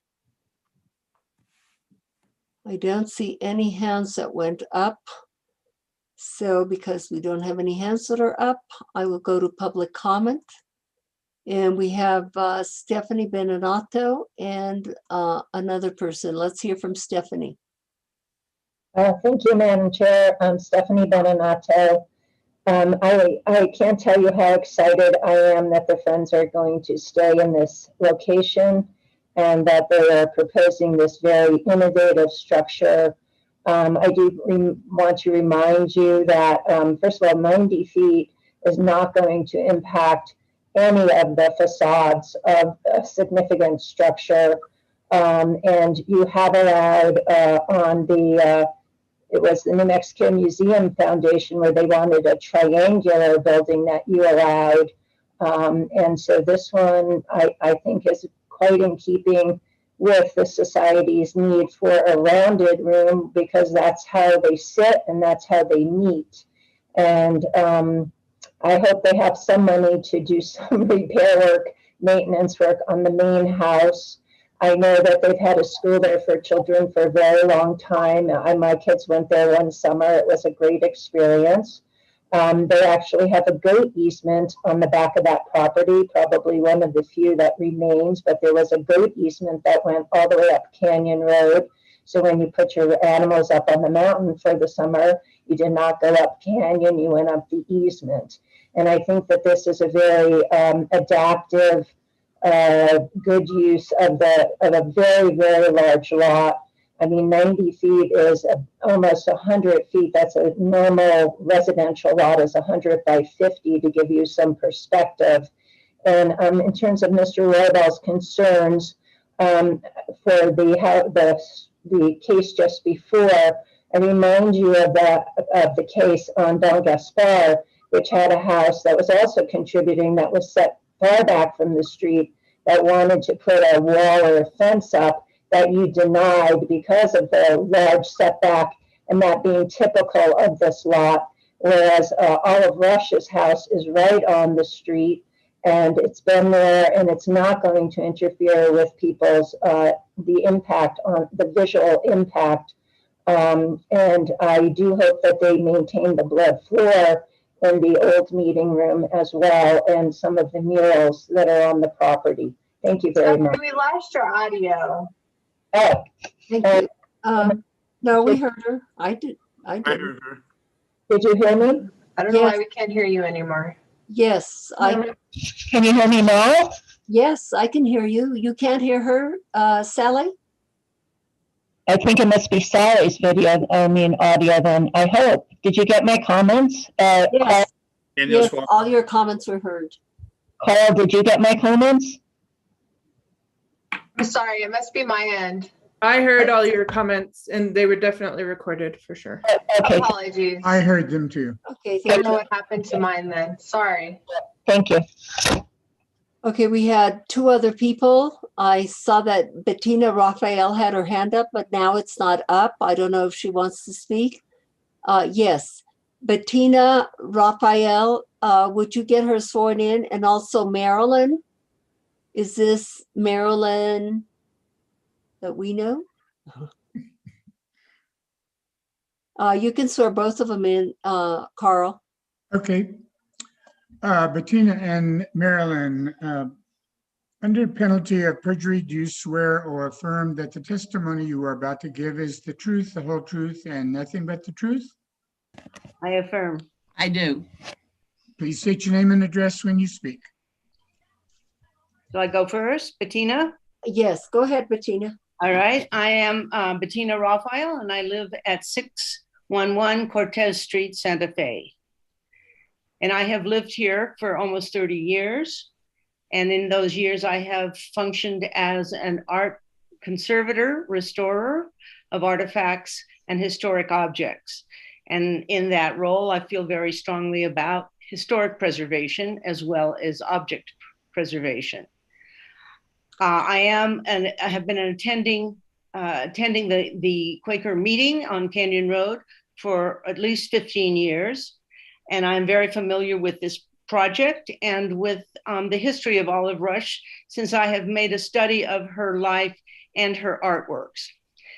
And I believe that's the missing piece right now, is that the board has not been given any real background on the importance of this property. Olive Rush came to Santa Fe in 1920.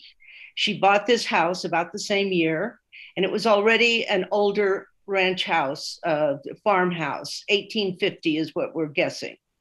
She lived in it until her death in 1966.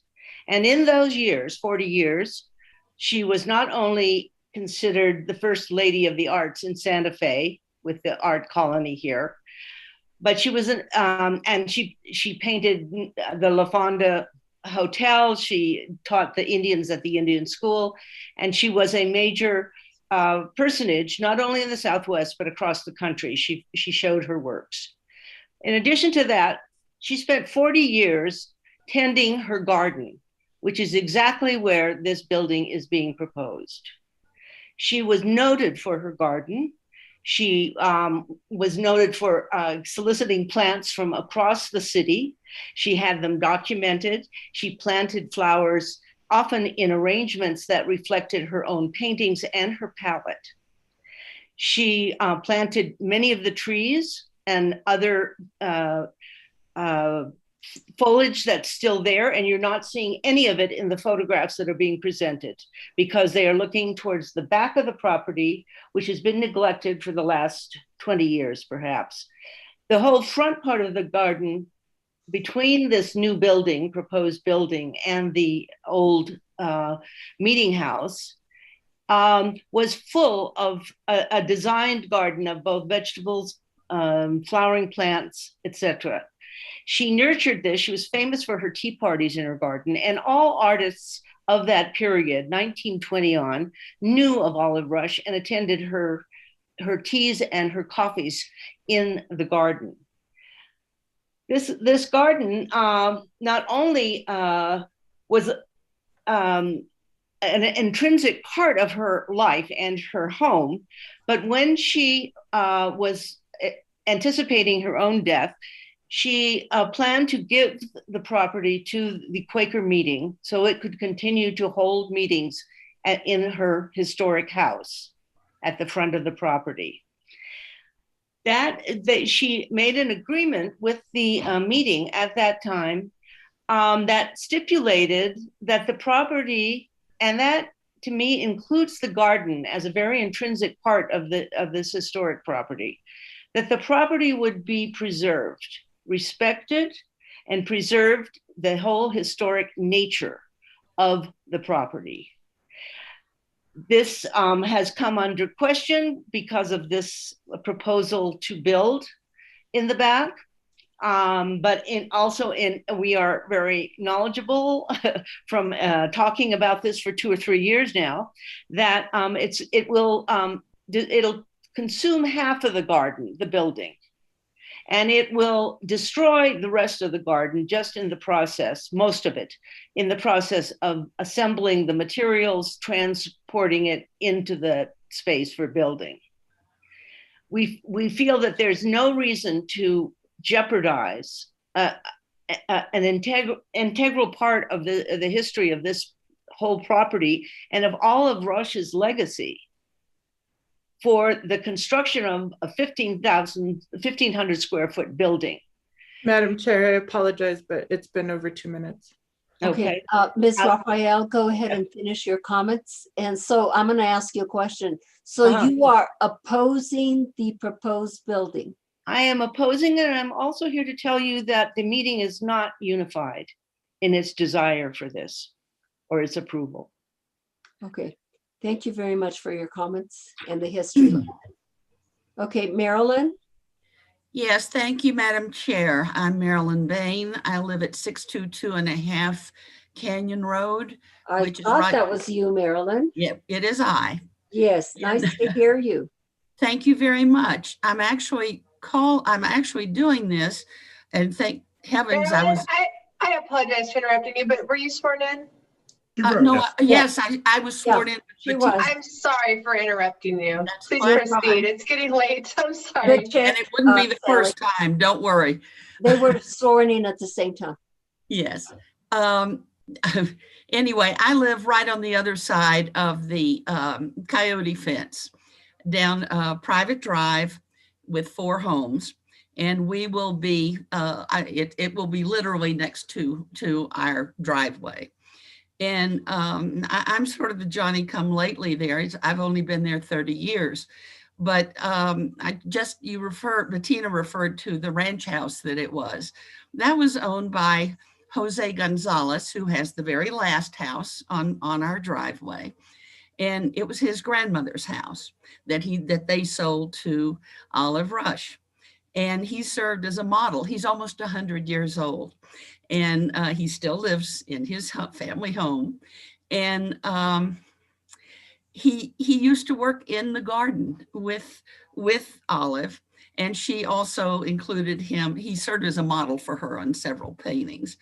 Right next to Joe and coming down towards Canyon Road is the 2-story building that you saw in one of the shots earlier.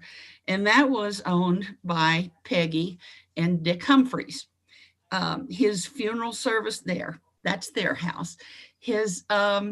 We had his funeral service there, his celebration of his life, I should say. And about 8 years later, we had the same thing for Peggy there. And the 3 of us used to go over quite often and sit on the benches.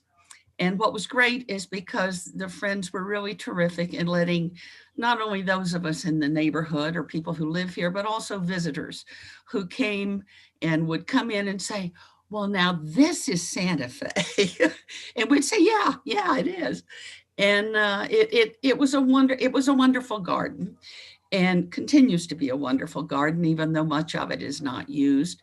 I was so proud of it for Santa Fe that I donated an Olive Rush watercolor to the caretaker house of pumpkins, because right in this area, what you're looking at right now is where they grew vegetables.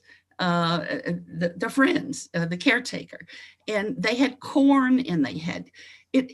You can see that this has a great sentimental value to me and to the people who have joined me there, including my dog, Jessie.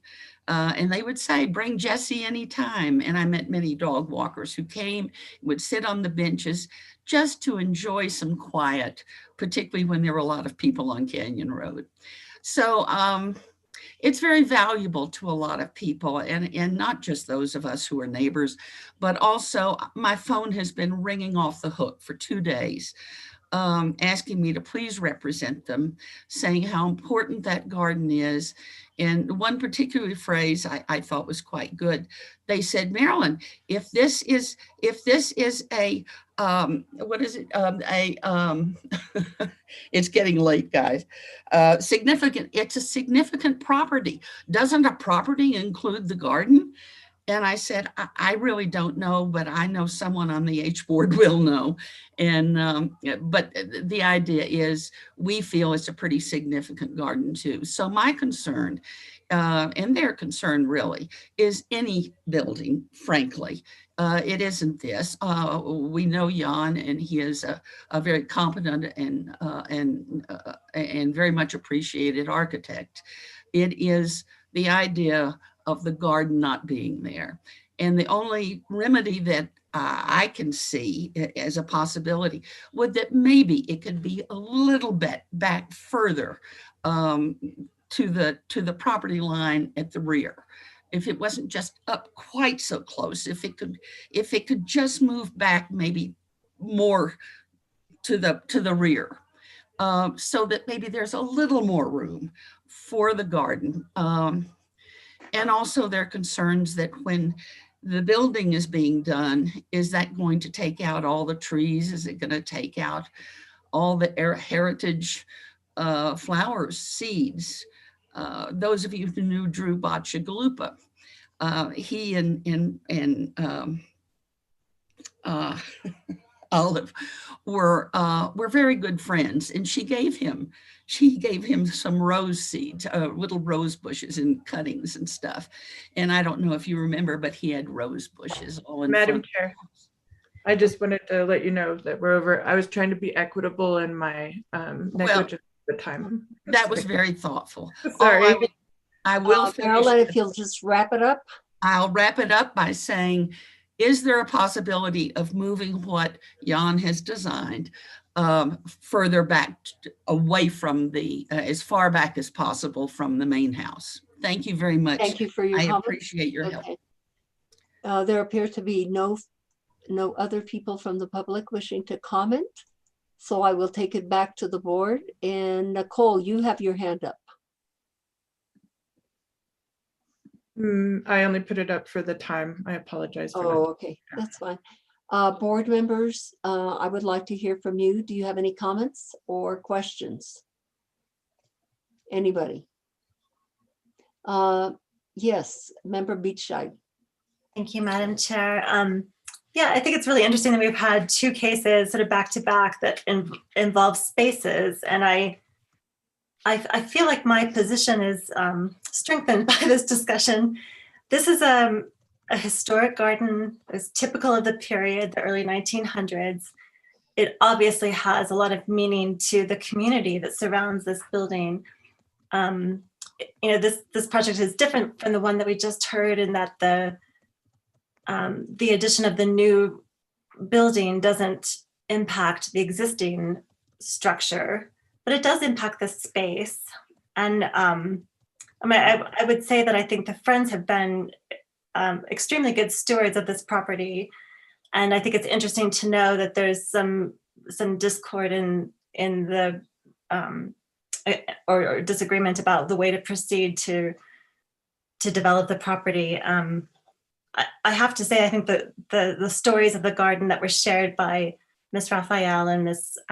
Bain are really interesting. And the fact that this garden has pieces of it around town now because it was shared, it contributes to the significant status of this building, and the legacy is living on, literally.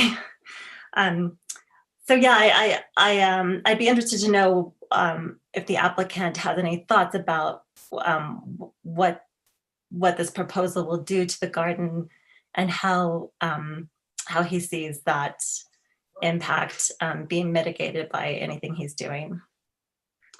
Thank you, Member Beachside. I'm going to go to Member Larson.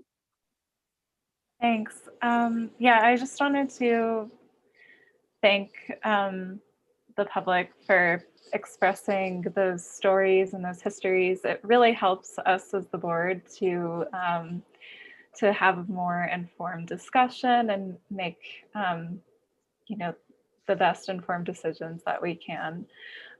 So thank you all. And I guess my thoughts are just it's kind of hard to have these considerations to make kind of on the spot as we review something that I think was, you know, really in compliance with the ordinance and was a really modest and thoughtful design. You know, had we kind of talked a little bit more about the garden or had more information about, you know, any significance for integrity surrounding that prior, I think we'd be having maybe a different discussion. But for me, you know, as you know, we are an architectural review board. You know, it's kind of, it's kind of, you know, we have to think about also these kind of streetscape considerations, and, you know, there are very few instances where we are kind of talking about landscape preservation, and that, you know, kind of comes back to the ordinance as well. So I think for me, I just kind of want to hear what my other board members are kind of thinking at this point, and just kind of see if we can come to some kind of discussion also with the applicant and the architect. Thanks. Thank you. Board members, yes, Member Benvenue. Thank you, Madam Chair. Yeah, the landscape issue is an interesting one. I think if this landscaping and garden was on the street where the public viewed it, we'd have a closer question. I think, though, that the fact that this is completely enclosed at the rear of the property from the public's perspective, viewing it from a public right-of-way, not from within the property, it's as if it does not exist. And I think it's extremely important, and I highly respect all the views that were given about its importance and the desire to preserve it. I just don't find that that's within the jurisdiction of this particular agency, which is limited to matters that involve the public right-of-way. So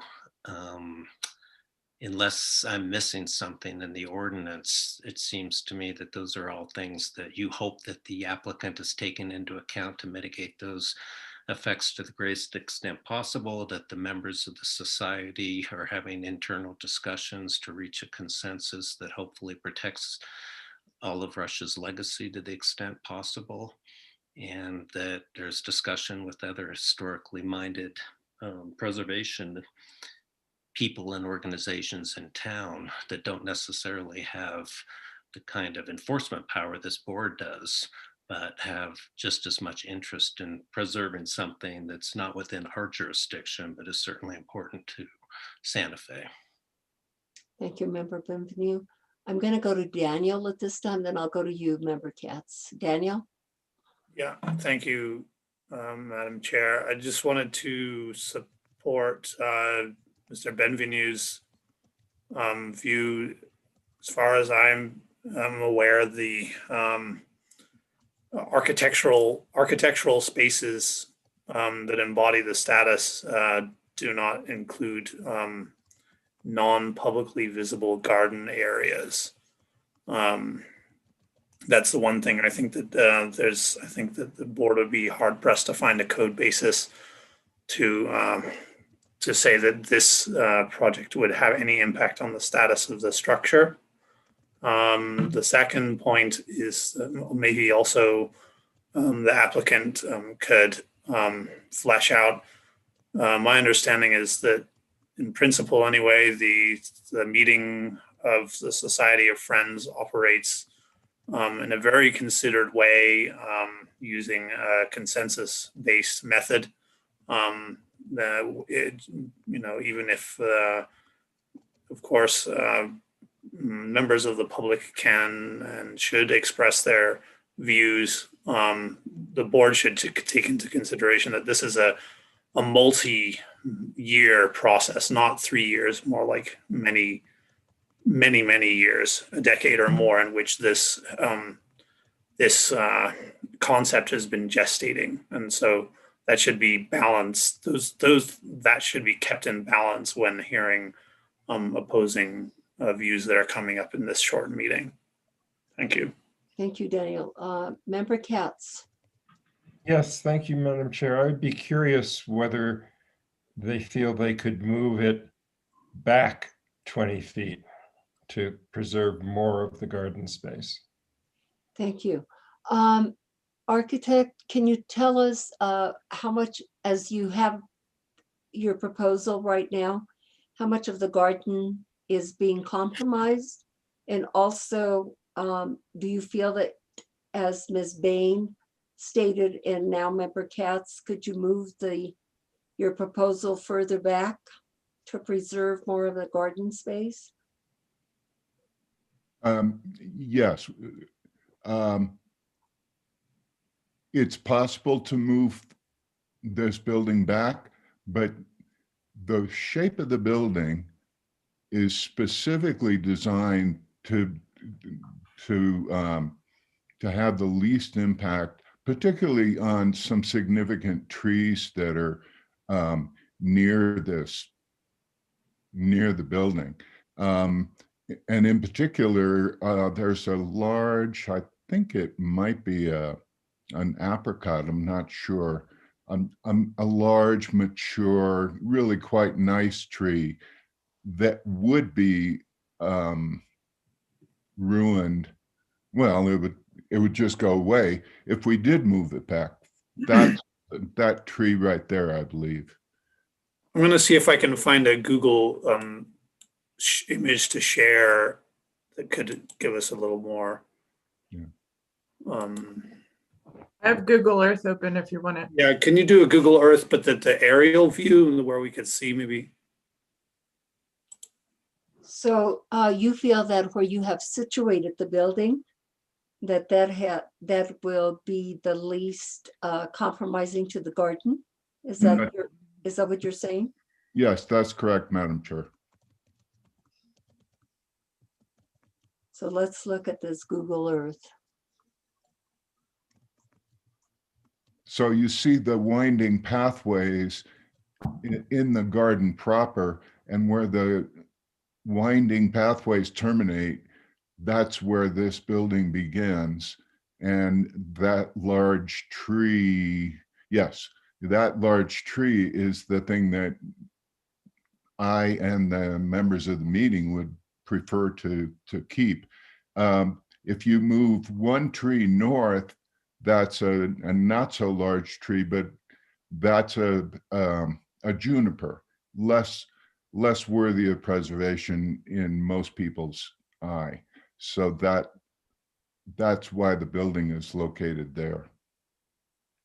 Okay, thank you for that. Did you have anything further, Daniel, in reference to this Google Earth picture?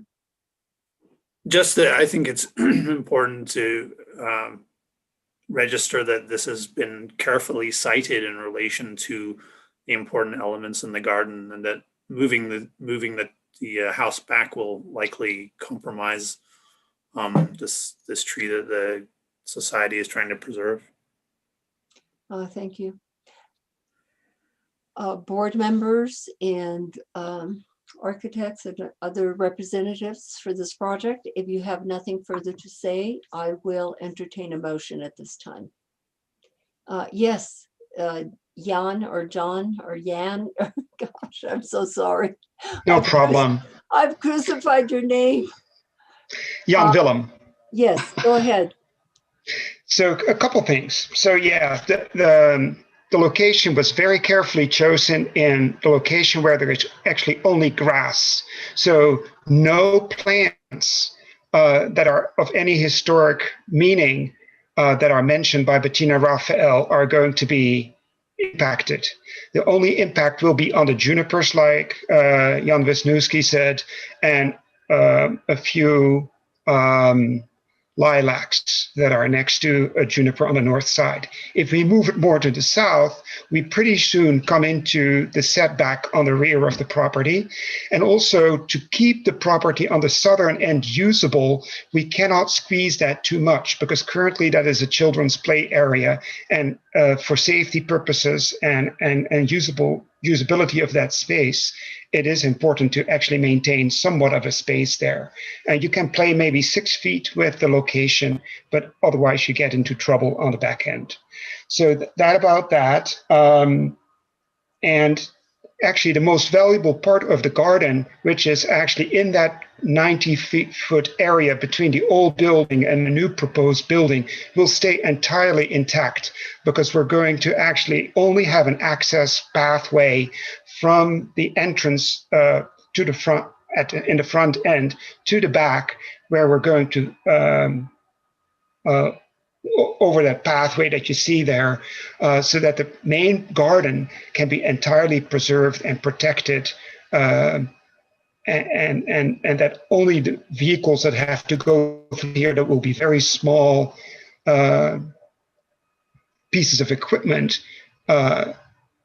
will not have an impact on the majority of the garden. And that is really a condition that we need to maintain with the contractor because we don't want to impact that garden. Okay, thank you for your comments. I will entertain a motion at this time, board members. Oh, we have other people that are wanting to speak. Yes, the other Jan, the architect. Thank you. Just a quick note. The carport, which is the primary access to this rear, to the rear, is part of the protected house. And because of that, no large equipment will be coming through the garden. It's almost everything will have to be hand carried or carried on golf cart sized vehicles. That's the only size that will fit through the carport. We will not be allowed to alter that carport to allow bigger vehicles. Thank you. Member Benvenu. I was ready to make a motion, but if there's Yes, further please do. discussion. Okay. In case number 2021-003114 HDRB 630 Canyon Road, I move that the application be approved as recommended by staff and as being in compliance with all applicable design standards. Is there a second to this motion? Katz would second. Okay, roll call vote, please. Glenn Larson, Yes. Betty Roybal, Yes. Frank Katz, Yes. Jennifer Beachide, Yes. John Bienvenu. Yes. It is unanimous, Madam Chair. Okay, thank you. Good luck on your project. And that's it for that project. And we have the last case this evening, which is located on De Vargas Street. That's 331 De Vargas Street. Case 2021-003119. This is Daniel's case as well. Daniel. And Daniel, if you could assist me again in identifying the correct applicant. Shaw Architecture. Also, if the appropriate person wants to raise their hands, that's helpful too. Oh, I'm sorry, who is it? is it, I think David Shaw, is that his name? Steve Shaw, sorry. Steve Shaw. I have a Steve Shaw. Yeah. Okay, thank you. Okay, thank you, Sally. And go ahead, Daniel. Okay. So this is 331 De Vargas Street. 331 De Vargas Street is a multi-unit residential structure in the downtown and east side historic district. It was constructed in 1980 and as such is non-contributing to the district. This is a photo from the HCPI dating from 1985. It is unclear whether the existing windows are original to the house, although the applicant maintains they have been in place for over 40 years. This photo from the HCPI appears to show divided lights. Maybe the staff has an opinion, but as far as I can tell, these are divided light windows with white muntins here and here. The applicant comes to the board requesting approval of the following items. Item 1, replace the 2 existing doorways. That's these doors. The photo is taken from over here. That's what I'm trying to show with this. So we're looking from right to left. Here are these 2 doorways. Item 1, replace the existing 2 existing doorways with casement windows on the street facing elevation to match the existing fenestration on the building. The applicant is applying for an exception, section 14-5.22 E1C, to install single panes of glass rather than those with 30 inches in dimension The argument is that the entire building appears to have these large paned windows, and that it would create an incongruous appearance to have this kind of mix of windows that would as such damage the district. There are more details to their responses in the exception criteria, and I'm sure we'll discuss them more. Item 2, to reduce the width of the existing full-length stairway, which is located here. Here you can see these lines actually are the stairs. You can see them here also in the photo. They go the full length, and the application is to shorten the stairs because these will no longer be doors, they will be windows. So to shorten the stairs to just this doorway. And item 3, to stucco over the reduced openings in this area. That is the application. The staff recommends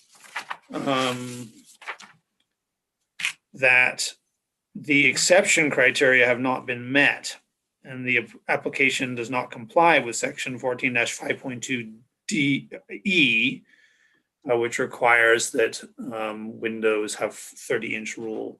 The other 2 points, numbers 2 and 3, as such, don't pose a problem and would be recommended for approval. I stand for questions.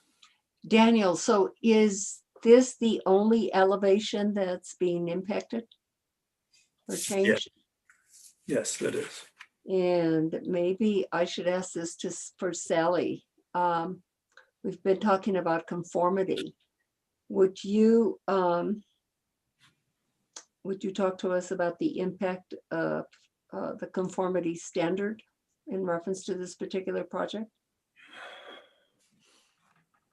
So they are replacing non-conforming windows and they want to retain non-conforming windows, right?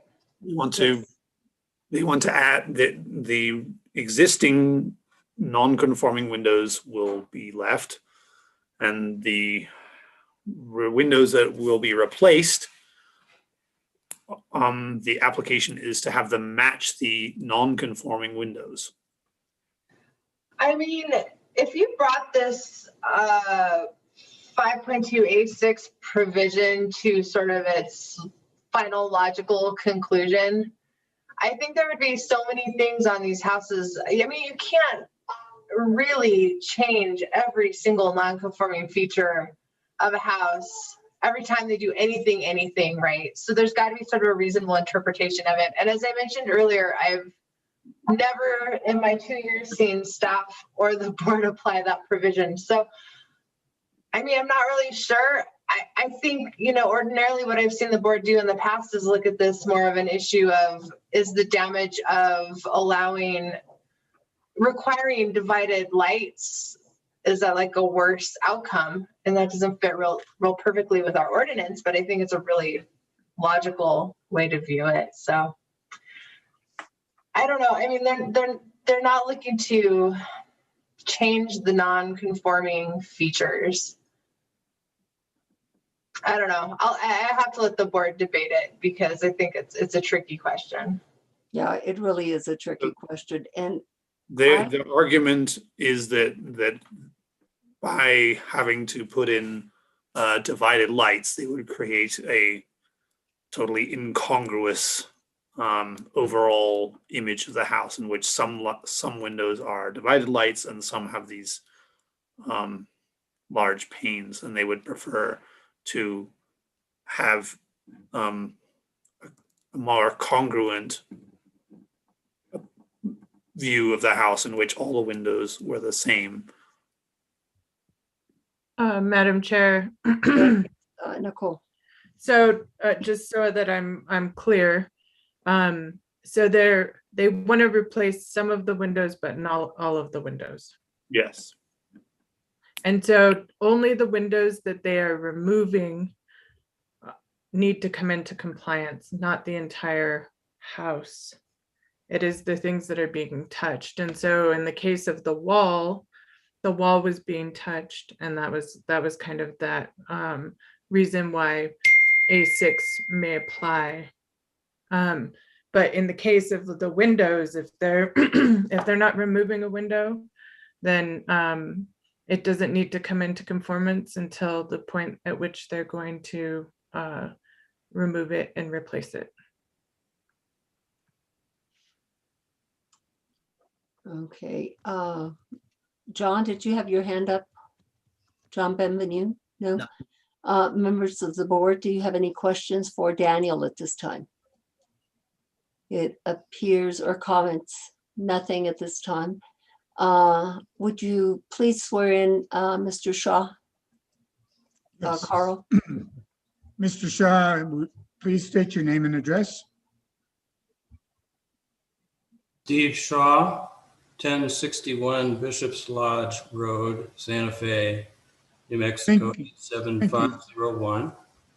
Under penalty of perjury, do you swear or affirm that the testimony you are about to give is the truth, the whole truth, and nothing but the truth? I do. Thank you. Mr. Shaw, good evening. You have the floor. What do you have to tell us about this project? Madam Chair, members of the board, salute your stamina. The owners of this property have been on to Vargas since before El Castillo came, actually. And they are sincere, they sincerely appreciate the historical character of the architecture here. They've endeavored to keep their buildings all along Vargas in compliance with the spirit of the H board covenants.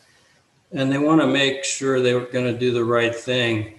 This, at the end of the day, was really the most seamless way we could implement some modifications that they need to make to keep the space there that they're replacing those two doors with smaller fenestration, same bearing width and everything else. So what you don't see here is, but from the street, there's a tall fence that you see the tops of that fence still is there. And so this was the most, what we haven't seen is a complete walk around the building, and every single piece of fenestration in this building is handled in kind, similar to what you see there. We did see a photograph right there of a window down at the east end of this facade. That's exactly the kind of window that we're proposing to introduce in the two doorways. I guess I don't have much more to add other than it would be ironic to watch the board basically recommend architectural alterations to a longstanding architectural precedent. And our case in the exceptions was that it would compromise the character and quality of this architecture, and it would actually constitute a change from what's been in place for maybe not since that original photograph, but certainly in the 80s, a long, long time. So that's about all I can say.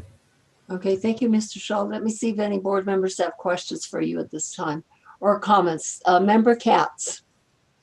Thank you, Madam Chair. I did notice that, and I don't know whether it's, I think the rendering or the elevations on page 30, A30, and I don't know whether you can show that.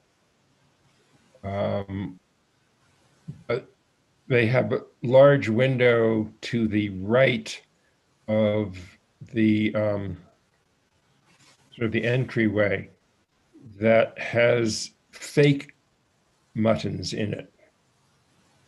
And so it's, you know, I was a little puzzled by that because that's sort of inconsistent with what the applicant is telling us. Oh, can we see that, Daniel? One moment Or and I. Nicole? Yeah, I think Nicole has access to the digital. Yeah, just let me get here to the end.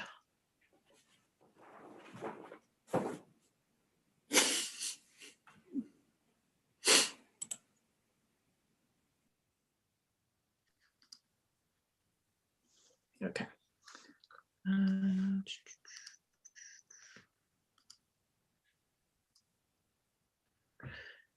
Okay. And what page, member Katz? 30. Just keep going and I'll, Okay. yeah, I can't tell. And you're looking for a photograph where the money. No, it's not a photograph. It's a elevation. An elevation, okay.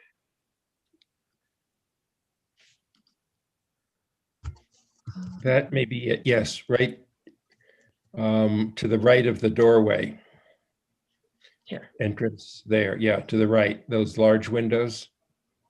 To the right. Here. Yeah. Yeah. Those, I believe, have buttons between the glass panes. It's not shown. Where is that showing? It's not shown. It seems to me an inaccurate rendering. Mr. Shaw, do those windows have buttons? Madam Chair, these are not buttons. This is an applique that a tenant applied to the inside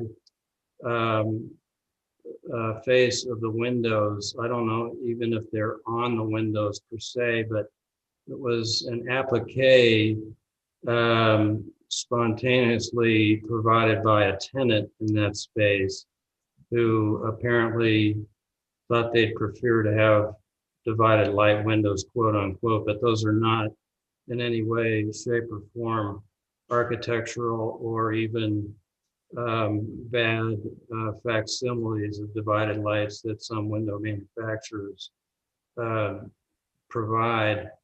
It would be ironic to see that an applique drive the historical considerations for this building. Oh.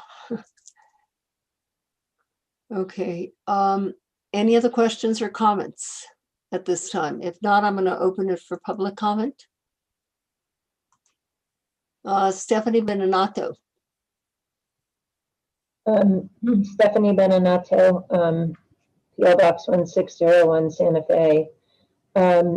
I know that you've discussed this before, and I know that on some buildings you say if it faces the street and it is more than 30 inches, it has to have divided lights. However, in this building, it consistently seems not to have divided lights.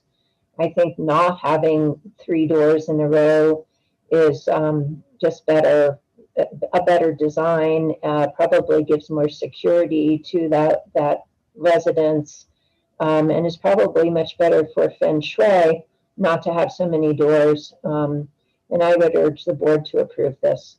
Thank you. And I'm aware of these buildings, and I'm aware, I believe, I think I know the owners, and they have maintained these structures for quite some time.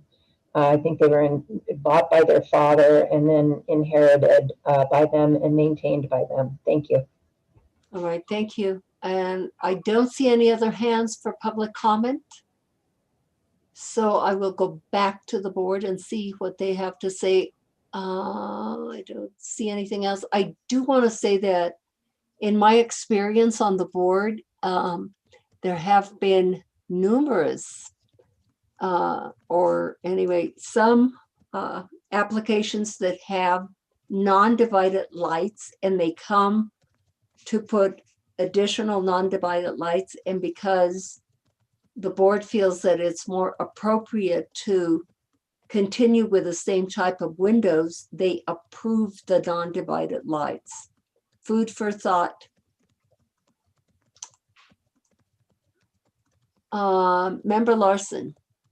Thanks. I would just ask, should we specify that in the motion as reasoning, or is it okay to just kind of move forward without specifying the non-divided issue?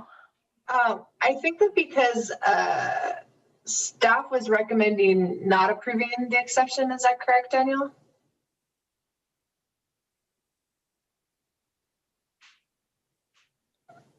Yes, that's correct. I did not recommend. So in terms of us helping prepare your final written decision, it is helpful to have specific findings that go to the exception criteria, because if you're going with staff's recommendation, we can kind of imply that you are following their reasoning as set forth in the staff report. But if you're not going with staff's recommendation, it is helpful to have your findings on those criteria as to how they are met. You could either say we agree with the things in the application or whatever else you find compelling out of tonight's testimony and evidence, but it is helpful to have that. Thank you. Thank you. Did you have any? Perhaps I could add that may I add Go ahead, something? Daniel. The exception criteria refer to the district as a whole. So the question is, there are design standards for the district. In the downtown and east side, the district standard requires these 30-inch windows. And so we're looking at the district as a whole. So the decision of the board should reflect that concern for the district, the standard. Thank you. Thank you, Daniel. Board members, anything further? If you have nothing further, I will entertain a motion at this time. Member Larson. In case number 2020-003119-HDRB, address 331 New Vargas Street, I move to approve the application as submitted in items 1 through 3, and finding that exception criteria items 1, 2, and 3 have been met, and finding that we agree with the applicant responses meeting exception criteria, specifically that the choice to maintain non-divided light windows is in keeping with the existing structure and harmonizes with the structure's existing appearance. Thank you. Member Roybal. I'll second that. Roll call vote, please, Carl.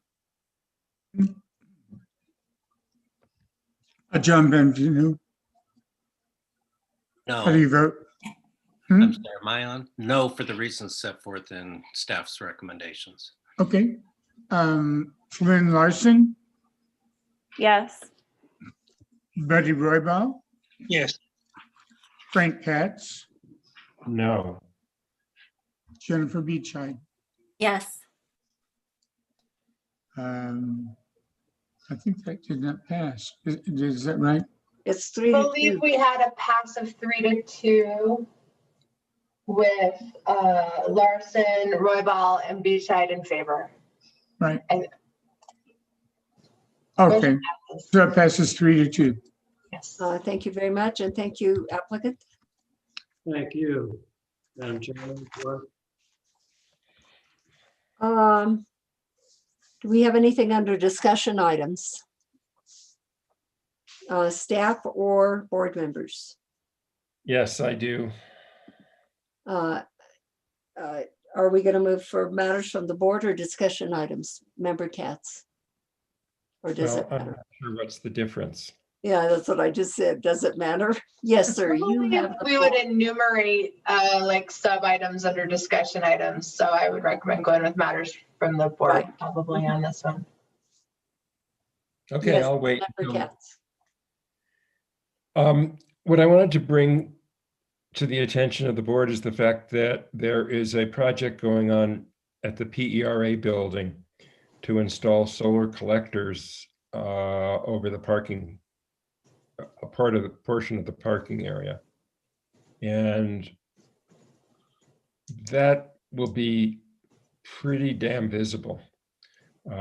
It's essentially right opposite the house we were just talking about, in that part of the parking lot on the east side of the Para building.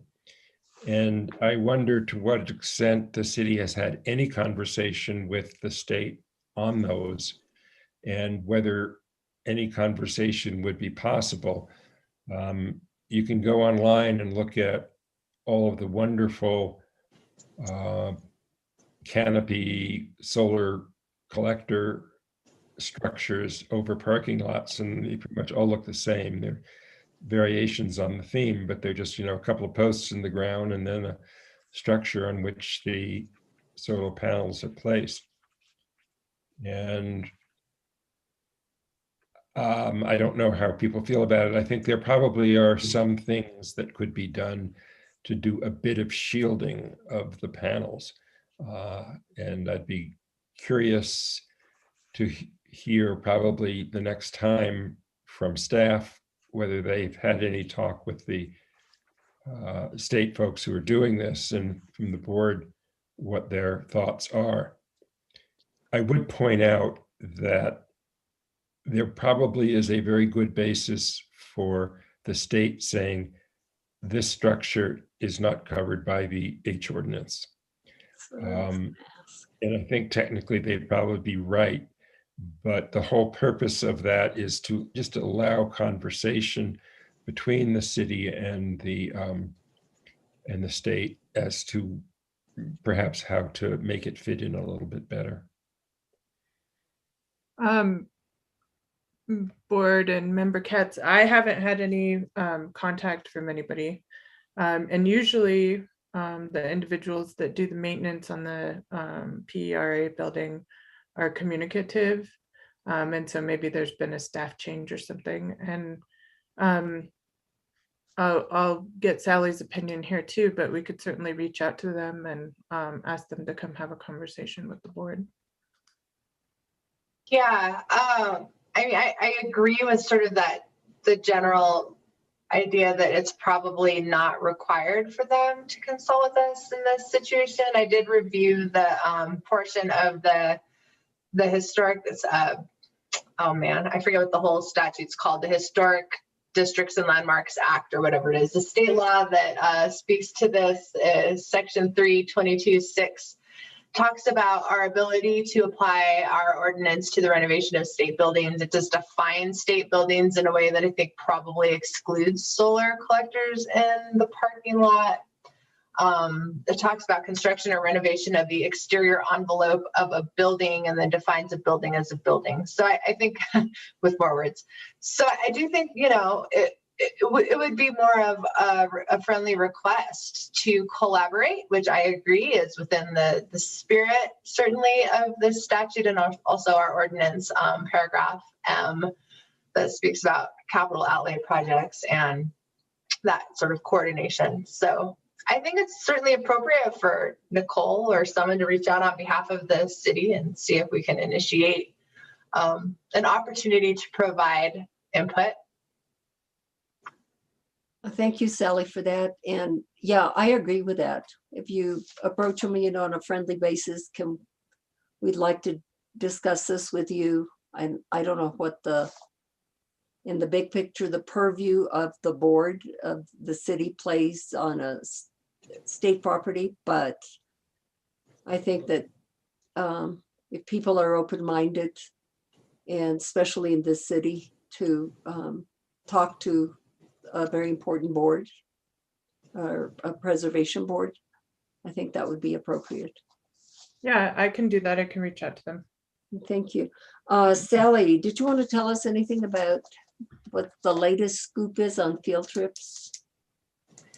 Well, we made it to yellow, which I think is a good improvement. It does increase mass gatherings from 5 to 10. So we're moving in a direction of being able to have slightly larger gatherings. We're allowed to have larger gatherings of vehicles as well. So the opportunity to do things like caravan or maybe approach getting in a van, we're getting closer. And I don't remember, we're kind of hoping we might hit green. And is that tomorrow? So that, I think, again, increases. It's still very limited, even at the green status. It's still under the emergency order and it's still pretty limited, but we are really trending in a really good direction. And I know that folks are starting to talk about if we start heading into that green territory, and then what is the next step? Is there a green plus? Is there a higher threshold? So we're certainly like starting to see a loosening of some of the restrictions that have made it so difficult. So it's just something that I'm keeping an eye on. I would very much like to be able to make those available again. If the board wants to continue talking about, can we drive around and meet up or something like that? I think there's a little more flexibility there than getting in a van, because it's just, you can't really socially distance 10 of us in a van. So I think we're willing to explore options. You know, I've mentioned this also to the director, Eli Isaacson of the Land Use Department. He knows how much this group really relies on that opportunity and doing your work and how important it is. So I know he's certainly open to exploring it too. So I would encourage y'all to think about it as we sort of start seeing these improvements, and especially if we're able to move to green, and then hopefully whatever the next thing is, which I think the governor hasn't explained yet. But I'm optimistic about the changes we're seeing. So, well, keep us posted. I'm sure you will. Okay. Any other board members have anything further to discuss this evening? I'm sure you're all wanting to, oh, you are home. I was gonna say you're dying to get home. But anyway, friends and neighbors, as usual, I want to thank you for your time and your service. You always do a great job. We are now 10:54 according to my phone. And we stand adjourned. And I'll see you on March the 9th. Thank you, everyone. Adios, arrivederci, Roma. Thank you. Thank you.